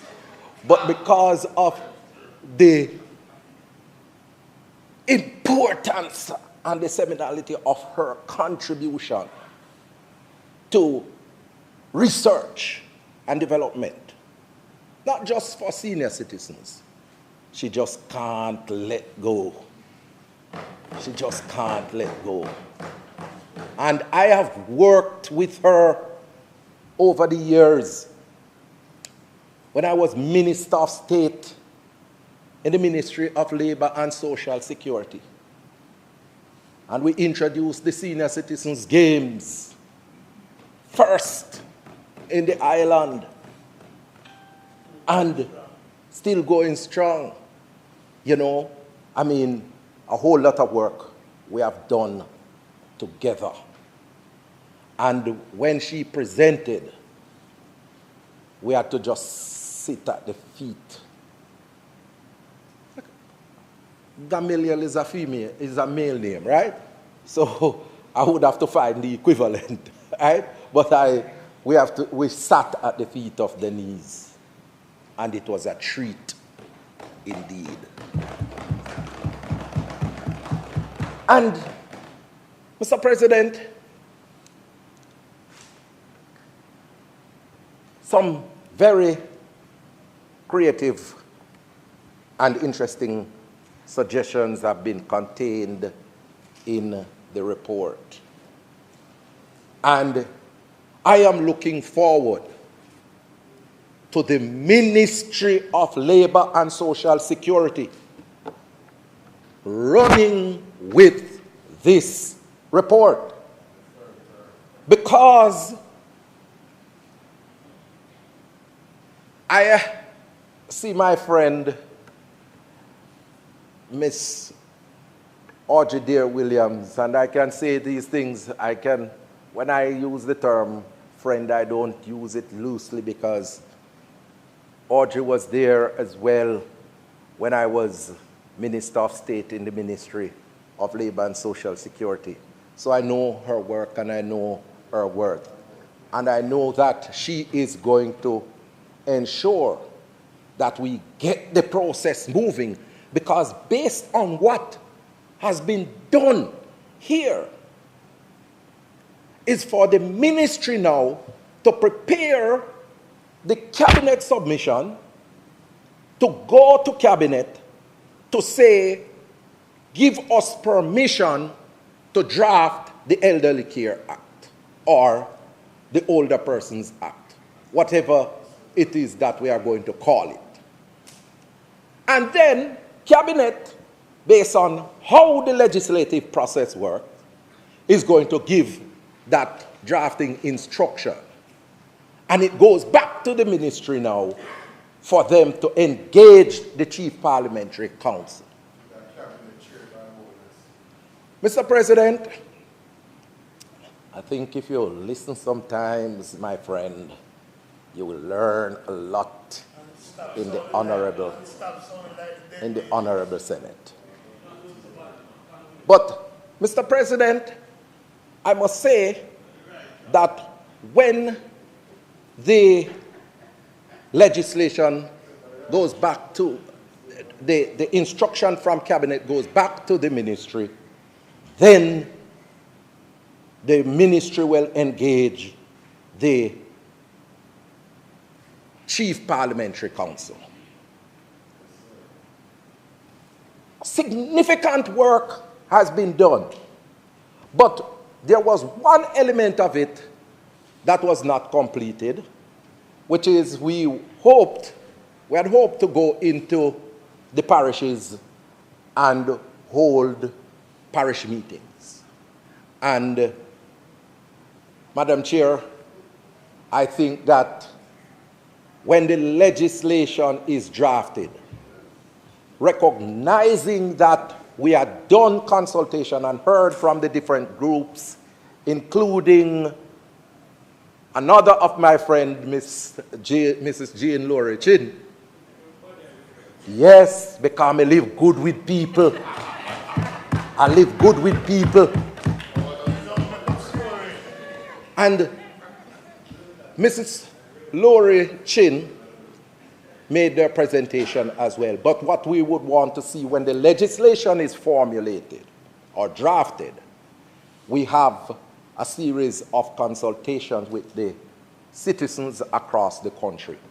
But I would want to see a capping of the time frame for that, because I don't want what happened with the Disabilities Act to end up happening with the senior citizens legislation, because there's a tendency for us to drag our feet with social legislation in Jamaica.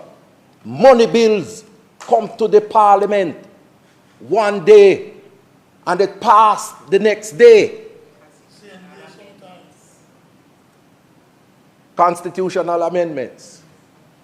And so, Mr. President, I want us to ensure that we expedite this process and close the circuit in terms of legislation to protect the marginalized or vulnerable groups within our society. We have legislation to protect our children. We have legislation to protect persons with disabilities. We have legislation to protect our women. We need to close the circuit by enacting the legislation to protect senior citizens. And that was one of the major drivers behind me moving the motion. And the fact that doing research at the University of the West Indies on the population of persons with disabilities, recognize that there is an intersectionality between disability and aging. As you grow older, you are likely to develop some form of disability. And that's why I say to some, always respect persons with disabilities, because you might be able-bodied today and disabled tomorrow. Disability respects absolutely no one. And you see some citizens, senior citizens, they get older, they are not able to see clearly, and they say, my eyes dark.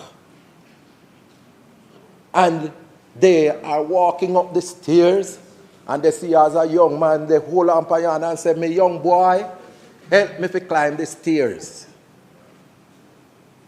Because aging process brings on things like arthritis.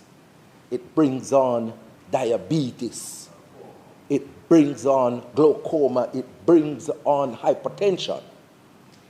And those are contributing factors to individuals developing a disability. And that is the context based on research that I have been engaged in at the university that sounded the alarm that we needed to have legislation. And when Statin came and presented here, it even gives us further vindication to move post haste to have the legislation, because with our aging population, we are expecting to see by 2050 a significant jump in the population of senior citizens. And by 2030, it is expected to move from 13.2% to, I think, 18%. 2030 is just around the corner. It's just around the corner. So we have to make sure that we act with speed, expedition, to get this legislation. And I don't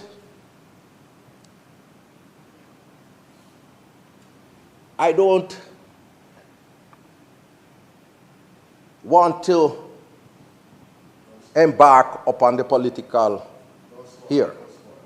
But I want to say that whosoever forms the next administration, whosoever forms the next administration must ensure that this legislation is enacted. I say to the senior citizens who are present today that I am very committed from this side. I am very committed from this side that within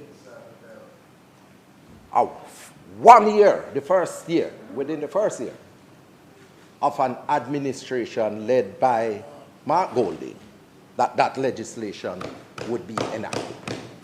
That is the commitment from this side.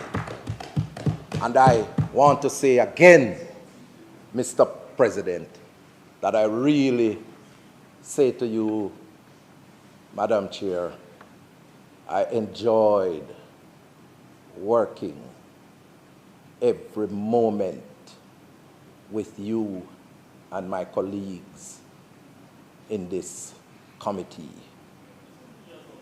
It built some solid relationships.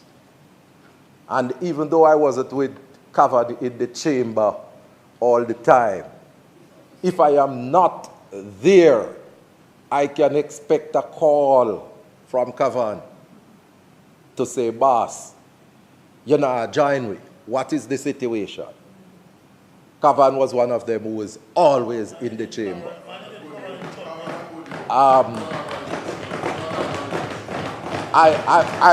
I hope you will get some of his goodness.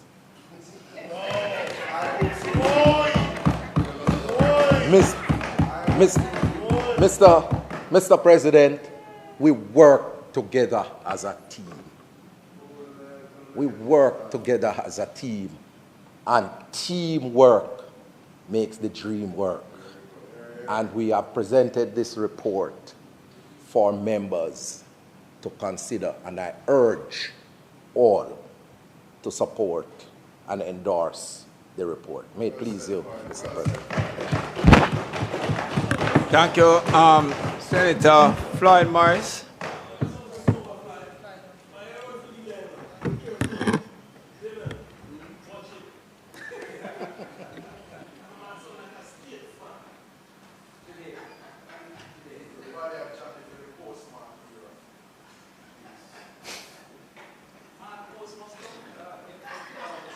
Senator Cavan Gill.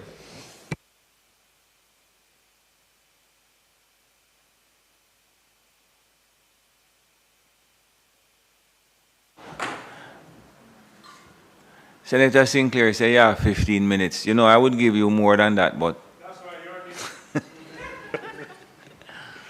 President, you know, protecting our elders, it's a national duty and a shared responsibility. And the journey that has built Jamaica was part of their contribution. And so we must safeguard their future. You know, it's with a deep sense of honor, sir, and commitment that I rise to express my full support for the report of the Special Committee of the Senate. And, you know, I will say that it was, in my mind, fully collaborative.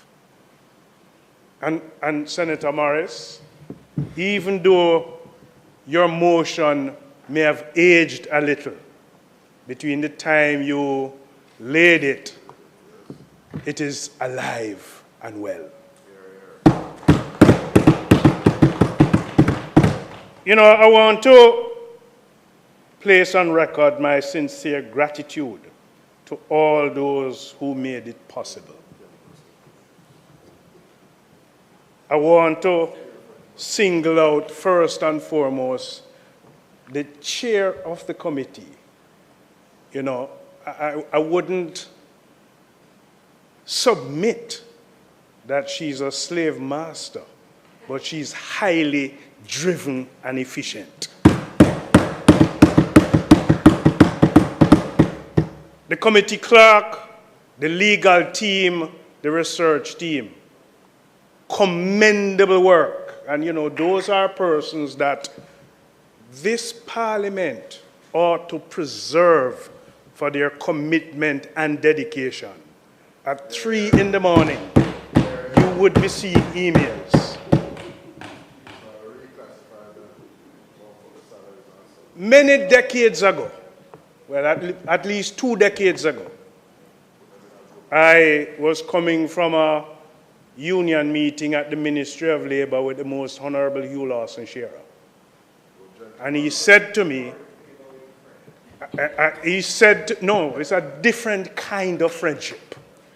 And he said to me, I must accompany him to a forum. And then that was where I saw a different side of the life of Hugh Lawson Shearer. When he presented with the level of passion in the protection of the elderly. And then lo and behold, in these committee meetings, Professor Denise Eldemeyer Shearer's presentation, I got a sense of a deja vu feeling. Hugh Lawson Shearer in heaven must be proud of your continued contribution.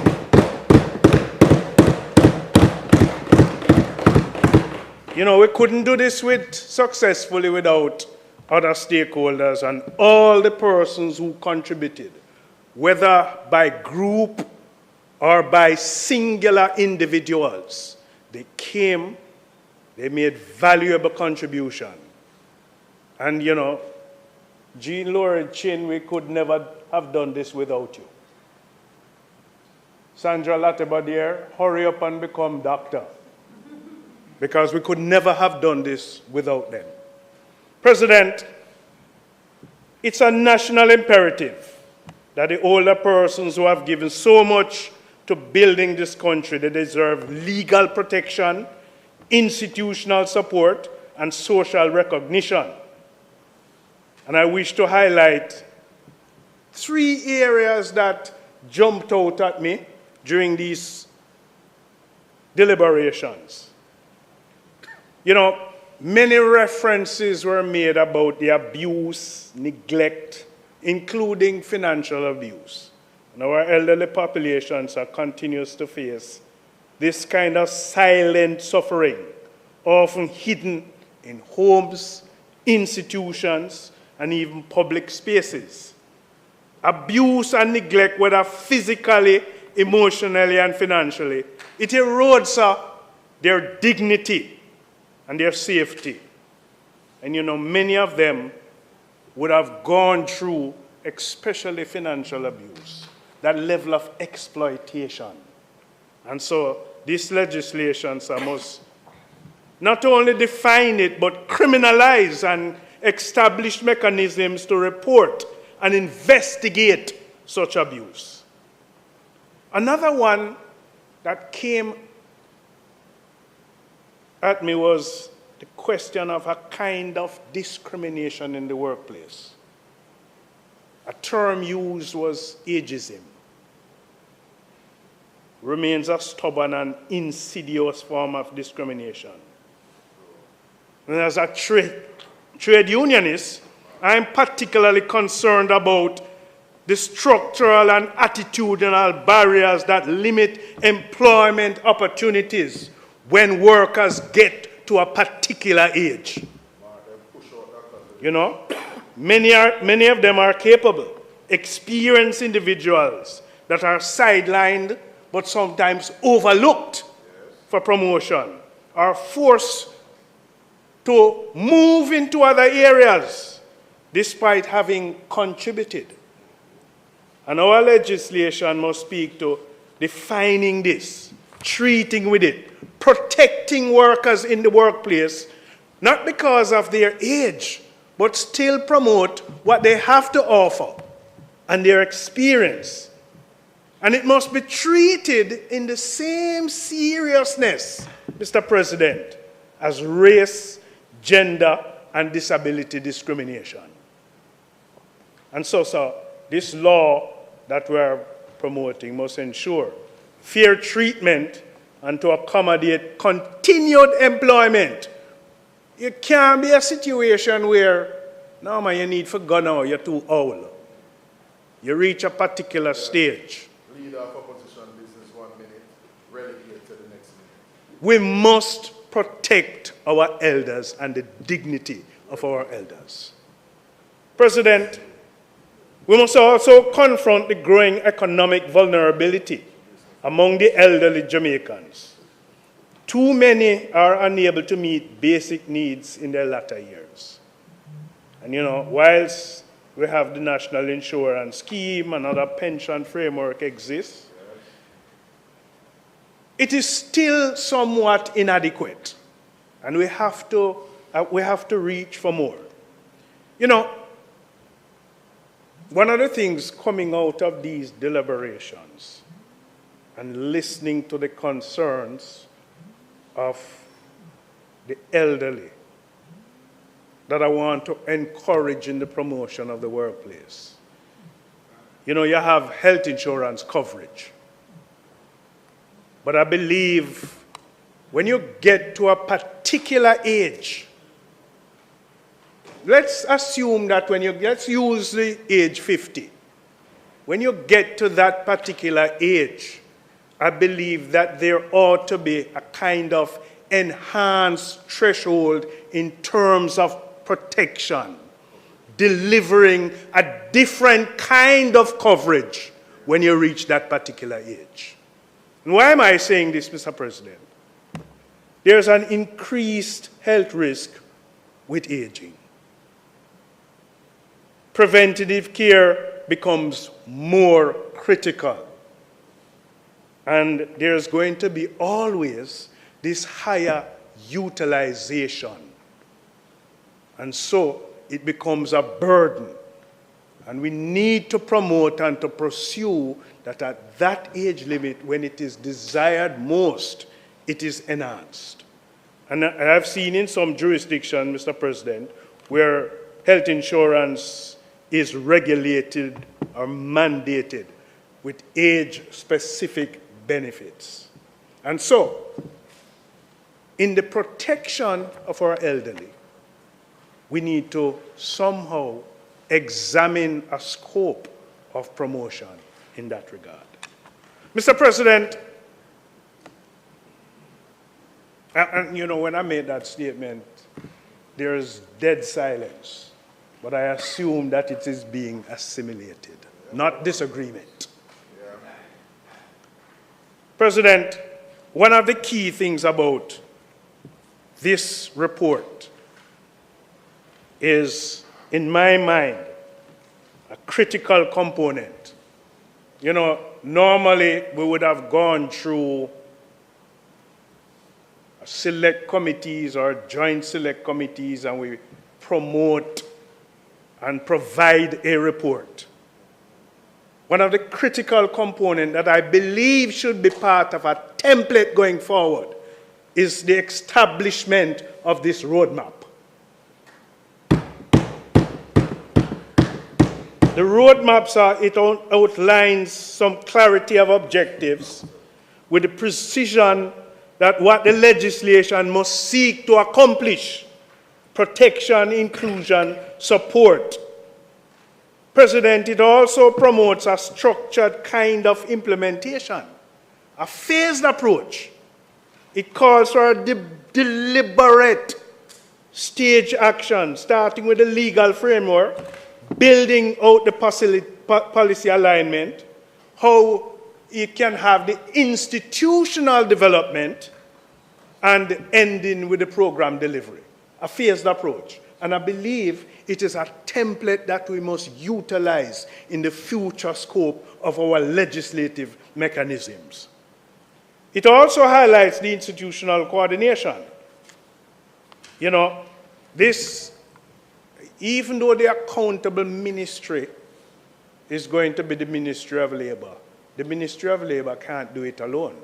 And so it is going to require an interagency coordination, recognizing that it cuts across labor, health, finance, local government. And, you know, we would have seen where the references of many pieces of legislations that have been established but don't work. Established but never utilized. One of the key things about this roadmap is the ability to monitor and evaluate the progress of what is prescribed that it ought to be pursued. And it gives, importantly, sir, the level of accountability and transparency. That there ought to be timelines in terms of reporting to Parliament. This piece of work that we would have done in a very short time,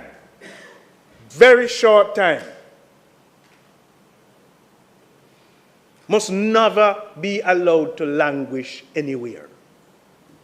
Can't fall on nobody's desk or in any file cabinet or in any folder.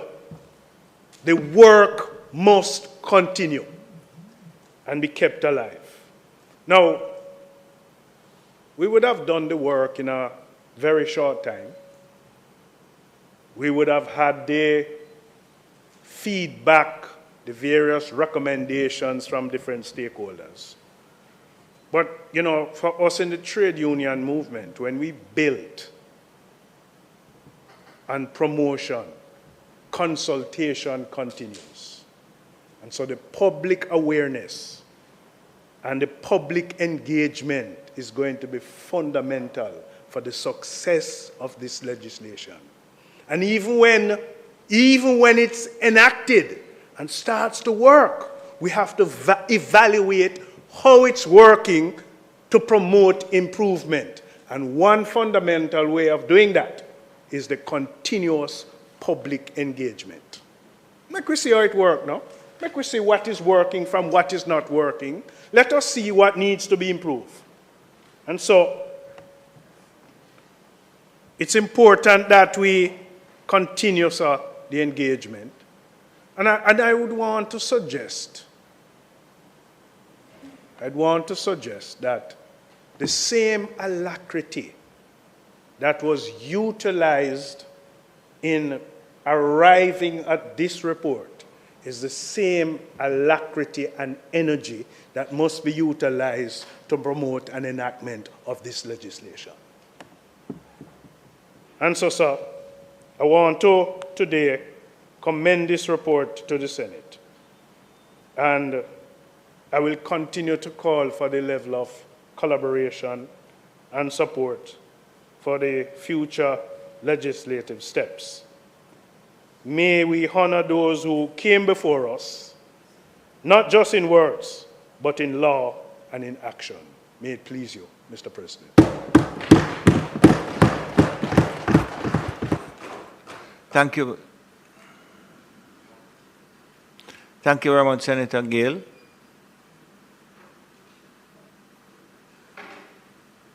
I don't think he's going to need it. Oh, you're going to need it? Senator Crawford. Thank you. Thank you, Mr. President. And I'm happy that I'm a politician because that's the only place I'm still perceived as young. Everywhere else. I was playing football recently, and said, Elder. I was looking around, couldn't believe he was talking to me. But when I tried to run past him, I recognized that he was right. Well, Mr. President, yeah, my mind was working faster than my body could. But Mr. President, I'm excited and I'm a little bit nervous at the same time because I'm excited that we're here, but I wonder if this is a part of throwing everything, including the kitchen sink, for the next election. And if that is so, then the fear that Senator Gale highlighted, that it ends up in a cabinet, in a file, might happen. Indeed, we are at a time that grand announcements and exaggerations are a part of the landscape. More recently, Minister Darrell Vaz indicated that 100 buses could transport 328,000 children. The mathematics suggests that it's between 4,800 or 9,600 between the times of 6 to 8 a.m. What is worse, President, is that the minister goes further to suggest that in 2 years, he'll be able to transport 650,000 rural students in the primary and secondary school. The total number of students in primary and secondary school is 440,000, between 440,000 and 470,000. The minister suggests that he would transport 650,000. He would have to have imported some children. And we know he's speaking to primary and secondary schools because he highlighted 850 schools. So before they fabricate falsehoods that, oh, he was talking about basic school and every single school in the world, there's not sufficient persons for that argument to be true. We then heard an announcement repeated today that we would not renegotiate the JPS license under the current terms. The current terms end in 2027. Everybody knows that. The time ends in 2027. That's not a decision of the Jamaica Labour Party. And what we have, well, one term is the date. I didn't understand, but I want to hurry up and get to the point. So the terms, what is the new terms? It can be worse terms. Nobody knows what the new terms are. But he said, won't be in the current terms, and it's being highfalutin and repeated and promoted. Yes. Yes, because as Senator Lambert Brown has indicated, yeah, the cost of energy has doubled. It means that it was 100% better. However, Mr. President, if there's any real meaning of Ubuntu, I am because you are. It exists because those before us have created a country that we're happy to be a part of. I remember once in France, somebody asked me where I'm from, and I said Jamaica. And his response was, oh my God. And that response was created by those before us that fabricated a type of nation that people aspire to be associated with. Some names we will remember, some names we have forgotten. But I say to people that Sam Sharp could not have been effective had he not had the support of many persons in the rebellion. And sometimes while we remember Sam Sharp, we forget those who had contributed in other ways, more simple but less revered and valued. Mr. President, my presentation today is about making the elderly more independent, as I perceive that most times the conversation is almost as if they're automatically dependent. And that is not so if the systems are in place that can assist in their own independence. One of the things that we have recognized, especially Senator Golding, among men, because as you know, 47% of our households are single-parent households, the vast majority of which are female-led.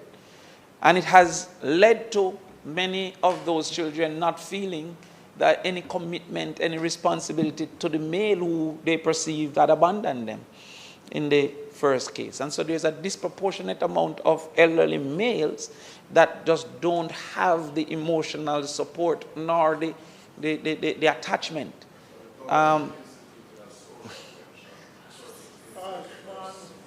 I know Mrs. Lorchin want to hear what I say. You know, she pay me attention on the Twitter. She want to hear what I have to say. She don't follow you. She follow me. So make me tell her what is happening. So, sir, there's that disproportionate amount that comes from the perception of abandonment in financial support, in presence, etc. That needs to be corrected too from the point of the male's responsibility and duty in the family. Indeed, the Asian average of single-parent experience is 4%. The global average is 17%, and we are at 47%. That has contributed greatly to single-parent household. In that reality, therefore, I've heard calls, for example, that the father's name must be on the birth certificate. Because, into primary school, they said the neck bone connected to the shoulder bone and the shoulder bone connected to the backbone. And if we don't correct some of these abandonment issues, then some of this law may become questionable. Because how can it be my legal right to a father I've never met? A person is going to reasonably ask that question. How can it be my legal duty to a person that never contributed? They're going to reasonably ask that question. And we have to consider that as we move forward. One of the major albatross around the Jamaican elderly's neck is that of rent. You see, the assumption of pension is that cost reduced at a particular age. It couldn't be for healthcare because costs increase in healthcare. But those of us lucky enough to have a mortgage, that mortgage ends at retirement. And therefore, the cost of housing is supposed to be generally reduced because you now live in this place without rent or mortgage. And the greatest thing I've learned about a mortgage is that you only need to survive the first 10 years because after that, your wage is inflating, but the mortgage don't move, and so it becomes even more affordable. When you reach 30 years, it's coming like nothing to you. But rent don't follow the same direction. Rent moves with the inflations of time. And so therefore, the person that don't own a home, becoming an elderly, losing a % of income, even if they have a pension, which many don't have, but surpassing their working age, still have that major cost. Almost 50% of our working age income is the rent. If we don't create that...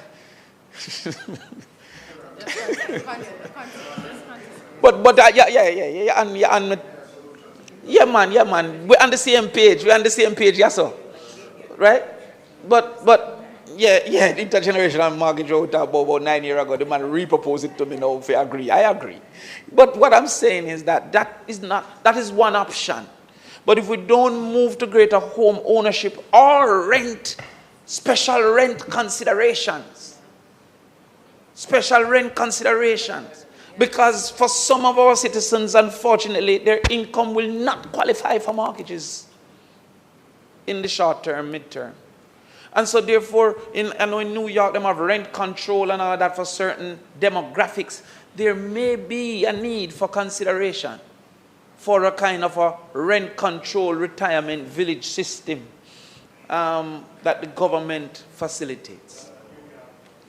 Well, you have to learn from everywhere. And I have visa, And not like a man with a visa have a special stamp in it. The other thing that we must consider, so the housing and the shelter, there must be conversation, especially because many don't have the opportunity of ownership. And even those that have the opportunity of ownership, our system don't create policies that allow ease of downsizing. And so therefore, the cost of maintenance have also become an albatross around persons who don't need this type of house anymore, the size of home. But having become comfortable in the space, in the environment. My mom is here. My mom, me and you go sit down and we discuss it. Because so we have to figure out some of these things. But my mom... Senator Crawford. Yes. Don't get distracted. Just focus. I'm not being distracted, yes, sir. but you are, because what you're doing is that you're responding to the...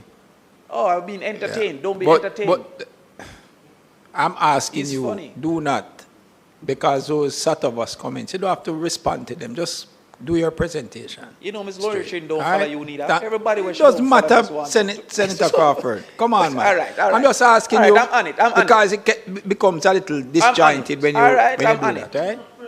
I'm on it. No, but the person who's not supposed to disturb me.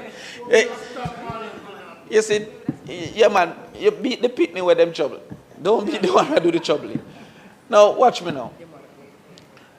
The system, Senator Golden, my mom is here visiting, and where we were born, in a little lane down in Walton Park, 130. She wants to go there every day. She feels a certain connection. She knows the people. Where we live now, we know the community by the car that they drive. We don't even know the people's name generally. So you say the black car person or the one with the Benz. She can't bother with that. She won't go upon lane and thing. She feels a certain connection to that community.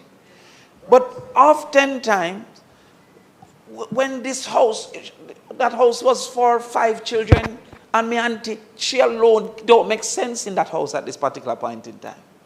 But that camaraderie, there's no replacement of it. So policy should allow, and that is why I really believe in a retirement village system, that they can seek camaraderie and not have that cost of maintenance of some of these homes that were necessary when they had larger families. And with high migration, these families not even around to participate in that space. The other thing we have to look at is healthcare.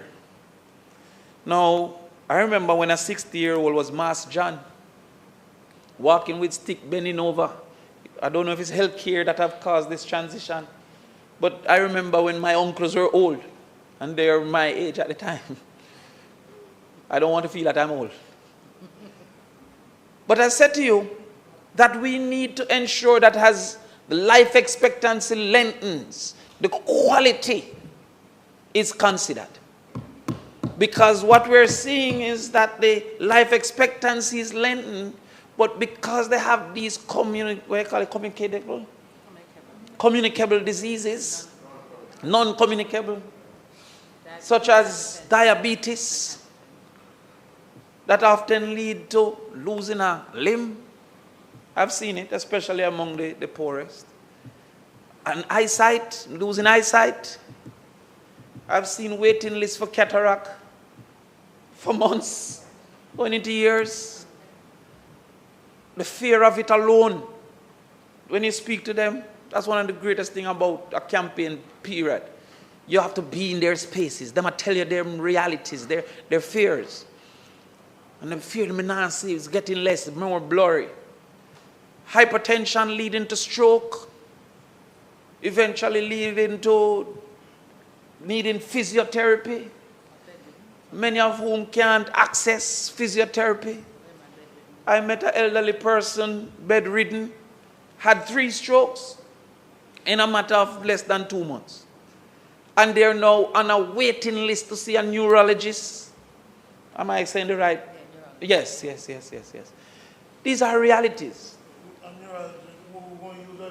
So the first thing we have to look at is how we, and I've seen some effort, but how do we encourage the 40-year-old now for lifestyle changes, the 25-year-old now for lifestyle changes that would cause for a better experience? I'm speaking, though I'm not, when I say I don't necessarily follow. Still eat a whole heap of ice cream. But you can feel saying I agree with you again. Some drink a lot of syrup. A lot of syrup. I still eat a lot of gravy. But you grow up on those things. But I don't see adequate communication, societal marketing campaigns against these lifestyles that are creating difficulty among the elderly, almost causing for dependence. More features, more training, food and nutrition in schools, so students can understand the importance of nutrition, affordable food, so that we don't eat for your belly full, because the nutrients is secondary to what we're eating now, dumpling and butter, chopping up the things so that the gravy make it stretch, preferring mackerel over sardine, because sardine have no gravy. These are realities that we have to start to have conversations. But there's also something that we can do for elderly. The greatest thing the youth can do for the elderly, in my opinion, as a national campaign, is a national health insurance. Yes. Because a national health insurance means that those with lower risk offers a subsidy to the cost of those with higher risk. And the age reality has often been synonymous with the perception, on average, of higher risk. If we don't hasten our steps towards a national health insurance, which facilitates yearly checkup for renewal, which facilitates the access to medication and the access to diagnostic care, then we keep delaying intervention until it's too late for many of our citizens, in particular our elders. So many times the cancer, had it been caught earlier. So many times the diabetes, had it been caught earlier. I was told recently that I can say you're pre-diabetic and indicate some things. So many times if the cholesterol, yes, I am pre-belly. Belly's getting there. We're working on it. But so many times the cholesterol is caught in time. But because there is a cost consideration as limited as transportation and as expansive as diagnostic, blood tests, this, that, screening.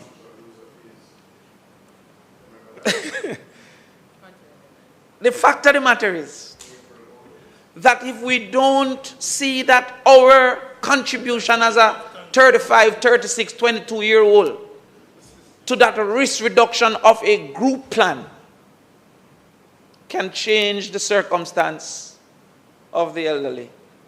That if we have an elderly plan, it will be very expensive because of the risking. But if we have a total national plan, the youth subsidize the elderly. There's also the need for greater access to medication.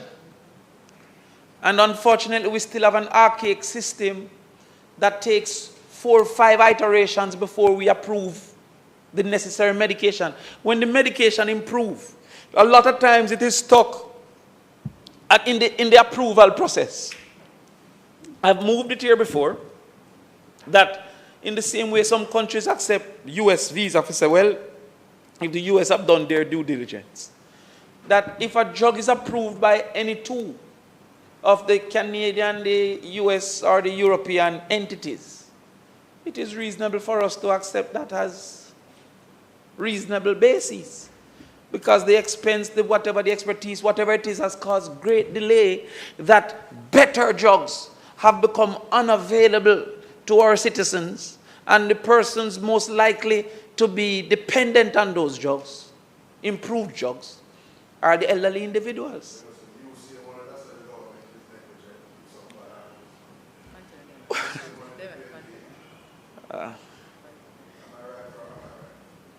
Can follow him, please?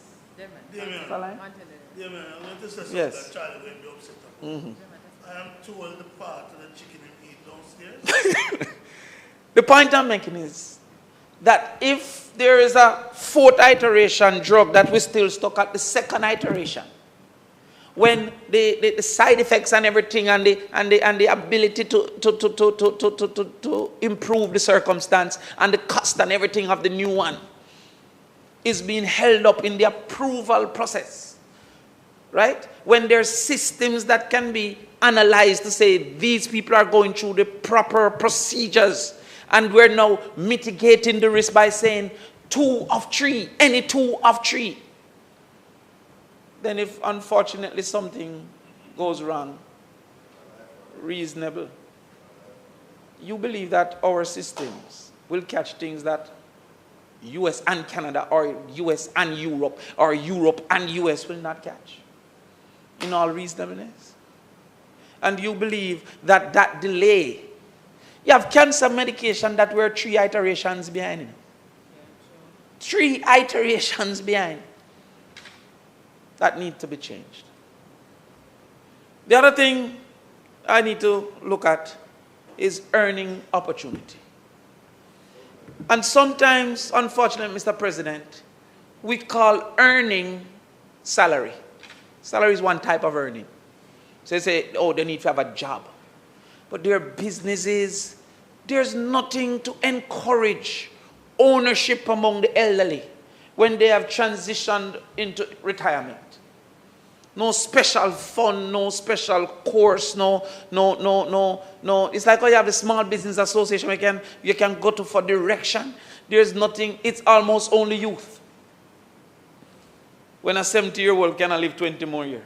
I'm going tomorrow to a 100-year-old birthday party. 100-year-old. And he remembers,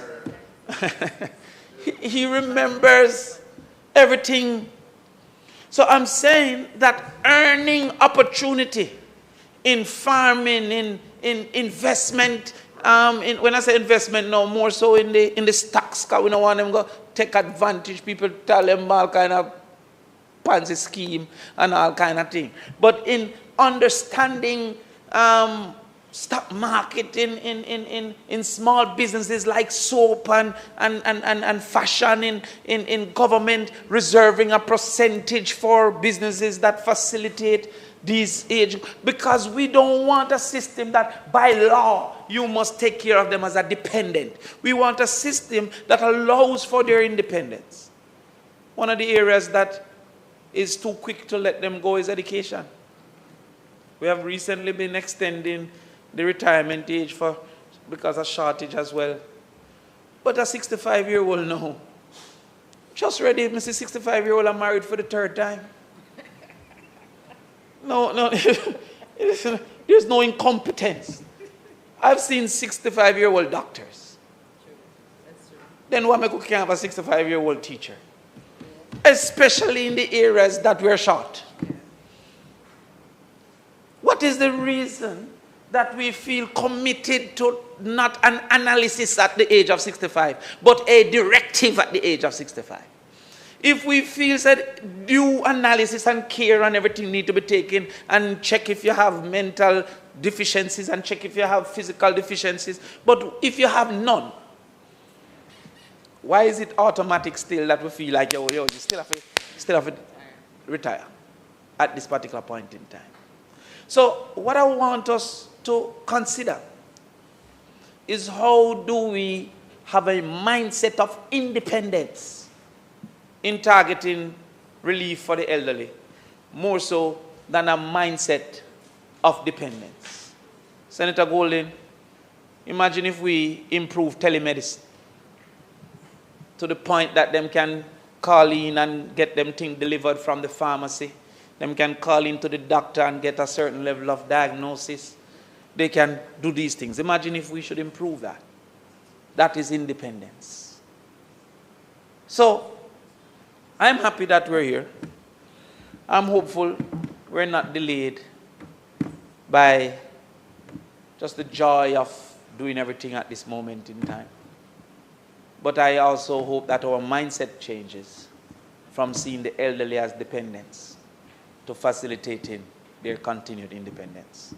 With that, Mr. President, I thank you. All right, thank you very much, Senator Crawford. Just, Minister, just hold a second for me, please. All right, we have been going for quite some time, and I understand that there is another speaker on the government side, and there is also another speaker also on the opposition side, and you'll have to close. So we're looking on going a bit longer. We have had our guests here for quite some time, and they were here even before we commenced what they had a greater interest in. And so at this time, I mean, just sitting through and going without any refreshment and so can be quite challenging. So I am indicating, Professor Shearer, if at any time that you wish to refresh yourself or to go, it's up to you, as well as our guests that are seated in the gallery. All right? Because I believe that at least 2 and 2, you're looking at possibly another hour or so. So the choice is yours. All right? Minister, you will proceed. What I'm saying is that just let them know that if at any time that they feel that they have to, then, yeah. All right, so Minister Dana Dixon.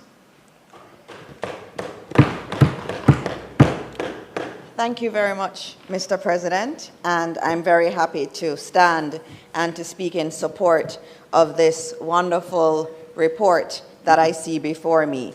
I had to stand up because Professor Denise Eldemeyer Shearer is here in the room and she's about to go out. She was very much my grandmother's doctor, and she helped my family through first arthritis that was getting worse, and then Alzheimer's.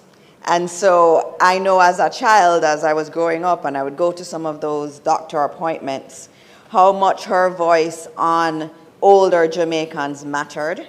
And so I had to stand and to speak on this, especially because of the work you did with my own grandmother, who I loved so dearly. And also, you've been very, very encouraging of me in this role that I have taken on. And so I thank you very much for all of that. And this is all about you. And so had to stand to support this.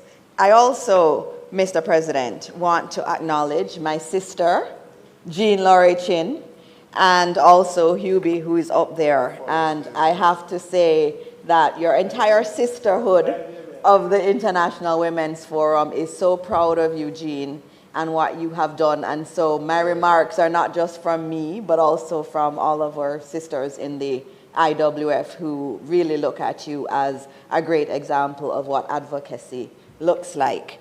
I have to say another thank you to the entire committee.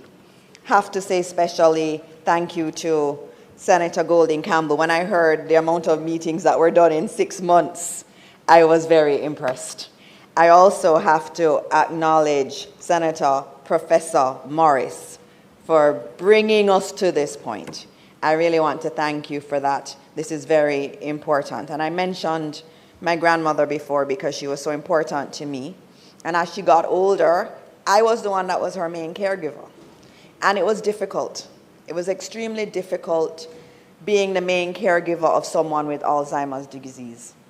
And there's so many Jamaican families who are having to deal with these issues, not just Alzheimer's, but other issues that are devastating. And there are very little avenues for support. And so I was very happy to see some of the recommendations that were in this report, because many families really do need additional support in helping to take care of those who are older. The demographic shifts that we see are real. And this morning I was looking at a demographic predictor that can predict what your country will look like. And we're looking at 20 years from now. And the bulge is going to be at that aged area.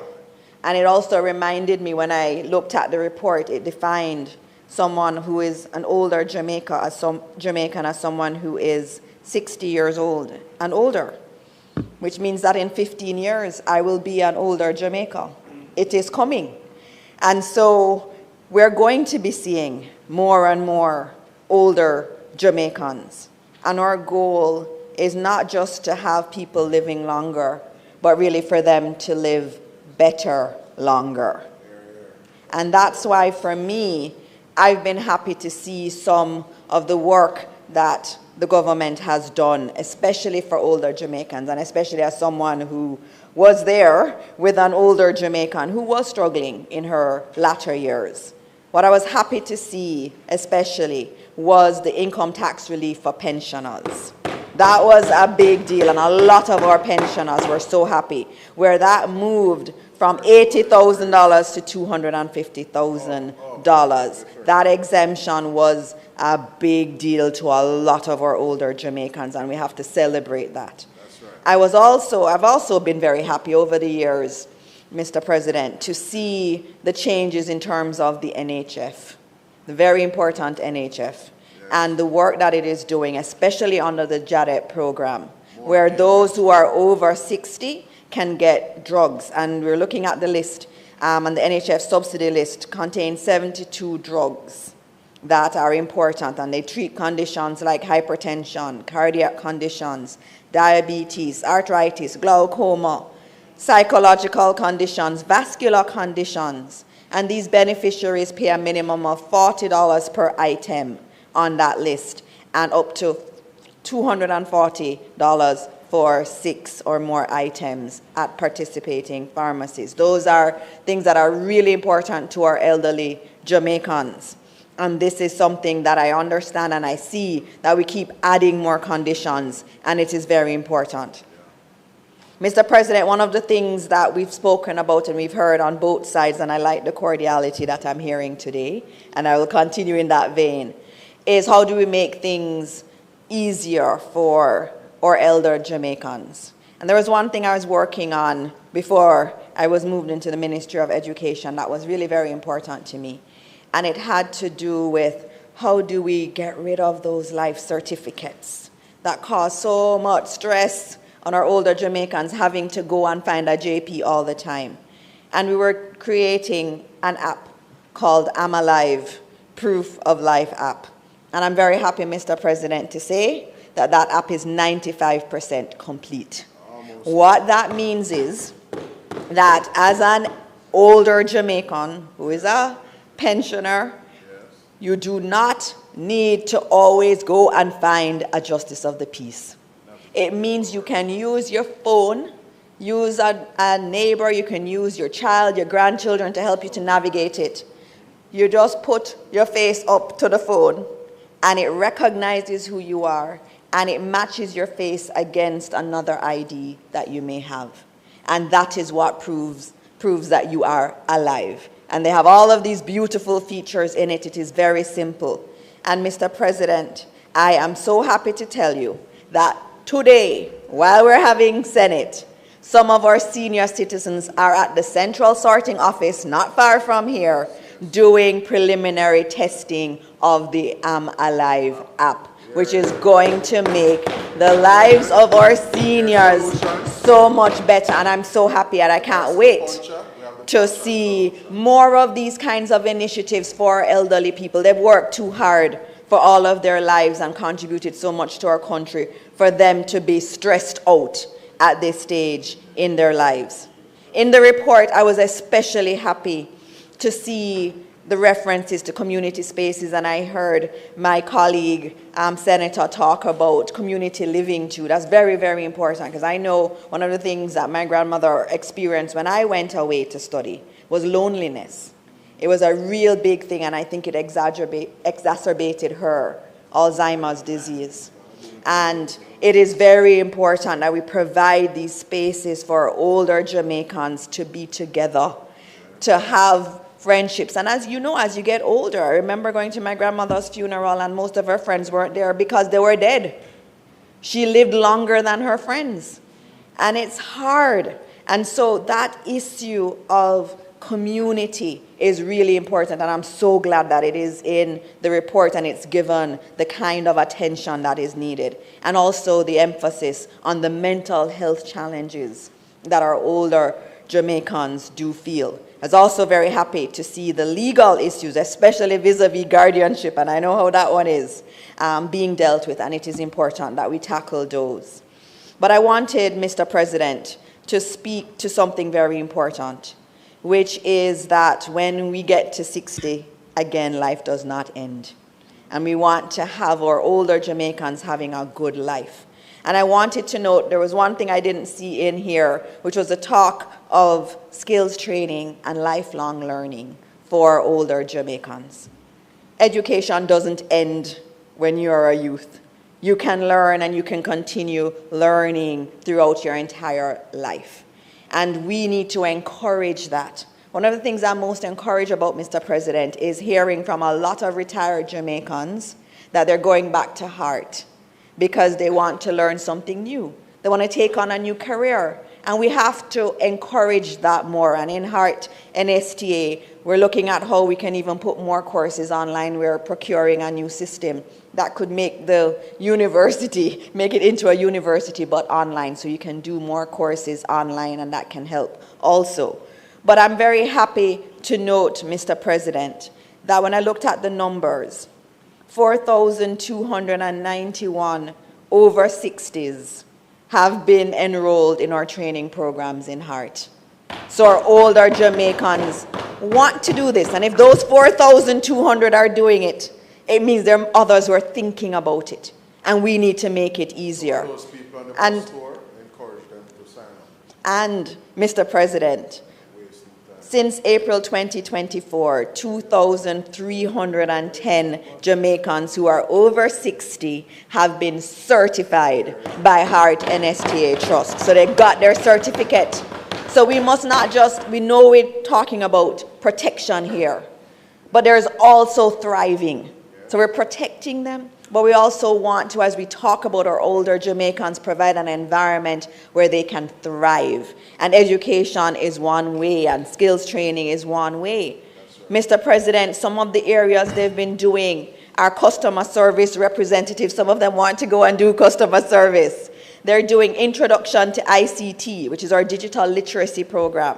They're doing event planning. They're doing micro-entrepreneurship. They're doing small food facility operations, air conditioning, maintenance.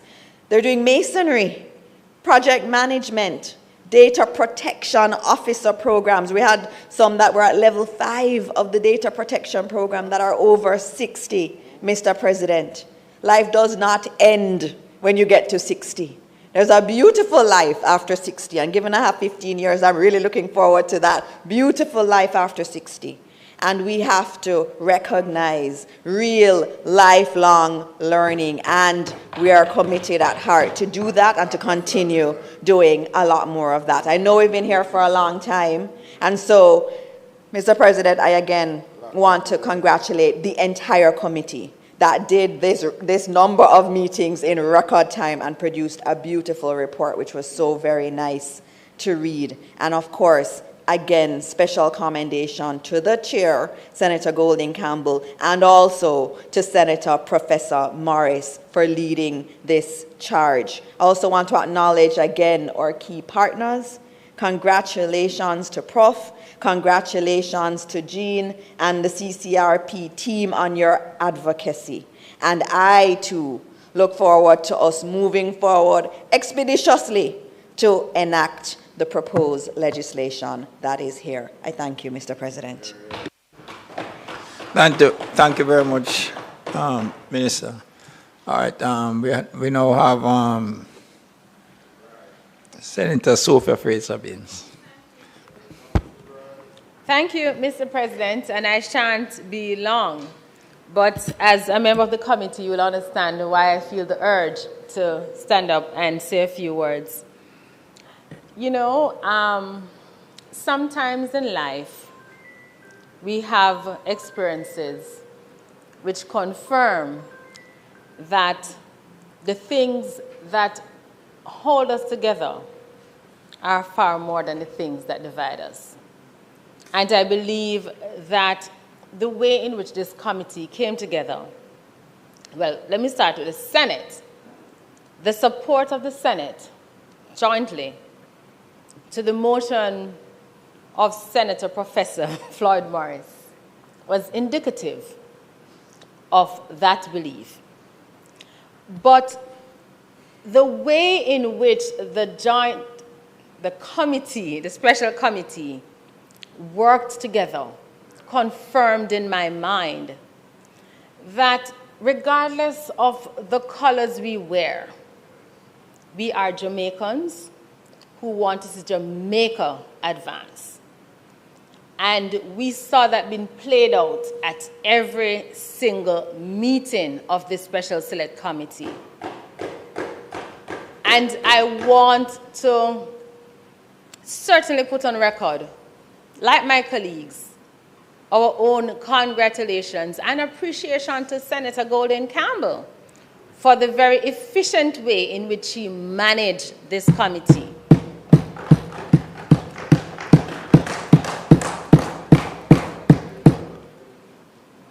It was a committee, sir, that allowed every member to speak. It was a committee that allowed you to disagree, and a committee that allowed you to probe. But at the end of every meeting, you left feeling, wow. Senator Scott Motley will tell you that after almost every meeting, I would call her and share with her all the things I learned. So it wasn't just a committee where we sat and we talked and we had tea, but we learned, and we learned a lot.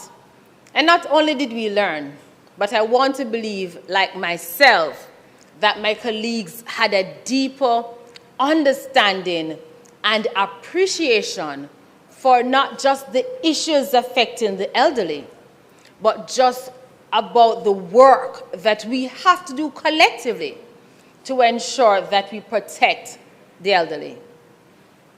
I must commend Senator Floyd Morris for the motion, because the truth is that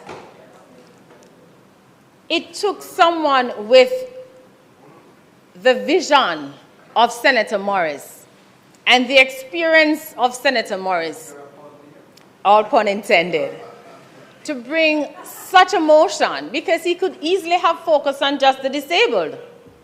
But with his vision, he saw the need. He brought the motion, reached across the aisle, and today we can stand here very proud that we have a report coming from the motion that Senator Floyd Morris moved some time ago. You know, Mr. President, sitting on the committee, I recall there was a conversation about dementia, and I said to the permanent secretary whether in his field, whether he has seen an increase in the number of elderly persons who are being affected by dementia, Alzheimer's, but certainly some kind of mental impairment. Because I wasn't sure if it was just my experience within my space or whether or not this was a national change. And he confirmed that certainly from the ministry's perspective, Ministry of Health's perspective, they have seen an increase in the number of elderly who have been affected by dementia, Alzheimer's, or some kind of mental impairment. And early onset. And you know, what it did for me was it caused me to start to think about how we treat with some of these persons. Because I'm sure all of us can share an experience with an elder, whether it's a close family member or a distant family member. But in that experience, not all of us knew how to deal with that family member. For some of us, we think they were just being troublesome. For some of us, we just could not be bothered. For some of us, we just put them in our home.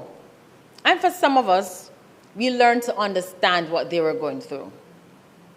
But what this committee did for me was it helped me, and I suppose all Jamaicans who listen, or most Jamaicans, and let me just add that there was a wide viewership to this committee. It allowed you to have perspective. Perspective, not just that there is an increase in the number of Jamaicans who are being affected by this, but what is it that we need to do? You mentioned Dr. Sophia Longmore, and clearly because of her training, she consistently reminded us about the mental health and what is required jointly. The other thing that struck me was the discussion about homelessness. And I'm saying homelessness broadly because we're not talking about just the elderly living on the streets, but just a number of persons who have been abandoned in our hospitals. And also led me to start thinking about what it means for public health and the delivery of public health. And secondly, why would family members feel a need to leave their loved ones in the hospitals? One of the questions asked was whether a private hospital could, well, I think the question along the lines, Senator Golden, was whether we have this degree of abandonment in private hospitals. And the response, as I recall, was that when they are abandoned in the private hospital can easily send them to the public hospitals who cannot deny them. And out of the conversation, you realize that it is not an excuse, but it made you understand that the elderly were not neglected or abandoned in the hospitals because people are just evil or wicked. But sometimes they have no choice. Sometimes they don't have the financial resources to employ a nanny to take care of the elderly. Sometimes they don't have the time. And sometimes they simply do not know what to do. Along the conversation about what to do was the issue of over-medication. I know that there's a more scientific term for it.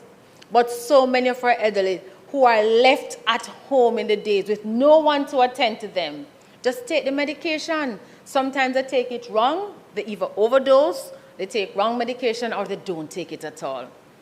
And it led me, and it now leads me to the point where a recommendation was made. I can't remember who, but she entered a whole business enterprise, almost like a daycare center for the elderly. And I said, wow, there is opportunity in caring for the elderly. Because she spoke about the business that she has undertaken, where you take the elderly, almost a daycare. So you take the elderly there in the days, and they're engaged in a raft of activities. And after work, you pick them back up, and you take them home. And for persons listening, it is an opportunity that we can consider, a business opportunity. But it also means that we collectively will have to do more. And I know that we have the work of Mrs. Lorichin and her team, but so much more is needed for our elderly, particularly during the working hours. Some of our elderly who can't go out, we have to find a way, whether it's community, and of course the government is going to have to take the lead to ensure that we create spaces in our communities so that we can look after our elderly more. The final thing I want to talk about is the legal discussion that took place. And we have to really commend Council Sharon McGregor because she gave a thorough review of some of the legislative issues that plague us in treating with the elderly. And we have discussed here the need to look at the Mental Health Act. Again, that came up. And I believe that even without the completion of the Elderly Care Act, or whatever the name will be, that the next administration must move post-haste to amend the Mental Care Act. Because as it is now, it is a challenge to providing the care for elderly. And it is something that I am supportive of, that we move to amend sections of the Mental Care Act, the Mental Health Act, I'm sorry, to ensure that persons who can be deemed, for example, guardians, are allowed to do it. Because as it is now, and I will not take the time and go back through what Senator Golden said, but it hinders a lot of persons who generally stay and care for the elderly from being appointed as guardians under the Mental Health Act. Mr. President, Senator Crawford spoke on, he touched on pension. And what I would call for is not just the independence of our elderly in terms of employment and entrepreneurship, but that as a country we begin to really look at a national insurance. And I'm not talking the NIS. So don't say that we have the NIS. Because the truth is, that which one gets from the NIS really cannot go to the supermarket. We have to contemplate how do we create a national insurance that will allow the elderly to live a decent life after retirement. It means, therefore, Senator Dana Dixon, that we may have to start our financial literacy. It means that we have to start from earlier and talk about saving and pension. And even if you're not employed in a 9-to-5, that you start paying a pension somewhere. We may have to have that conversation. But certainly, we have to start thinking about how do we create a national pension so that everybody can be a part of it over and above what presently exists, called the national insurance, which serves a purpose, but certainly is not sufficient to meet the needs of our retired. And in closing, Mr. President, let me say that in my time here, I have been on a number of joint select committees, and it's my first time on a special select committee. But this committee has been one of the most delightful and educational committee that I've been a part of, and I'm so honored to have been a part of it. And I want to congratulate, thank you, Corridona. And I want to really congratulate all the participants, and I want to congratulate the senators, because so many times we have select committees, joint or otherwise, we don't have the full support of the members. But not in this committee, because in this committee we had all our senators who attended and participated and were ably led by Senator Golden Campbell. I thank you, Mr. President.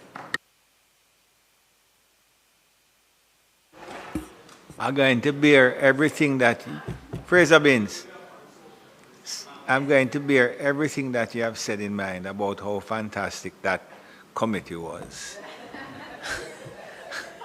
No, it's okay. All right. Thank you very much. Charles? Okay. Scott, Donna?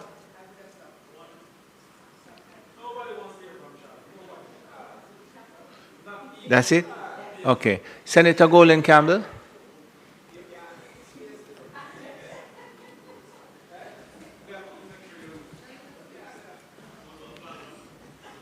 Where are you going from?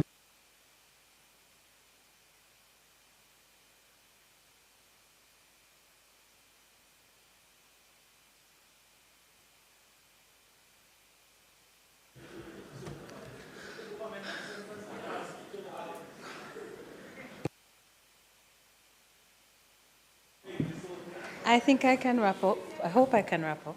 We have a 420 motion.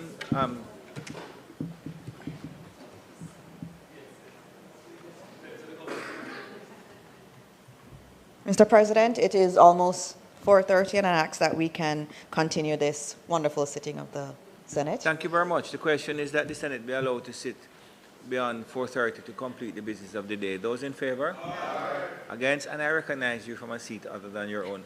It is said often, you know, that the future casts its shadow into the present. Senator.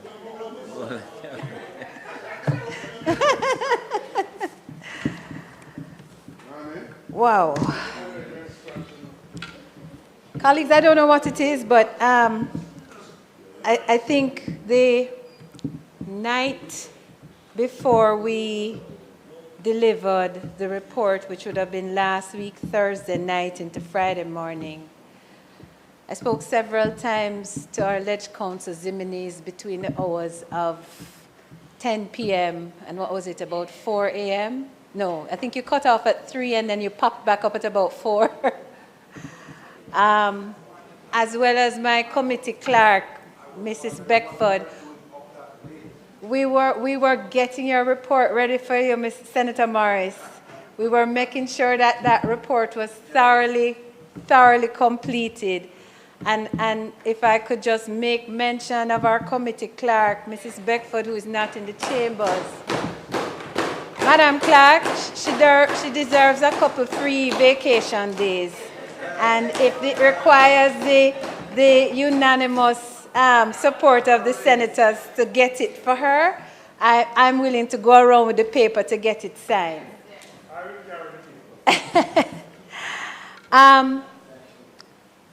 I felt an exhaustion that morning after we had our meeting and tabled the report. That Friday evening I went home. I'm beginning to feel it coming on me now. That it's done. It's done. I want to thank all my colleagues. I want to thank, and I thank you, Senator Fraser-Binns, for singling her out. Council Sherrianne McGregor, who is a partner at Nunes Schofield and De Leon, who I called on behalf of the committee almost near the end of our work because we just had some areas that needed unpacking.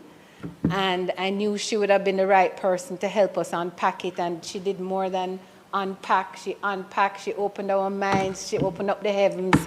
And we really got a good understanding of some of the legal hurdles and challenges and what were suggestions for potential solutions. So I really want to thank her for her contribution to the committee. They're not sitting up here now because they needed to grab something to eat. But I want to thank my office team, Ashley, Tyra, and Chrisanne, our intern, who have been having to manage without me, being physically in the office sometimes because I was consumed with getting this done. But Mr. President, I hope I have captured all the comments that were made and on which I will try to offer some amount of a response from the perspective of the committee and the work that we did. I want to say in relation to our hope that we would have been able to fit in the town hall meetings directly with seniors.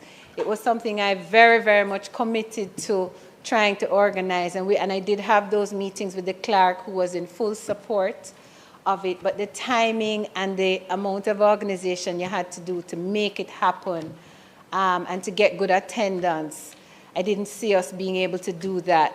And I really wanted to be able to deliver this report on behalf of the committee to the Senate because I did not want to be caught, I did not want our work to be caught in the election fever and Parliament dissolved and we were not able to produce this report. So I join Senator Morris in the fervent hope that those who will take this work further in not too long a time will engage our seniors directly I think it is important to hear from them their lived experiences in their communities, and that those meetings will enable an even better bill than we anticipate. Mr. President, I took note of Senator Crawford's comments in relation to the problem of elderly males who are often existing without support in the situation of abandonment by children and in the difficulties of the family relationships we have had. And you know, the truth is that there may be those out there who very much did support their children, but because of unhealthy relationships with the mother, they perhaps may not have been permitted to take part in their children's lives. I've certainly seen circumstances like that in my own practice of law when I used to practice in the family law courts. And so I appreciate that you raised that, Senator Crawford. You know, this question of how older persons live, the circumstances in which they live, and the potential for things like intergenerational mortgages, and for a state considering, our state considering rent concessions, is a valuable consideration. Reverse mortgages were a thing that when I lived in the United States many years ago, if you were watching TV after 9 o'clock, you'd see all the commercials about reverse mortgages and how seniors could access reverse mortgages. When it was discussed in our committee, I got a WhatsApp message the following day, I think it was, from a gentleman who gave testimony to a reverse mortgage solution that I think it was Jamaica National had offered at the time. This may be about 10 years ago now. And he spoke of how much of a help, how much of an assistance it was in terms of caring for his elderly parents until they died. I think it was his mother. And he just continued to service the mortgage until she passed away, and then the house was sold and the mortgage discharged, and he was released from the obligation. But it certainly allows for dignified management of the affairs of older persons.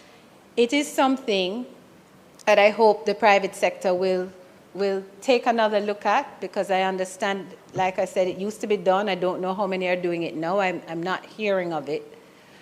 And I'll make this comment in terms of some of the solutions that have to be crafted. I said in my presentation, this is a whole of society responsibility. The care, the protection, the well-being of our older persons, because one thing is for sure, that if we are granted life, every single one of us is going to get old someday. And so it is not a government fix. It is not the government, them, that is to fix it. It is we, it is us.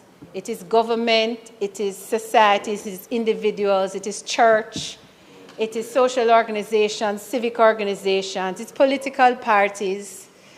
It's all persons, all entities invested in Jamaica. And so I encourage the private enterprise to take a look at possible solutions that could engage seniors. Senator Crawford, I'm not a big Florida visitor, but I always note when I go there all the residential communities for seniors, and exclusively residential for seniors, so that you cannot, if you are 45 and 35, you can't get a place in there. You have to be a minimum of, I think, 55 and over is the cutoff. And I recall when I lived in the tri-state area that a lot of New Yorkers, New Jerseyans would be going down to Florida, retiring from the cold, and would go down to Florida and live in those communities. And in those communities, they had amenities. So it wasn't just that you had an apartment or a home, but you had access to a community center, you had access to recreational centers, you also maybe had access to emergency care services in the same community. And so again, I call on the private sector. You are on? Again, I call on the private sector because this sounds like something that is ripe for public-private partnership. Perhaps it is that we can get the private sector to create those kinds of developments, but to ask the government to partner to provide the social, the health services, those kinds of things in those developments. And, you know, I'm not offering this as the perfect solution. I'm offering this as something that I think we can explore and investigate to see what is really workable. Can't read my own writing without my glasses, excuse me. The other, and it ties into to Senator Crawford's point about the aging in place situation, which is what they call it. You know, the stakeholders called it when they presented to us, aging in place. And the fact is that as you get older, you want to be in that familiar place that you know. The worst thing you can do to older persons sometimes, particularly when they're experiencing some of the mental health challenges and dementia and that kind of thing, is to take them out of what is familiar and put them into a place that is strange. So definitely solutions like public-private partnerships to create communities where older persons exclusively live would be something I think worthy of exploration. And it solves another issue, which is I live in and around the Hope Pastures community, and we have a lot of older residents in that community. And one of the things that they find very difficult to bear is the noise of events at the Hope Gardens and the zoo. And it is very difficult sometimes to hear the noise at hours of the morning when you would rather have quiet and be able to rest. Many of my neighbors are senior, older people. So they may be in their 80s or 90s. And I think if we can develop communities that are exclusively for older persons, that we can mitigate against some of that kind of difficulty that they have in just living in the general population. I, too, support the idea of the question of quality of health care when you're getting older. You know, fixed income people have the same health care costs as everybody else. Well, and reducing income, absolutely. But, you know, I want to make this point, and it's something that I feel very earnestly about. We have some deep social issues in this country, and what attends older persons isn't the only part of it.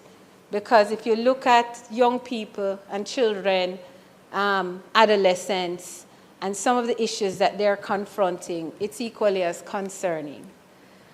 And there is a lot that the state can do from a services perspective to alleviate some of the burdens, certainly of older people in terms of health care. I know for sure that NHF has expanded its list of available drugs, and I think Senator Dana Morris-Dixon spoke to that. But also, I am aware that NHF also offers coverage of certain tests. So men can now do their PSAs, and that be covered under NHF. Pap smears are now covered under NHF.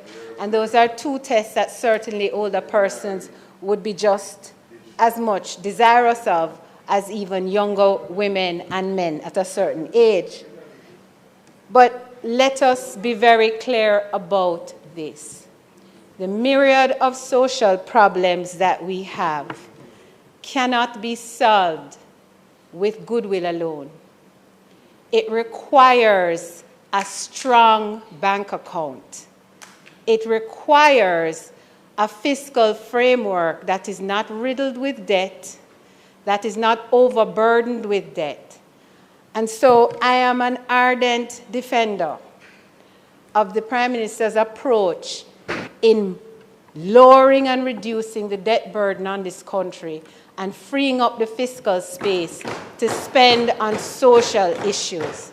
Because the truth of the matter is that he does recognize the need that Jamaicans have. He recognizes that the state needs to do more. So it's not contradicting what I said about it's all of us, and we all have to be involved, and we all have to contribute. But you can't expect the state to carry the burden if the state's fiscal balance does not show that you're earning more than you're spending in debt payments. Mr. President, I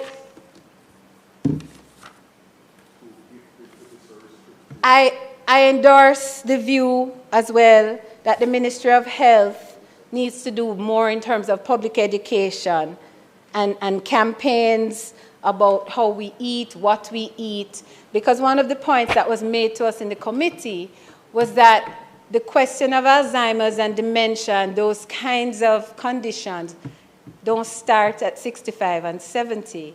They start much earlier, and Senator Longmore, who I wished was here to give you all the full details, but I'm going to try and capture as much as my memory will allow me. She spoke a lot about the fact that it starts from your 40s and 50s and sometimes earlier. And so that reveals a need to live a lifestyle in a particular way. And that's something that I think public education campaigns can help us to deliver better health outcomes. And I recognize the Ministry of Health and Minister Tufton and his team in terms of the public education campaigns that they have run, the fitness campaigns that they have encouraged us to get onto. I've always aspired to being part of the Run Walk. I haven't quite gotten there yet, but I keep aspiring, and I know that one day I'm going to bring you, Donna. We're going to go together, except Donna don't run where leave me, because I know you have that in you. So you know the Ministry of Health is seized of that. I'm confident of that. Perhaps there needs to be more done. I suspect that's a budgetary issue, but certainly as part of my responsibility, I will undertake to take some of the comments back to the relevant ministers just to indicate that this feedback came out of the committee or out of the debate on the report of the committee. So I thank you for that. The last thing I want to address, Mr. President, is the question of the work of the committee and how it was engaged. And I want to say that we did have very good support from the parliamentary team, but it was support that was hard for them to deliver, and yet they delivered.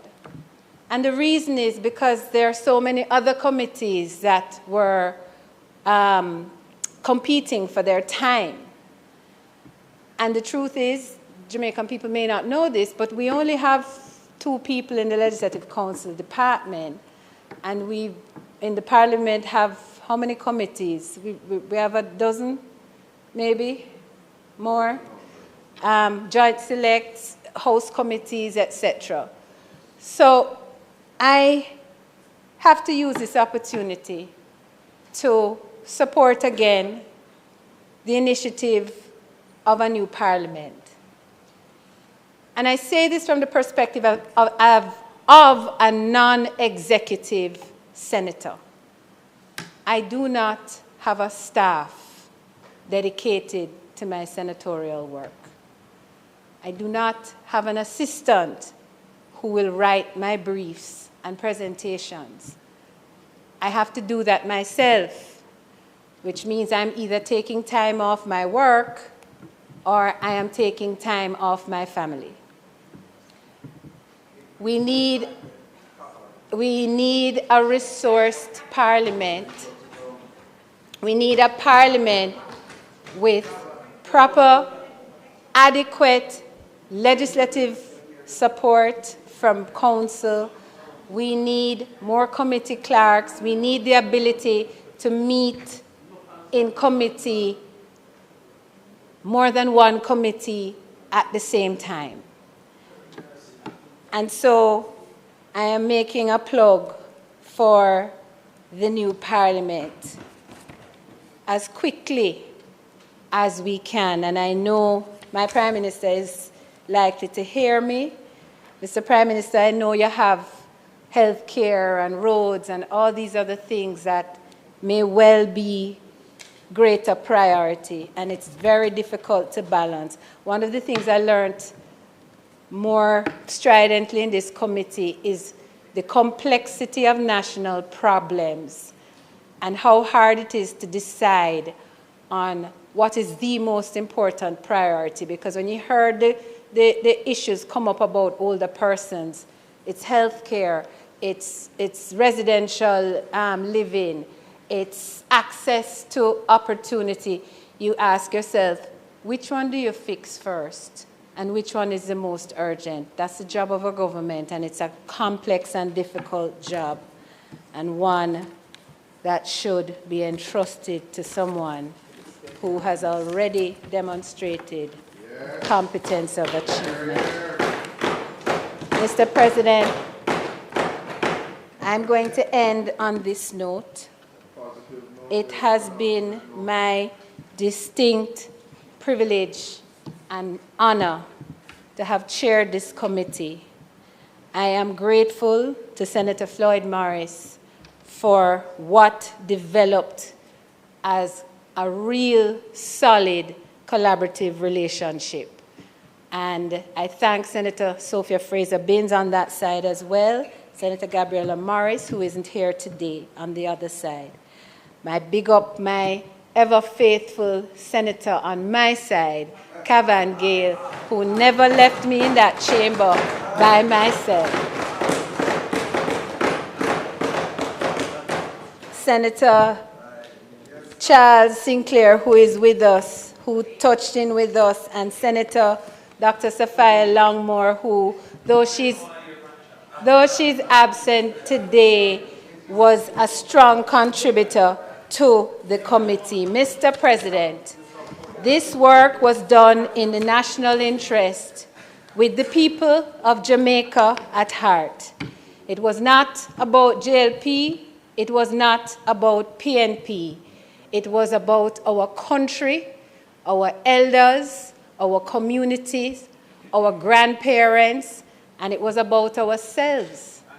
Because believe it or not, I reached there in another 7 years. So I am grateful for the collaboration of the committee and for the ability to serve my country yet again. May it please you, Mr. President, I now ask that the report be approved. Thank you very much. I just have a short presentation that I don't think would be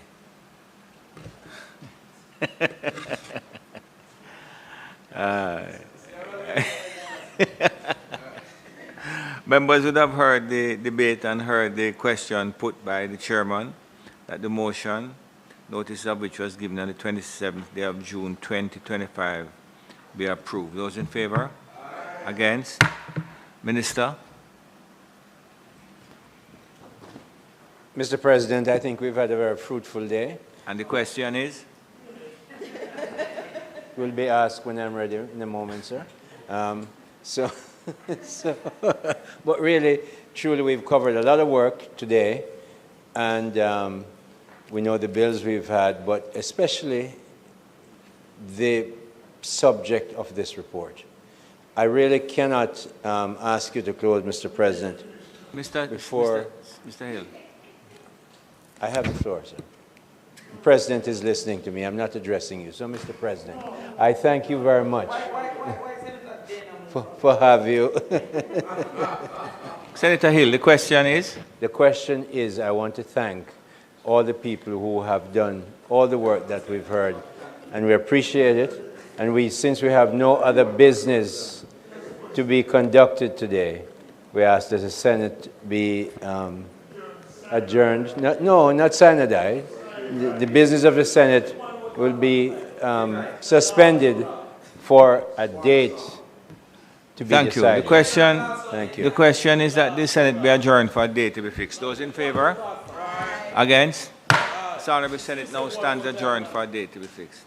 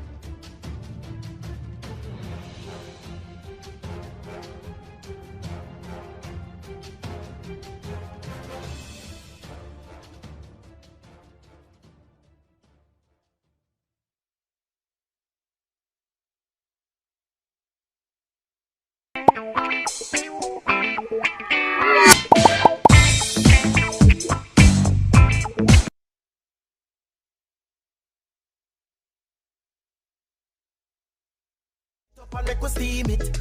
Fresh so me need it. Tilapia a real fish. Cook it up and make we roast it. Farm fresh so me need it. Tilapia a real fish.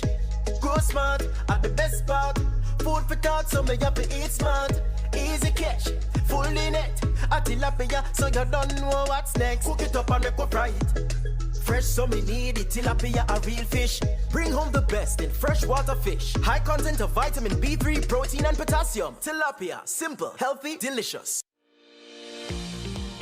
The 49th CARICOM Heads of Government meeting will be held on July 6th to 8th in Montego Bay, Jamaica.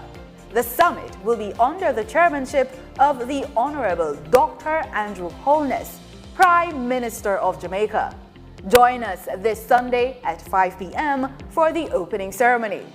That's the live opening ceremony of the 49th CARICOM Heads of Government meeting this Sunday at 5 p.m. on PBCJ, the People's Station.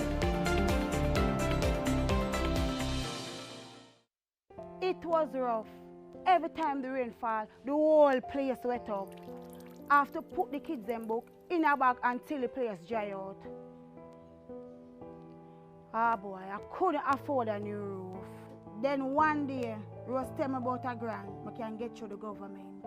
So I sent a letter to the ministry telling them wagwan. The officers came, them do them inspection where I was able to go to the hardware store, get the supply so my roof could have been fixed. I don't think I ever see my kids them smile so much yet. That means everything to me. I tell everybody about the grant. The Ministry of Economic, Growth and Job Creation make my life better. They make a big difference to me and my family.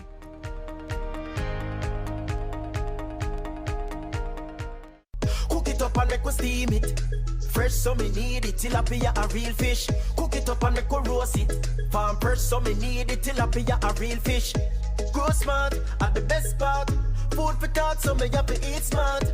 Easy catch, fully net. A tilapia so you don't know what's next. Cook it up and make we fry it. Fresh so me need it, tilapia a real fish.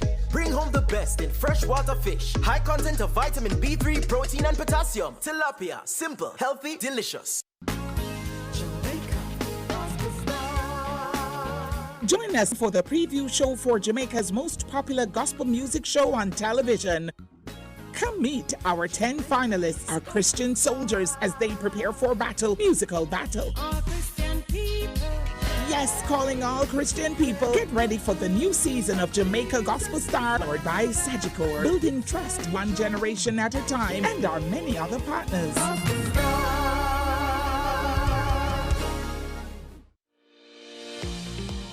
The 49th CARICOM Heads of Government meeting will be held on July 6th to 8th in Montego Bay, Jamaica.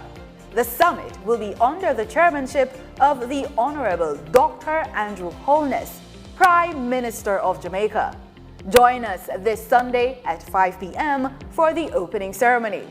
That's the live opening ceremony of the 49th CARICOM Heads of Government meeting this Sunday at 5 p.m. on PBCJ, the People's Station. A new story is being written for all Jamaicans. The Ministry of Economic Growth and Job Creation is on a mission to transform lives.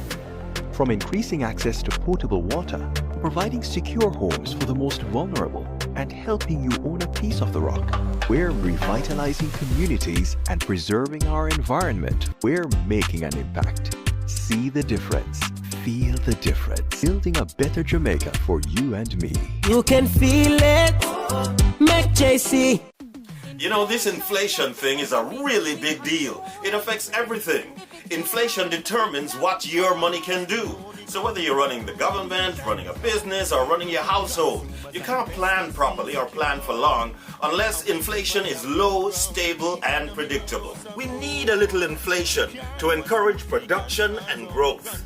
But inflation is like your blood pressure. Can't be too high, can't be too low. Inflation is the real heartbeat of the economy. Consumers and investors feel secure.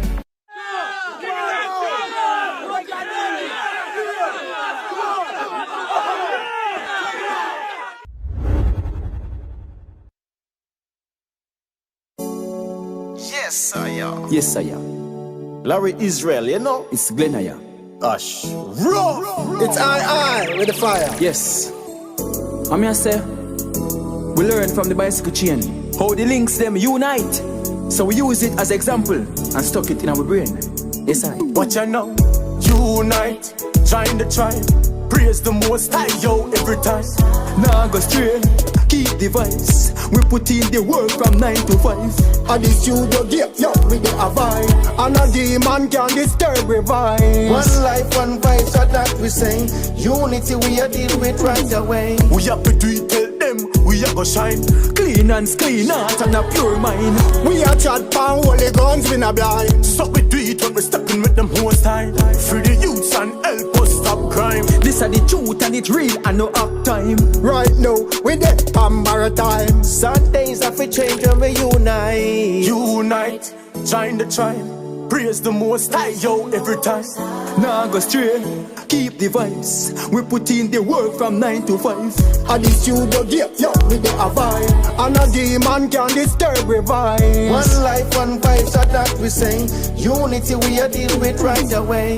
And we stay upon key, we nah go straight. Any policy mission that right away. Uplift my peeps, we no stay down. Every queen, every king, that a straight crown. Safety for every youth on the playground. Militancy cause fire, no play around. Hot, hot, hot, this a fire, no play around. Tell them we are do it, we no fear none. Unite, join the tribe. Praise the most high, yo, every time. Nah, go straight. keep the vibes. We put in the work from 9 to 5. And the studio gate, yo, we dey a vibe. And a demon can disturb we vibe. One life, one fight, so that we sing. Unity we a deal with right away. Another day for we join hands link up. And we no care what the pagans think up. We still a live good, although things tough. If you love peace, make you rise every drink up. This toast is for love. And this one is for peace. And one more for unity. Unite, yes. Join the tribe. Praise the most high, yo, every time. Nah, go straight. Keep the vibes. We put in the work from 9 to 5. And the studio gate, yo, we dey a vibe. And a demon can disturb we vibe. One life, one fight, so that we sing. Unity we a deal with right away. Unite, join the tribe. Praise the most high, yo, every time. Nah, go straight. Keep the vibes. We put in the work from 9 to 5. And the studio gate, yo, we dey a vibe. And a demon can disturb we vibe. One life, one fight, so that we sing. Unity we a deal with right away.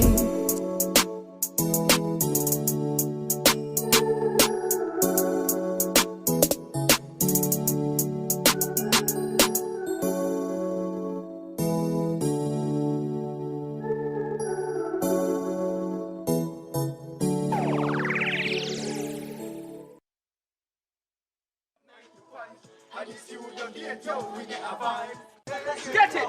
Get it! Get it!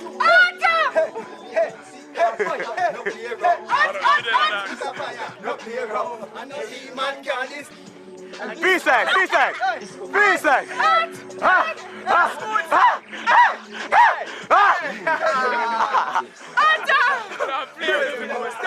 Every time. Video. Watch out now, unite, join the tribe. Praise the most high, yo, every time. Nah, go straight, keep the vibes. We put in the work from 9 to 5. And the studio gate, yo, we dey a vibe. And a demon can disturb we vibe. One life, one fight, so that we sing. Unity we a deal with right away.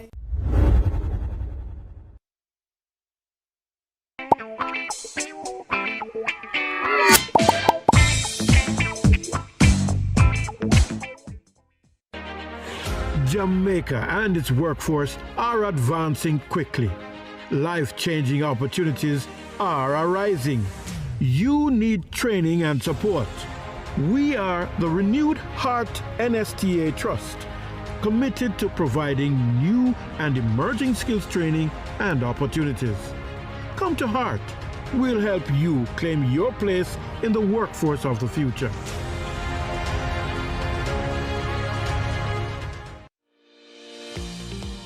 The 49th CARICOM Heads of Government meeting will be held on July 6th to 8th in Montego Bay, Jamaica.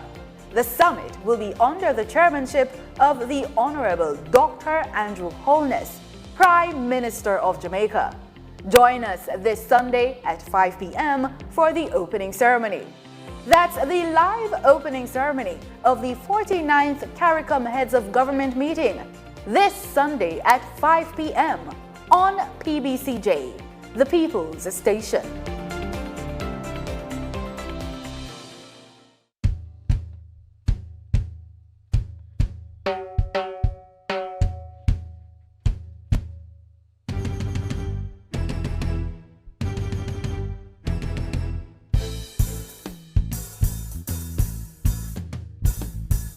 Take it down. Reggae music is the heartbeat of the country. Low and stable inflation is the heartbeat of the economy.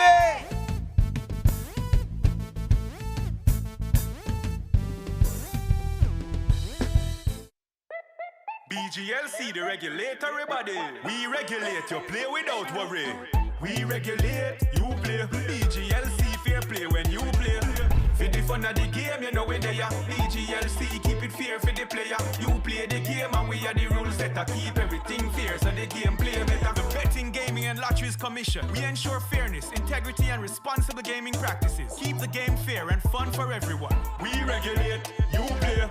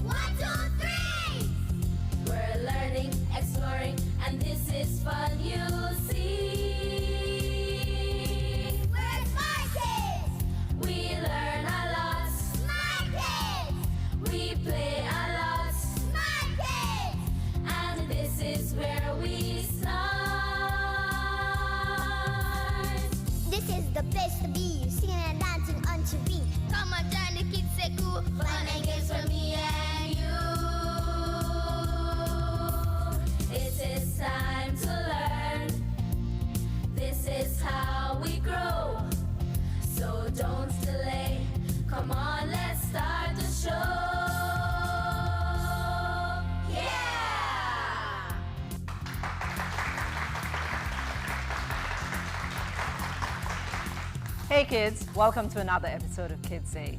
Today we'll hear more from our friends about their experiences, understanding and response to crises. And with me are two beautiful ladies from John Mills Primary. Tell me your name. My name is Shaniqua Bailey. And you are? Teresa Reed. And Teresa, today we're going to talk about smoking. What is smoking?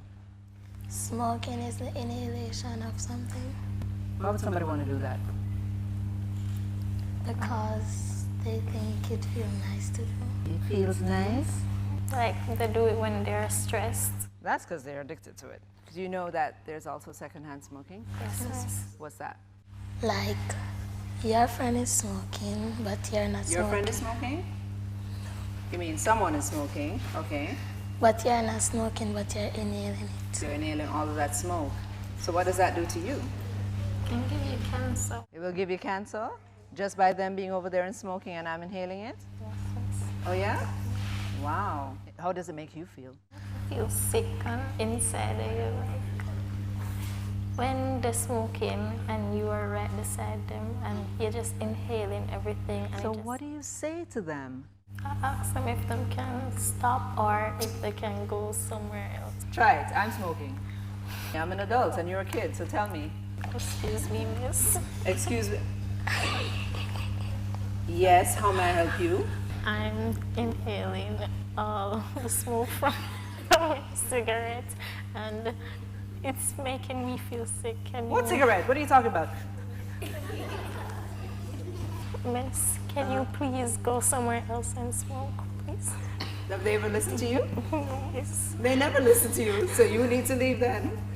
You leave, right? Yes, miss. Okay. So did you know that we have a law in Jamaica that bans smoking in public places? It was in 2013. So why are people still walking around in public places and smoking? Maybe because they see their friend doing it, so they want to follow. What do you think about the law? You think it's a good law? Yes, miss. Yeah, why? Because sometimes when people smoke, other people have asthma, and when they inhale it, it can affect them. Mm-hmm. What about all those bronchial diseases that it can cause? It's smoke going into your lungs, you know. Can give you lungs cancer. Yeah. All right, so just a little fact on smoking. Did you know that there are more than 7,000 chemicals in tobacco smoking, including hundreds that are toxic and about 70 that can cause cancer? Did you know that? No. So can you imagine one puff of smoke can that kill you? You understand that? That's why they say smoking kills. All right, so you guys don't smoke? No. You guys wouldn't smoke? Any of you guys would smoke? No. Why? I hear it looks cool. It doesn't look cool? It looks cool, but you can die. I would say that too. There's someone in the back there who wants to answer that. My name is Roxanne Free. So why wouldn't you smoke? I wouldn't smoke because when you inhale it, it goes into your lungs and your lungs can be damaged and then you have cancer and then you'll die. My name is Catherine McLean and I wouldn't smoke because it isn't good for our body. Many people smoke because they want to relax and think about things, but it is not good. Isn't it addictive? Yes, it is, but you can find ways to not to be addicted to it by picking up a hobby. Okay. Smoking is dangerous to your health. Let's hear what our friends at Holy Childhood Prep have to say about this topic. How does smoking affect children? When persons smoke, the gas is released into the atmosphere and the children inhale it and it can damage their brain and the function of their bodies. Smoking can kill someone or affect their lungs and it can give them cancer. When you smoke, it can affect other people, not only you, and it can give you different types of cancer. When their parents are around smoking, when the smoke comes out of the cigarette, it goes in the child's nose and it affects their lungs too, as bad as the parents' lungs. When they inhale it, it can damage their lungs and they can get like lung cancer, and children who have asthma problems, it might affect them. How do you feel when persons smoke around you? I feel like they don't care about the people around them. I feel unsafe because it will be destroying my lungs too, not only theirs. So I try moving as far away from the person as possible. Well, I feel disturbed because I don't want to become sick and everything. When persons smoke around me, I feel like I'm getting claustrophobic. I just feel weird. What do you do when people smoke around you? I'll cover my nose, or I'll tell them to stop smoking or to go somewhere else. I would normally tell them to stop because it's gonna hurt the environment and also it would hurt me and you. Well, I don't really tell them anything. I just cover my mouth and my nose, and then I just walk away. Where are some of the places that people actually smoke around you? Like when I'm on the road. Sometimes I see it in the bus happening. Some people in cars, at bus stops, and some people just sitting down in front of their houses. In 2013, the government of Jamaica put a law in place to ban smoking in public spaces. What do you think about this law? It can help so that people will stop smoking and less people die. I don't think it's working because even though they put the warnings on the cigarette box, they still do it. They should make people know more about it more. What would you like to say to persons out there who are smoking? Stop smoking, it can save your life. Stop the smoking because it can affect your family or your friends, because you can die or you can get a cancer. They should stop it because it would harm anybody around you and it would be your fault and it would be blamed all on you. Stop smoking because it will kill you, and I'm sure you don't want to die. Then you're not going to school today. No, I'm going to feel for that today. But you need to go to school. I can't all that stay every day. Anyways, I'm going to work. So later. Yo, Zanny, fly the gate, man. I have the thing them, you know. Round about, man. Make sure I have the grab on thing, you know. Always. Pass the scissors.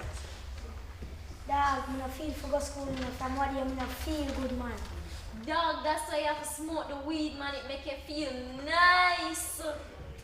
Zanny, fly the gate. And I'm going to school. Come, I'm ready. Zanny, I'm smoking, and you say smoking kill Pendy. What you have to do with me? I'm not going to let you come out of me here, man. Oh, which fool this? Me just sit there running away now. I'm a friend, dog, but the man move like a girl more wild. Zanny, me left my purse, you see it? But wait, how the house think of it, though?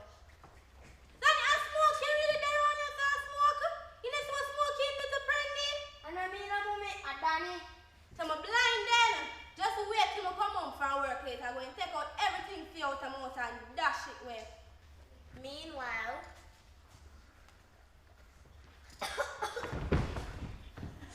Sonny, dog, get up.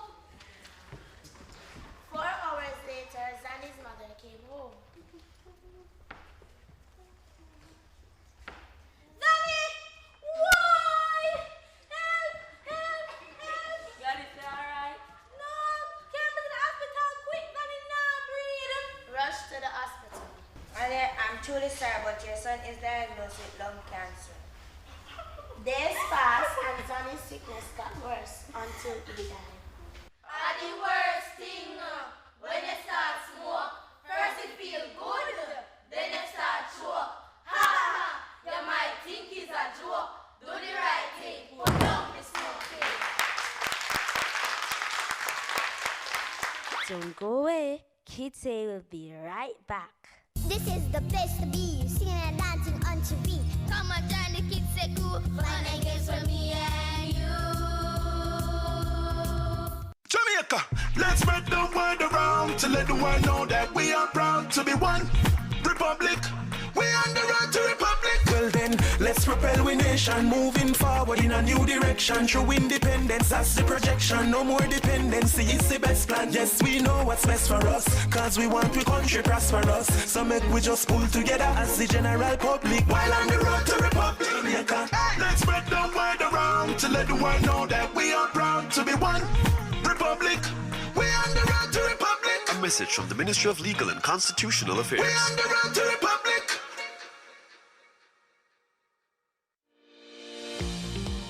The 49th CARICOM Heads of Government meeting will be held on July 6th to 8th in Montego Bay, Jamaica. The summit will be under the chairmanship of the Honorable Dr. Andrew Holness. Prime Minister of Jamaica. Join us this Sunday at 5 p.m. for the opening ceremony. That's the live opening ceremony of the 49th CARICOM Heads of Government meeting this Sunday at 5 p.m. on PBCJ, the People's Station.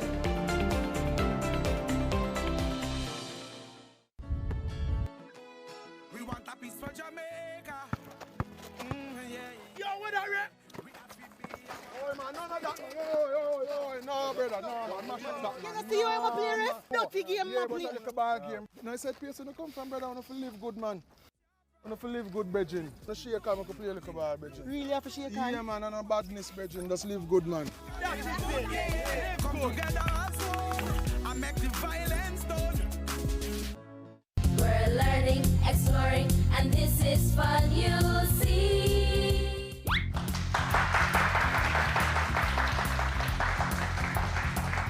Welcome back. Our friends from Holy Childhood Prep will be telling us about a very sad issue.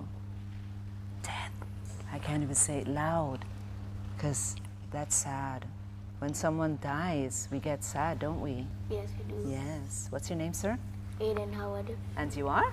Elena Smelly. And you are? Naima Smith. All right, so we're here to talk about sad things, but let's try to be happy, okay? Yes. All right, so what is death? Death is when you die after a certain while, when you get killed or something. Has anyone in your family ever died? Yes, yes. Really? Who died for you? My great-grandfather died. You got to see him? I only got to see him when I was a child. Okay. What was he like? He was very happy and he really loved me. What are some of the things you used to do together? He used to always bathe me, he used to always play with me, and a lot of much more. So how do you feel when he died? I feel very sad when he died. What did you do? I tried to get happy and forget about it. Think about the good times. So share one of the good times with me. Good times when I was playing with him. I was playing frisbee with him. Your great-great-granddad? Yes. And he was running, catching the frisbee? Yes, he was. Hey, how cool. So you miss him? Yes, I do. All right. How about you? Well, for me, my grandfather died. What was his name? His name was Robert. What's the thing you remember most about him? Not much because I didn't really get to meet him. So I've only seen him in 2 pictures. But you still feel sad that he died? Yes. Because is it your mom's dad or your dad's dad? My dad's dad. So how did your dad react? He was really sad, but I tried to cheer him up with like games and encouragement. Did that work? Yes. Oh yeah? All right. How about you? My aunt died, but I don't really know her because I wasn't born when she was alive. But what did you hear about her? She was a Christian. So what did he tell you happened when she died? She had cancer. Oh, so that was a long illness. Yes. So how did he deal with that? He was depressed, but when we're at church, they try to cheer him up so he can get happier. Okay. So how is he taking it now? He's okay now. Yeah, because it's been a long while now. Yes. All right. So anybody around you died, like any friends? Not yes, necessarily family? At my other school, St. Martin de Porres Primary School. St. Martin de Porres, yes. A teacher from that school died, a grade 1 teacher. She had kidney cancer. Wow. So all these things that are causing us to die. Yes. Wow. So we have to take care of ourselves, right? Yes. Thank you so much for talking to us. Okay, young man, tell us your name. Jabari Planta. And Jamari, tell us, I understand your mom passed. What kind of illness did she have? Asthma. And how long ago did she pass? 6 years ago. And how did that make you feel? Very sad. What's it like living without her now? I'm feeling very sad that she passed away because she didn't get to see me how well I'm doing in my schoolwork. And how well you do in your schoolwork? Wow. Give him a hand. Wow. My name is Brandon. And tell me about it. Well, my daddy was sick with cancer. His friends were smoking, but he's around them, so his friend understand. So you believe that the smoking caused his cancer? Because if you sniff it, it's going to give you lungs. But not all smoking would cause cancer, though. But you think, you believe that that's what caused that, right? All right, so how long ago was that? No, it been a year ago. 1 year? Wow. I used to go out with him. When I was a little child, I was very curious and I liked to run around the place because it was very fun. He was a mechanic, then he was a policeman. Then I used to come out and always drive with him. Then suddenly, when my grandma was talking to my mommy, and when mommy reached home and she told me that daddy dead. Just like that? Yes, Suddenly? I was very frightened. I was saying, no, mommy, he's not dead. Then she told me 2 times, and then I called him. Not a thing pick up. He didn't answer. So how do you feel now? That I feel very sad. What are some of the things that you wish he could see you do? I wish that him see my present when my mommy buy for me. And when I'm growing up, I'm getting very tall. And getting very tall? Because you were very short, right? Yes, young lady. Tell us your story. My stepmother, she died last month in a car accident. She was driving and another car hit her car and her leg broke and they brought her to the hospital. And when they brought her to the hospital, I heard that she was dead. And this is last month? So how do you feel about that? I feel very sad about that. Give her a hand, cheer her up. Don't go away. You're watching Kids Say. Where's my kids? We learn a lot. My kids. We play a lot. My kids. I wonder who that somebody be. No, sir. Let me look for my glasses. Oh, that somebody look like Roy, sir. It's Lottie, walk on. Me glad for see you, Roy. Although things never go on for you, America, me glad to see you there. Yes. Lift your head high. Yes. Stay out of trouble. Yes. And you can have a fresh start back home. All right, Mr. D. Thanks, you hear? Let's all work together for a fresh start back home. The following is brought to you by the Office of the Prime Minister. The 49th CARICOM Heads of Government meeting will be held on July 6th to 8th in Montego Bay, Jamaica. The summit will be under the chairmanship of the Honorable Dr. Andrew Holness, Prime Minister of Jamaica. Join us this Sunday at 5 p.m. for the opening ceremony. That's the live opening ceremony of the 49th CARICOM Heads of Government meeting this Sunday at 5 p.m. on PBCJ, the People's Station. It was rough. Every time the rain fall, the whole place wet up. I have to put the kids' book in a bag until the place dry out. Ah boy, I couldn't afford a new roof. Then one day, Ross tell me about a grant I can get through the government. So I sent a letter to the ministry telling them what go on. The officers came, them do them inspection where I was able to go to the hardware store, get the supply so my roof could have been fixed. I don't think I ever see my kids them smile so much yet. That means everything to me. I tell everybody about the grant. The Ministry of Economic, Growth and Job Creation make my life better. They make a big difference to me and my family.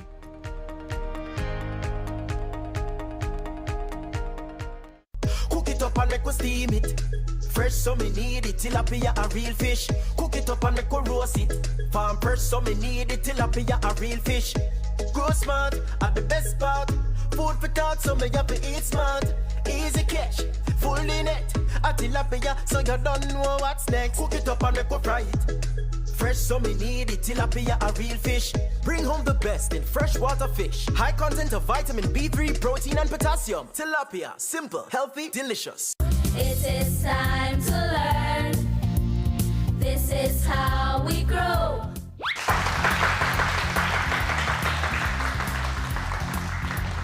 illness of a family member or friend affects our thoughts, actions, and academic life. Our friends from Little Angels Prep will now share their views on illness. That's another sad topic, isn't it? Yes, miss. We don't want to get ill. We don't like to be sick, do we? No, miss. Even a little cold, a little flu just like shuts us down. We don't like that. What's your name, sir? My name is Roger Kelly. And you are? My name is Aaron Benson. My name is Emily Clark. What's an illness? An illness is a disease or a period of disease that affects the body. It can be mental or physical.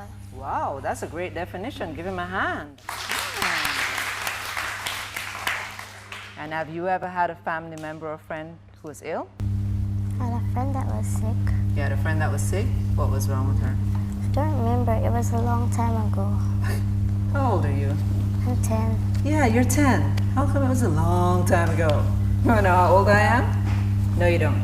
All right, so have you had a friend that's ill or a family member? Yes, Who was that? my grandma. What kind of illness did she have? I used to go to this school in America. Usually come early because she works there as well. Yes. She told me and my sister that my aunt will pick us up from school today. She wasn't feeling well. She went down to the hospital. When school was over, I figured out that something was wrong with her brain. They had to do surgery on her. Yeah. But when she came out, she had a headache, but she was still fine. But during the time, I was very scared and worried. I can imagine because it's on her brain. Wow. But she came out fine, and she was happy, and that also made me very happy to know that she was all right. Okay. So how do we help persons when they're sick? Give them tips on how to prevent that kind of illness so it won't happen again. Give them vitamins and a balanced diet so they can get healthier. You could let them rest in bed. Not cause too much noise when they're resting, yeah? And give them some maybe soup. You can give them medication and help them to rest. Give them food that their body will need to help fight against the illness. And also give them medicine to help their immune system to kill the germs. Okay, great. Thank you so very much, guys.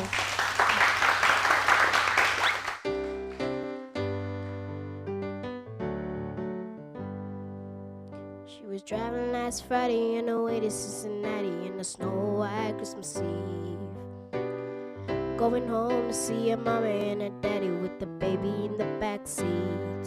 50 miles ago when she was running low on faith and gasoline. It been a long, hard year. She had a lot in her mind, but she didn't pay attention. She was going way too fast. Before she knew it, she was spinning on a thin black sheet of glass. So nice. Eyes started head to pray. I said I'm sorry for the way I've been living my life. I know I got to change. So from now on tonight, Jesus, take the wheel, take it from my hands, 'cause I can't do this on my own. So give me one more chance to save me from this road I'm on. From this road I'm on. Jesus, take the wheel.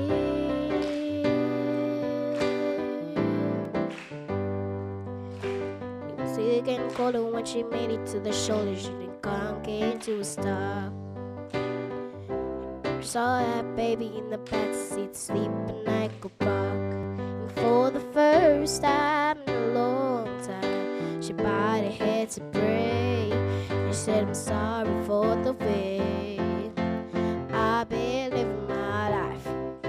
I know I got to change. So from now on tonight, Jesus, take the wheel, take it from my hands. I can do this on my own. I'ma let it go. So give me one more chance to save me from this road I'm on. this road I'm on. Jesus, take the wheel. Oh, take it from me.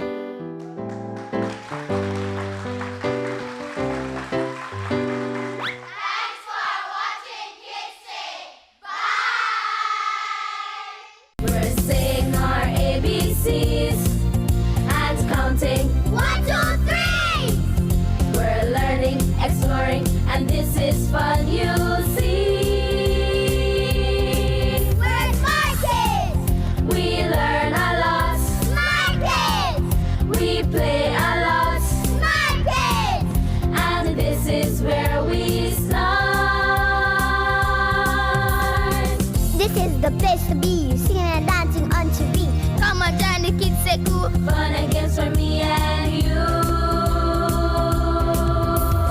It is time to learn. This is how we grow. So don't delay. Come on, let's start the show. Yeah! Yo, this is We're committed to reducing the impact of disasters occurring in Jamaica. We're ever ready to assist you before, during, and after a disaster. But everybody have a role to play, so make we work together and follow the plan. Whether rich or poor or where you come from, hurricanes affect everyone, so be prepared. Prevention is better than cure. Be prepared. Listen to ADPEM. A message from the Office of Disaster Preparedness and Emergency Management. Join us for the preview show for Jamaica's most popular gospel music show on television. Come meet our 10 finalists, our Christian soldiers, as they prepare for musical battle. Yes, calling all Christian people. Get ready for the new season of Jamaica Gospel Star, powered by Sagicor, building trust one generation at a time, and our many other partners.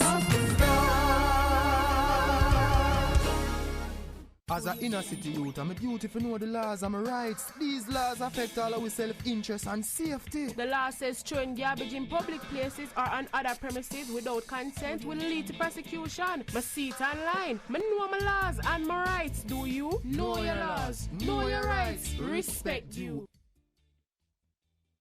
Zoom in on the nutrition facts. It there in the table on the side or the back. You fi check out the servings, just do the maths. Not taking too much, finger below the facts. Zoom in on the nutrition facts. It there in the table on the side or the back. Take note of the sodium, the sugars and the fats. 5% or less in the on the right track. You fi zoom in on the nutrition facts. It there in the table on the side or the back. Vitamins, minerals and vitamin 2, 20% and more that good for you. You fi zoom in, check the nutrition facts. You fi zoom in, check the nutrition facts. You fi zoom in, check the nutrition facts. Less sugar, less salt intake and less fat. You fi zoom in. A message from the Ministry of Health and Wellness, Jamaica Moves, the Heart Foundation of Jamaica, the National Health Fund, and Japan. Hello,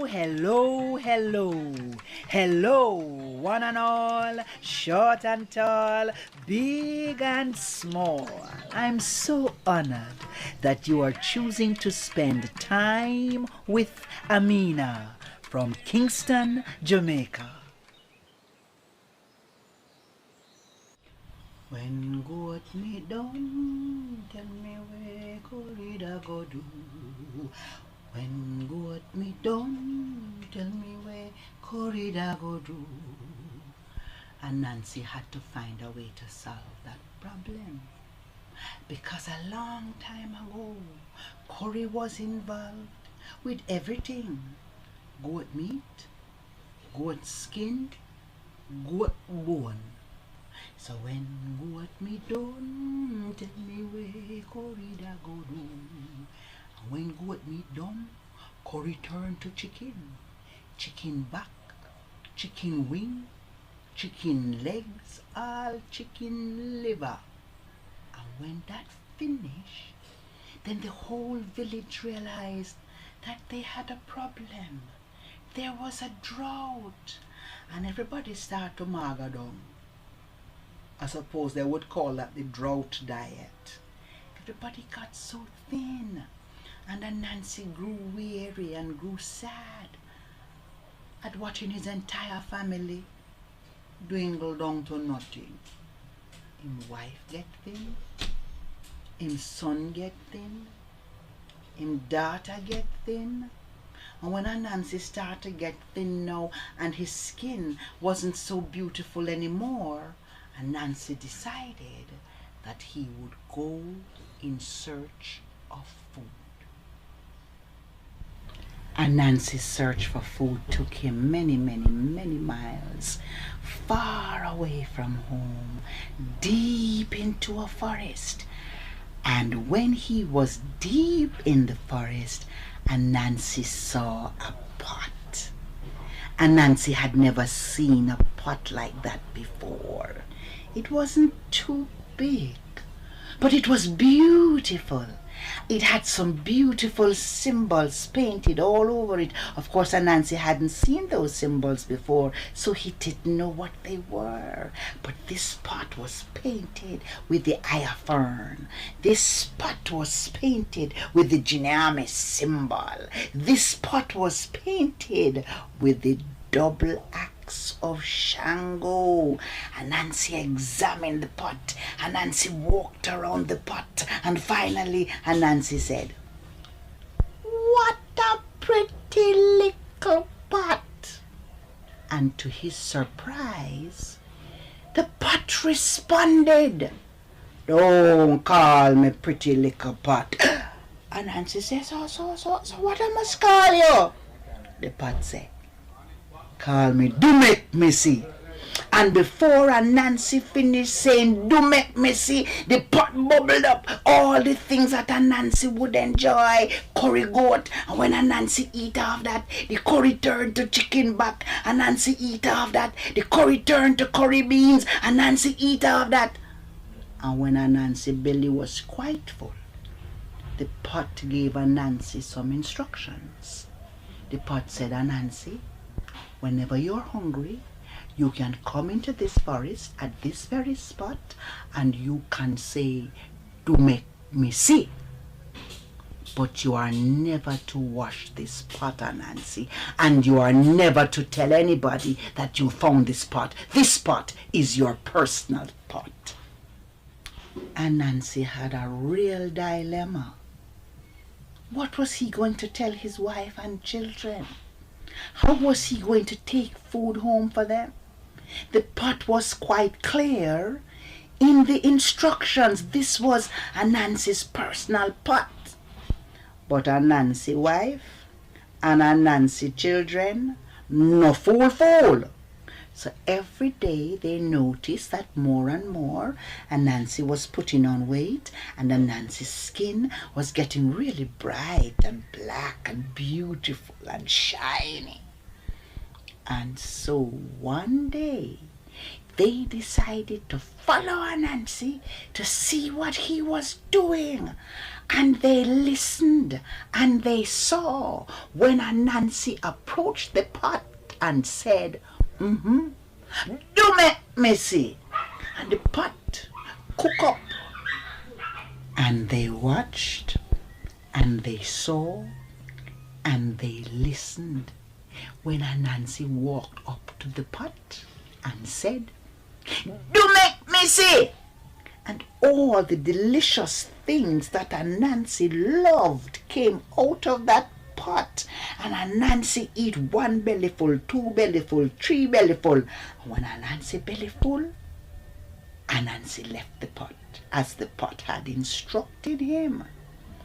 And Mrs. Nancy and the children watched as Nancy went back home. And as soon as Nancy went back home, Mrs. Nancy and the children marched up to the pot. Your mother ever tell you see and blind, hear and deaf, left one or trouble you? But they had not received the instructions, so they walked up to the pot, and Mrs. Nancy declared, "What a pretty little pot." And the pot said, "No call me pretty little pot, call me Do Make Me See." "Do make me see what?" And the pot pot, showed her a thing or two. Stew beef, gungo peas, stew, rice and ackee, and all the children had a wonderful time. And fearing that Nancy would discover that they had interfered with the pot, Mrs. Anansi washed out the pot.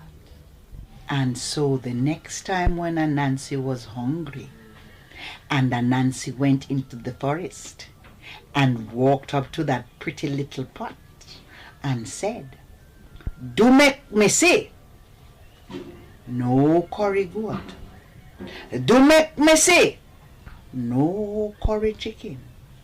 Do make me see no curry beans, no chicken back, chicken foot, chicken neck, or nothing at all."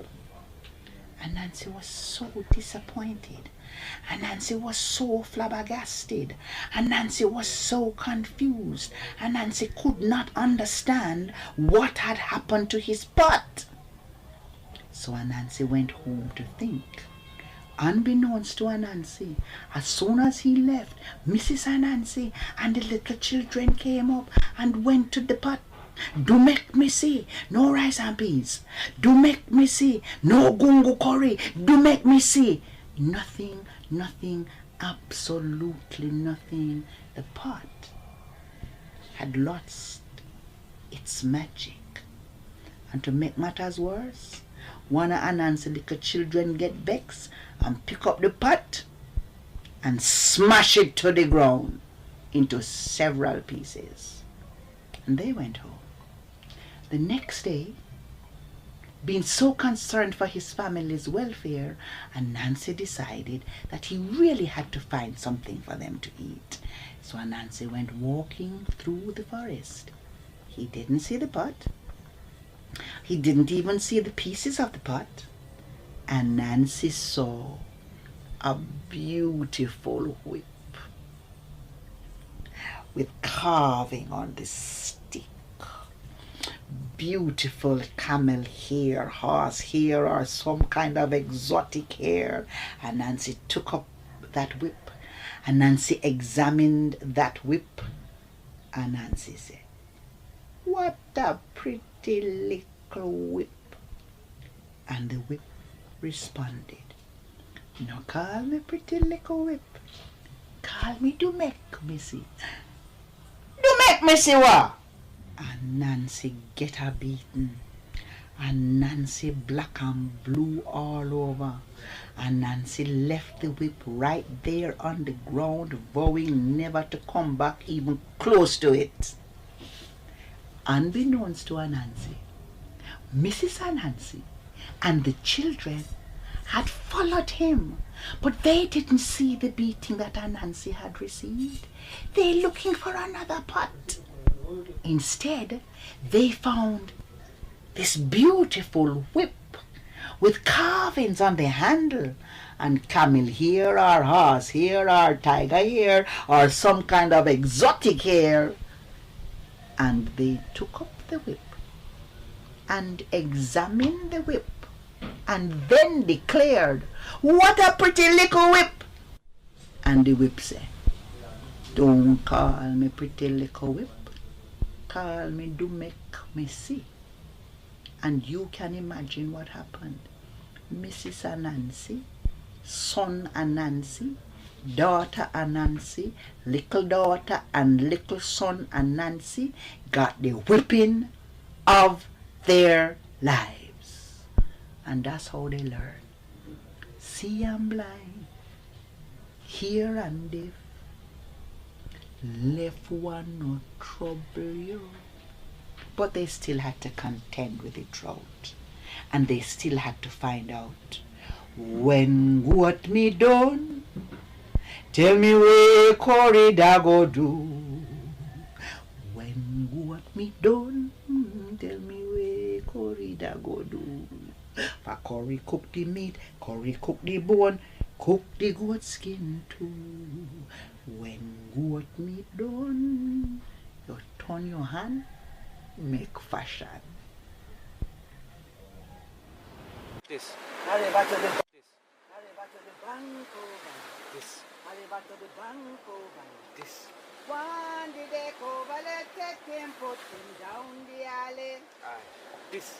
Arriba to the banco. This. Arriba to the banco.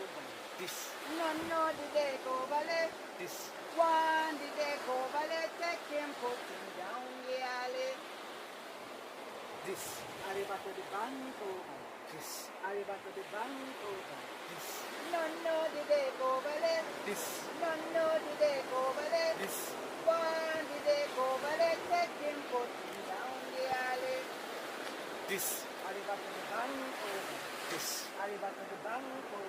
This. No, the deco, let. This. No, the deco, let. This. No, the deco, let. Arriba to the banco. Arriba to the banco. No, the deco, let. No, the deco, let. No, the deco, let.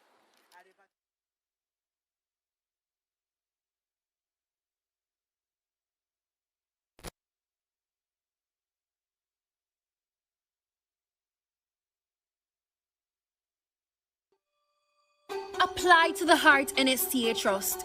Learn a new skill and expand your horizons. Your government has made it completely free to you.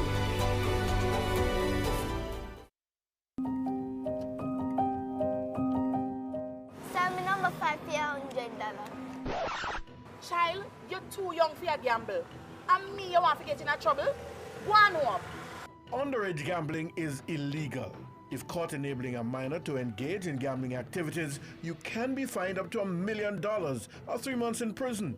Call Crime Stop now to report illegal gambling. You don't have to give your name. A message from the Betting, Gaming and Lotteries Commission.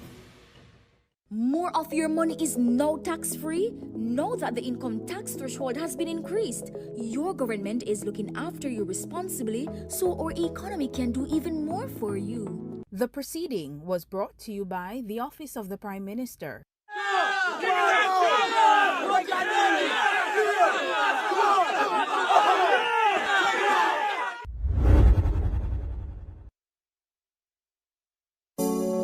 Yes, sire. Yes, sire. Larry Israel, you know? It's Glenaya. Ash. Rough! It's I with the fire. Yes. I'm here, say, we learn from the bicycle chain how the links them unite. So we use it as example and stuck it in our brain. Yes, I. Watch out now. Unite. Join the tribe. Praise the most high, yo, every time. Now go straight. Keep the vibes. We put in the work from 9 to 5. And this you go get, yo, we get a vibe. And a demon can disturb we vibe. One life, one vibe, so that we say. Unity we a deal with right away. We have to do it, tell them, we a go shine. Clean and clean heart and a pure mind. We a chat pan holy guns, we not blind. So we do it when we stepping with them most time. Free the youths and help us stop crime. This are the truth and it's real and no act time. Right now, we dead pan maritime. Sad days have to change when we unite. Unite, join the tribe. Praise the most high, yo, every time. Now go straight, keep the vibes. We put in the work from 9 to 5. And this you go get, yo, we get a vibe. And a demon can disturb we vibe. One life, one vibe, so that we say. Unity we a deal with right away. And we stay upon key, we not go straight. Any police mission that right away. Uplift my peeps, we no stay down. Every queen, every king, that a straight crown. Safety for every youth on the playground. Militancy cause fire, no play around. Hot, hot, hot, this a fire, no play around. Tell them we a do it, we no fear none. Unite, join the tribe. Praise the most high, yo, every time. Now go straight, keep the vibes. We put in the work from 9 to 5. And this you go get, yo, we get a vibe. And a demon can disturb we vibe. One life, one vibe, so that we say. Unity we a deal with right away. Another day for we join hands link up. And we no care what the pagans think of. We still a live good, although things tough. If you love peace, make you rise every drink up. This toast is for love. And this one is for peace. And one more for unity. Unite, yes. Join the tribe. Praise the most high, yo, every time. Now go straight. keep the vibes. We put in the work from 9 to 5. At the studio gate, yo, we get a vibe. And a demon can disturb the vibe.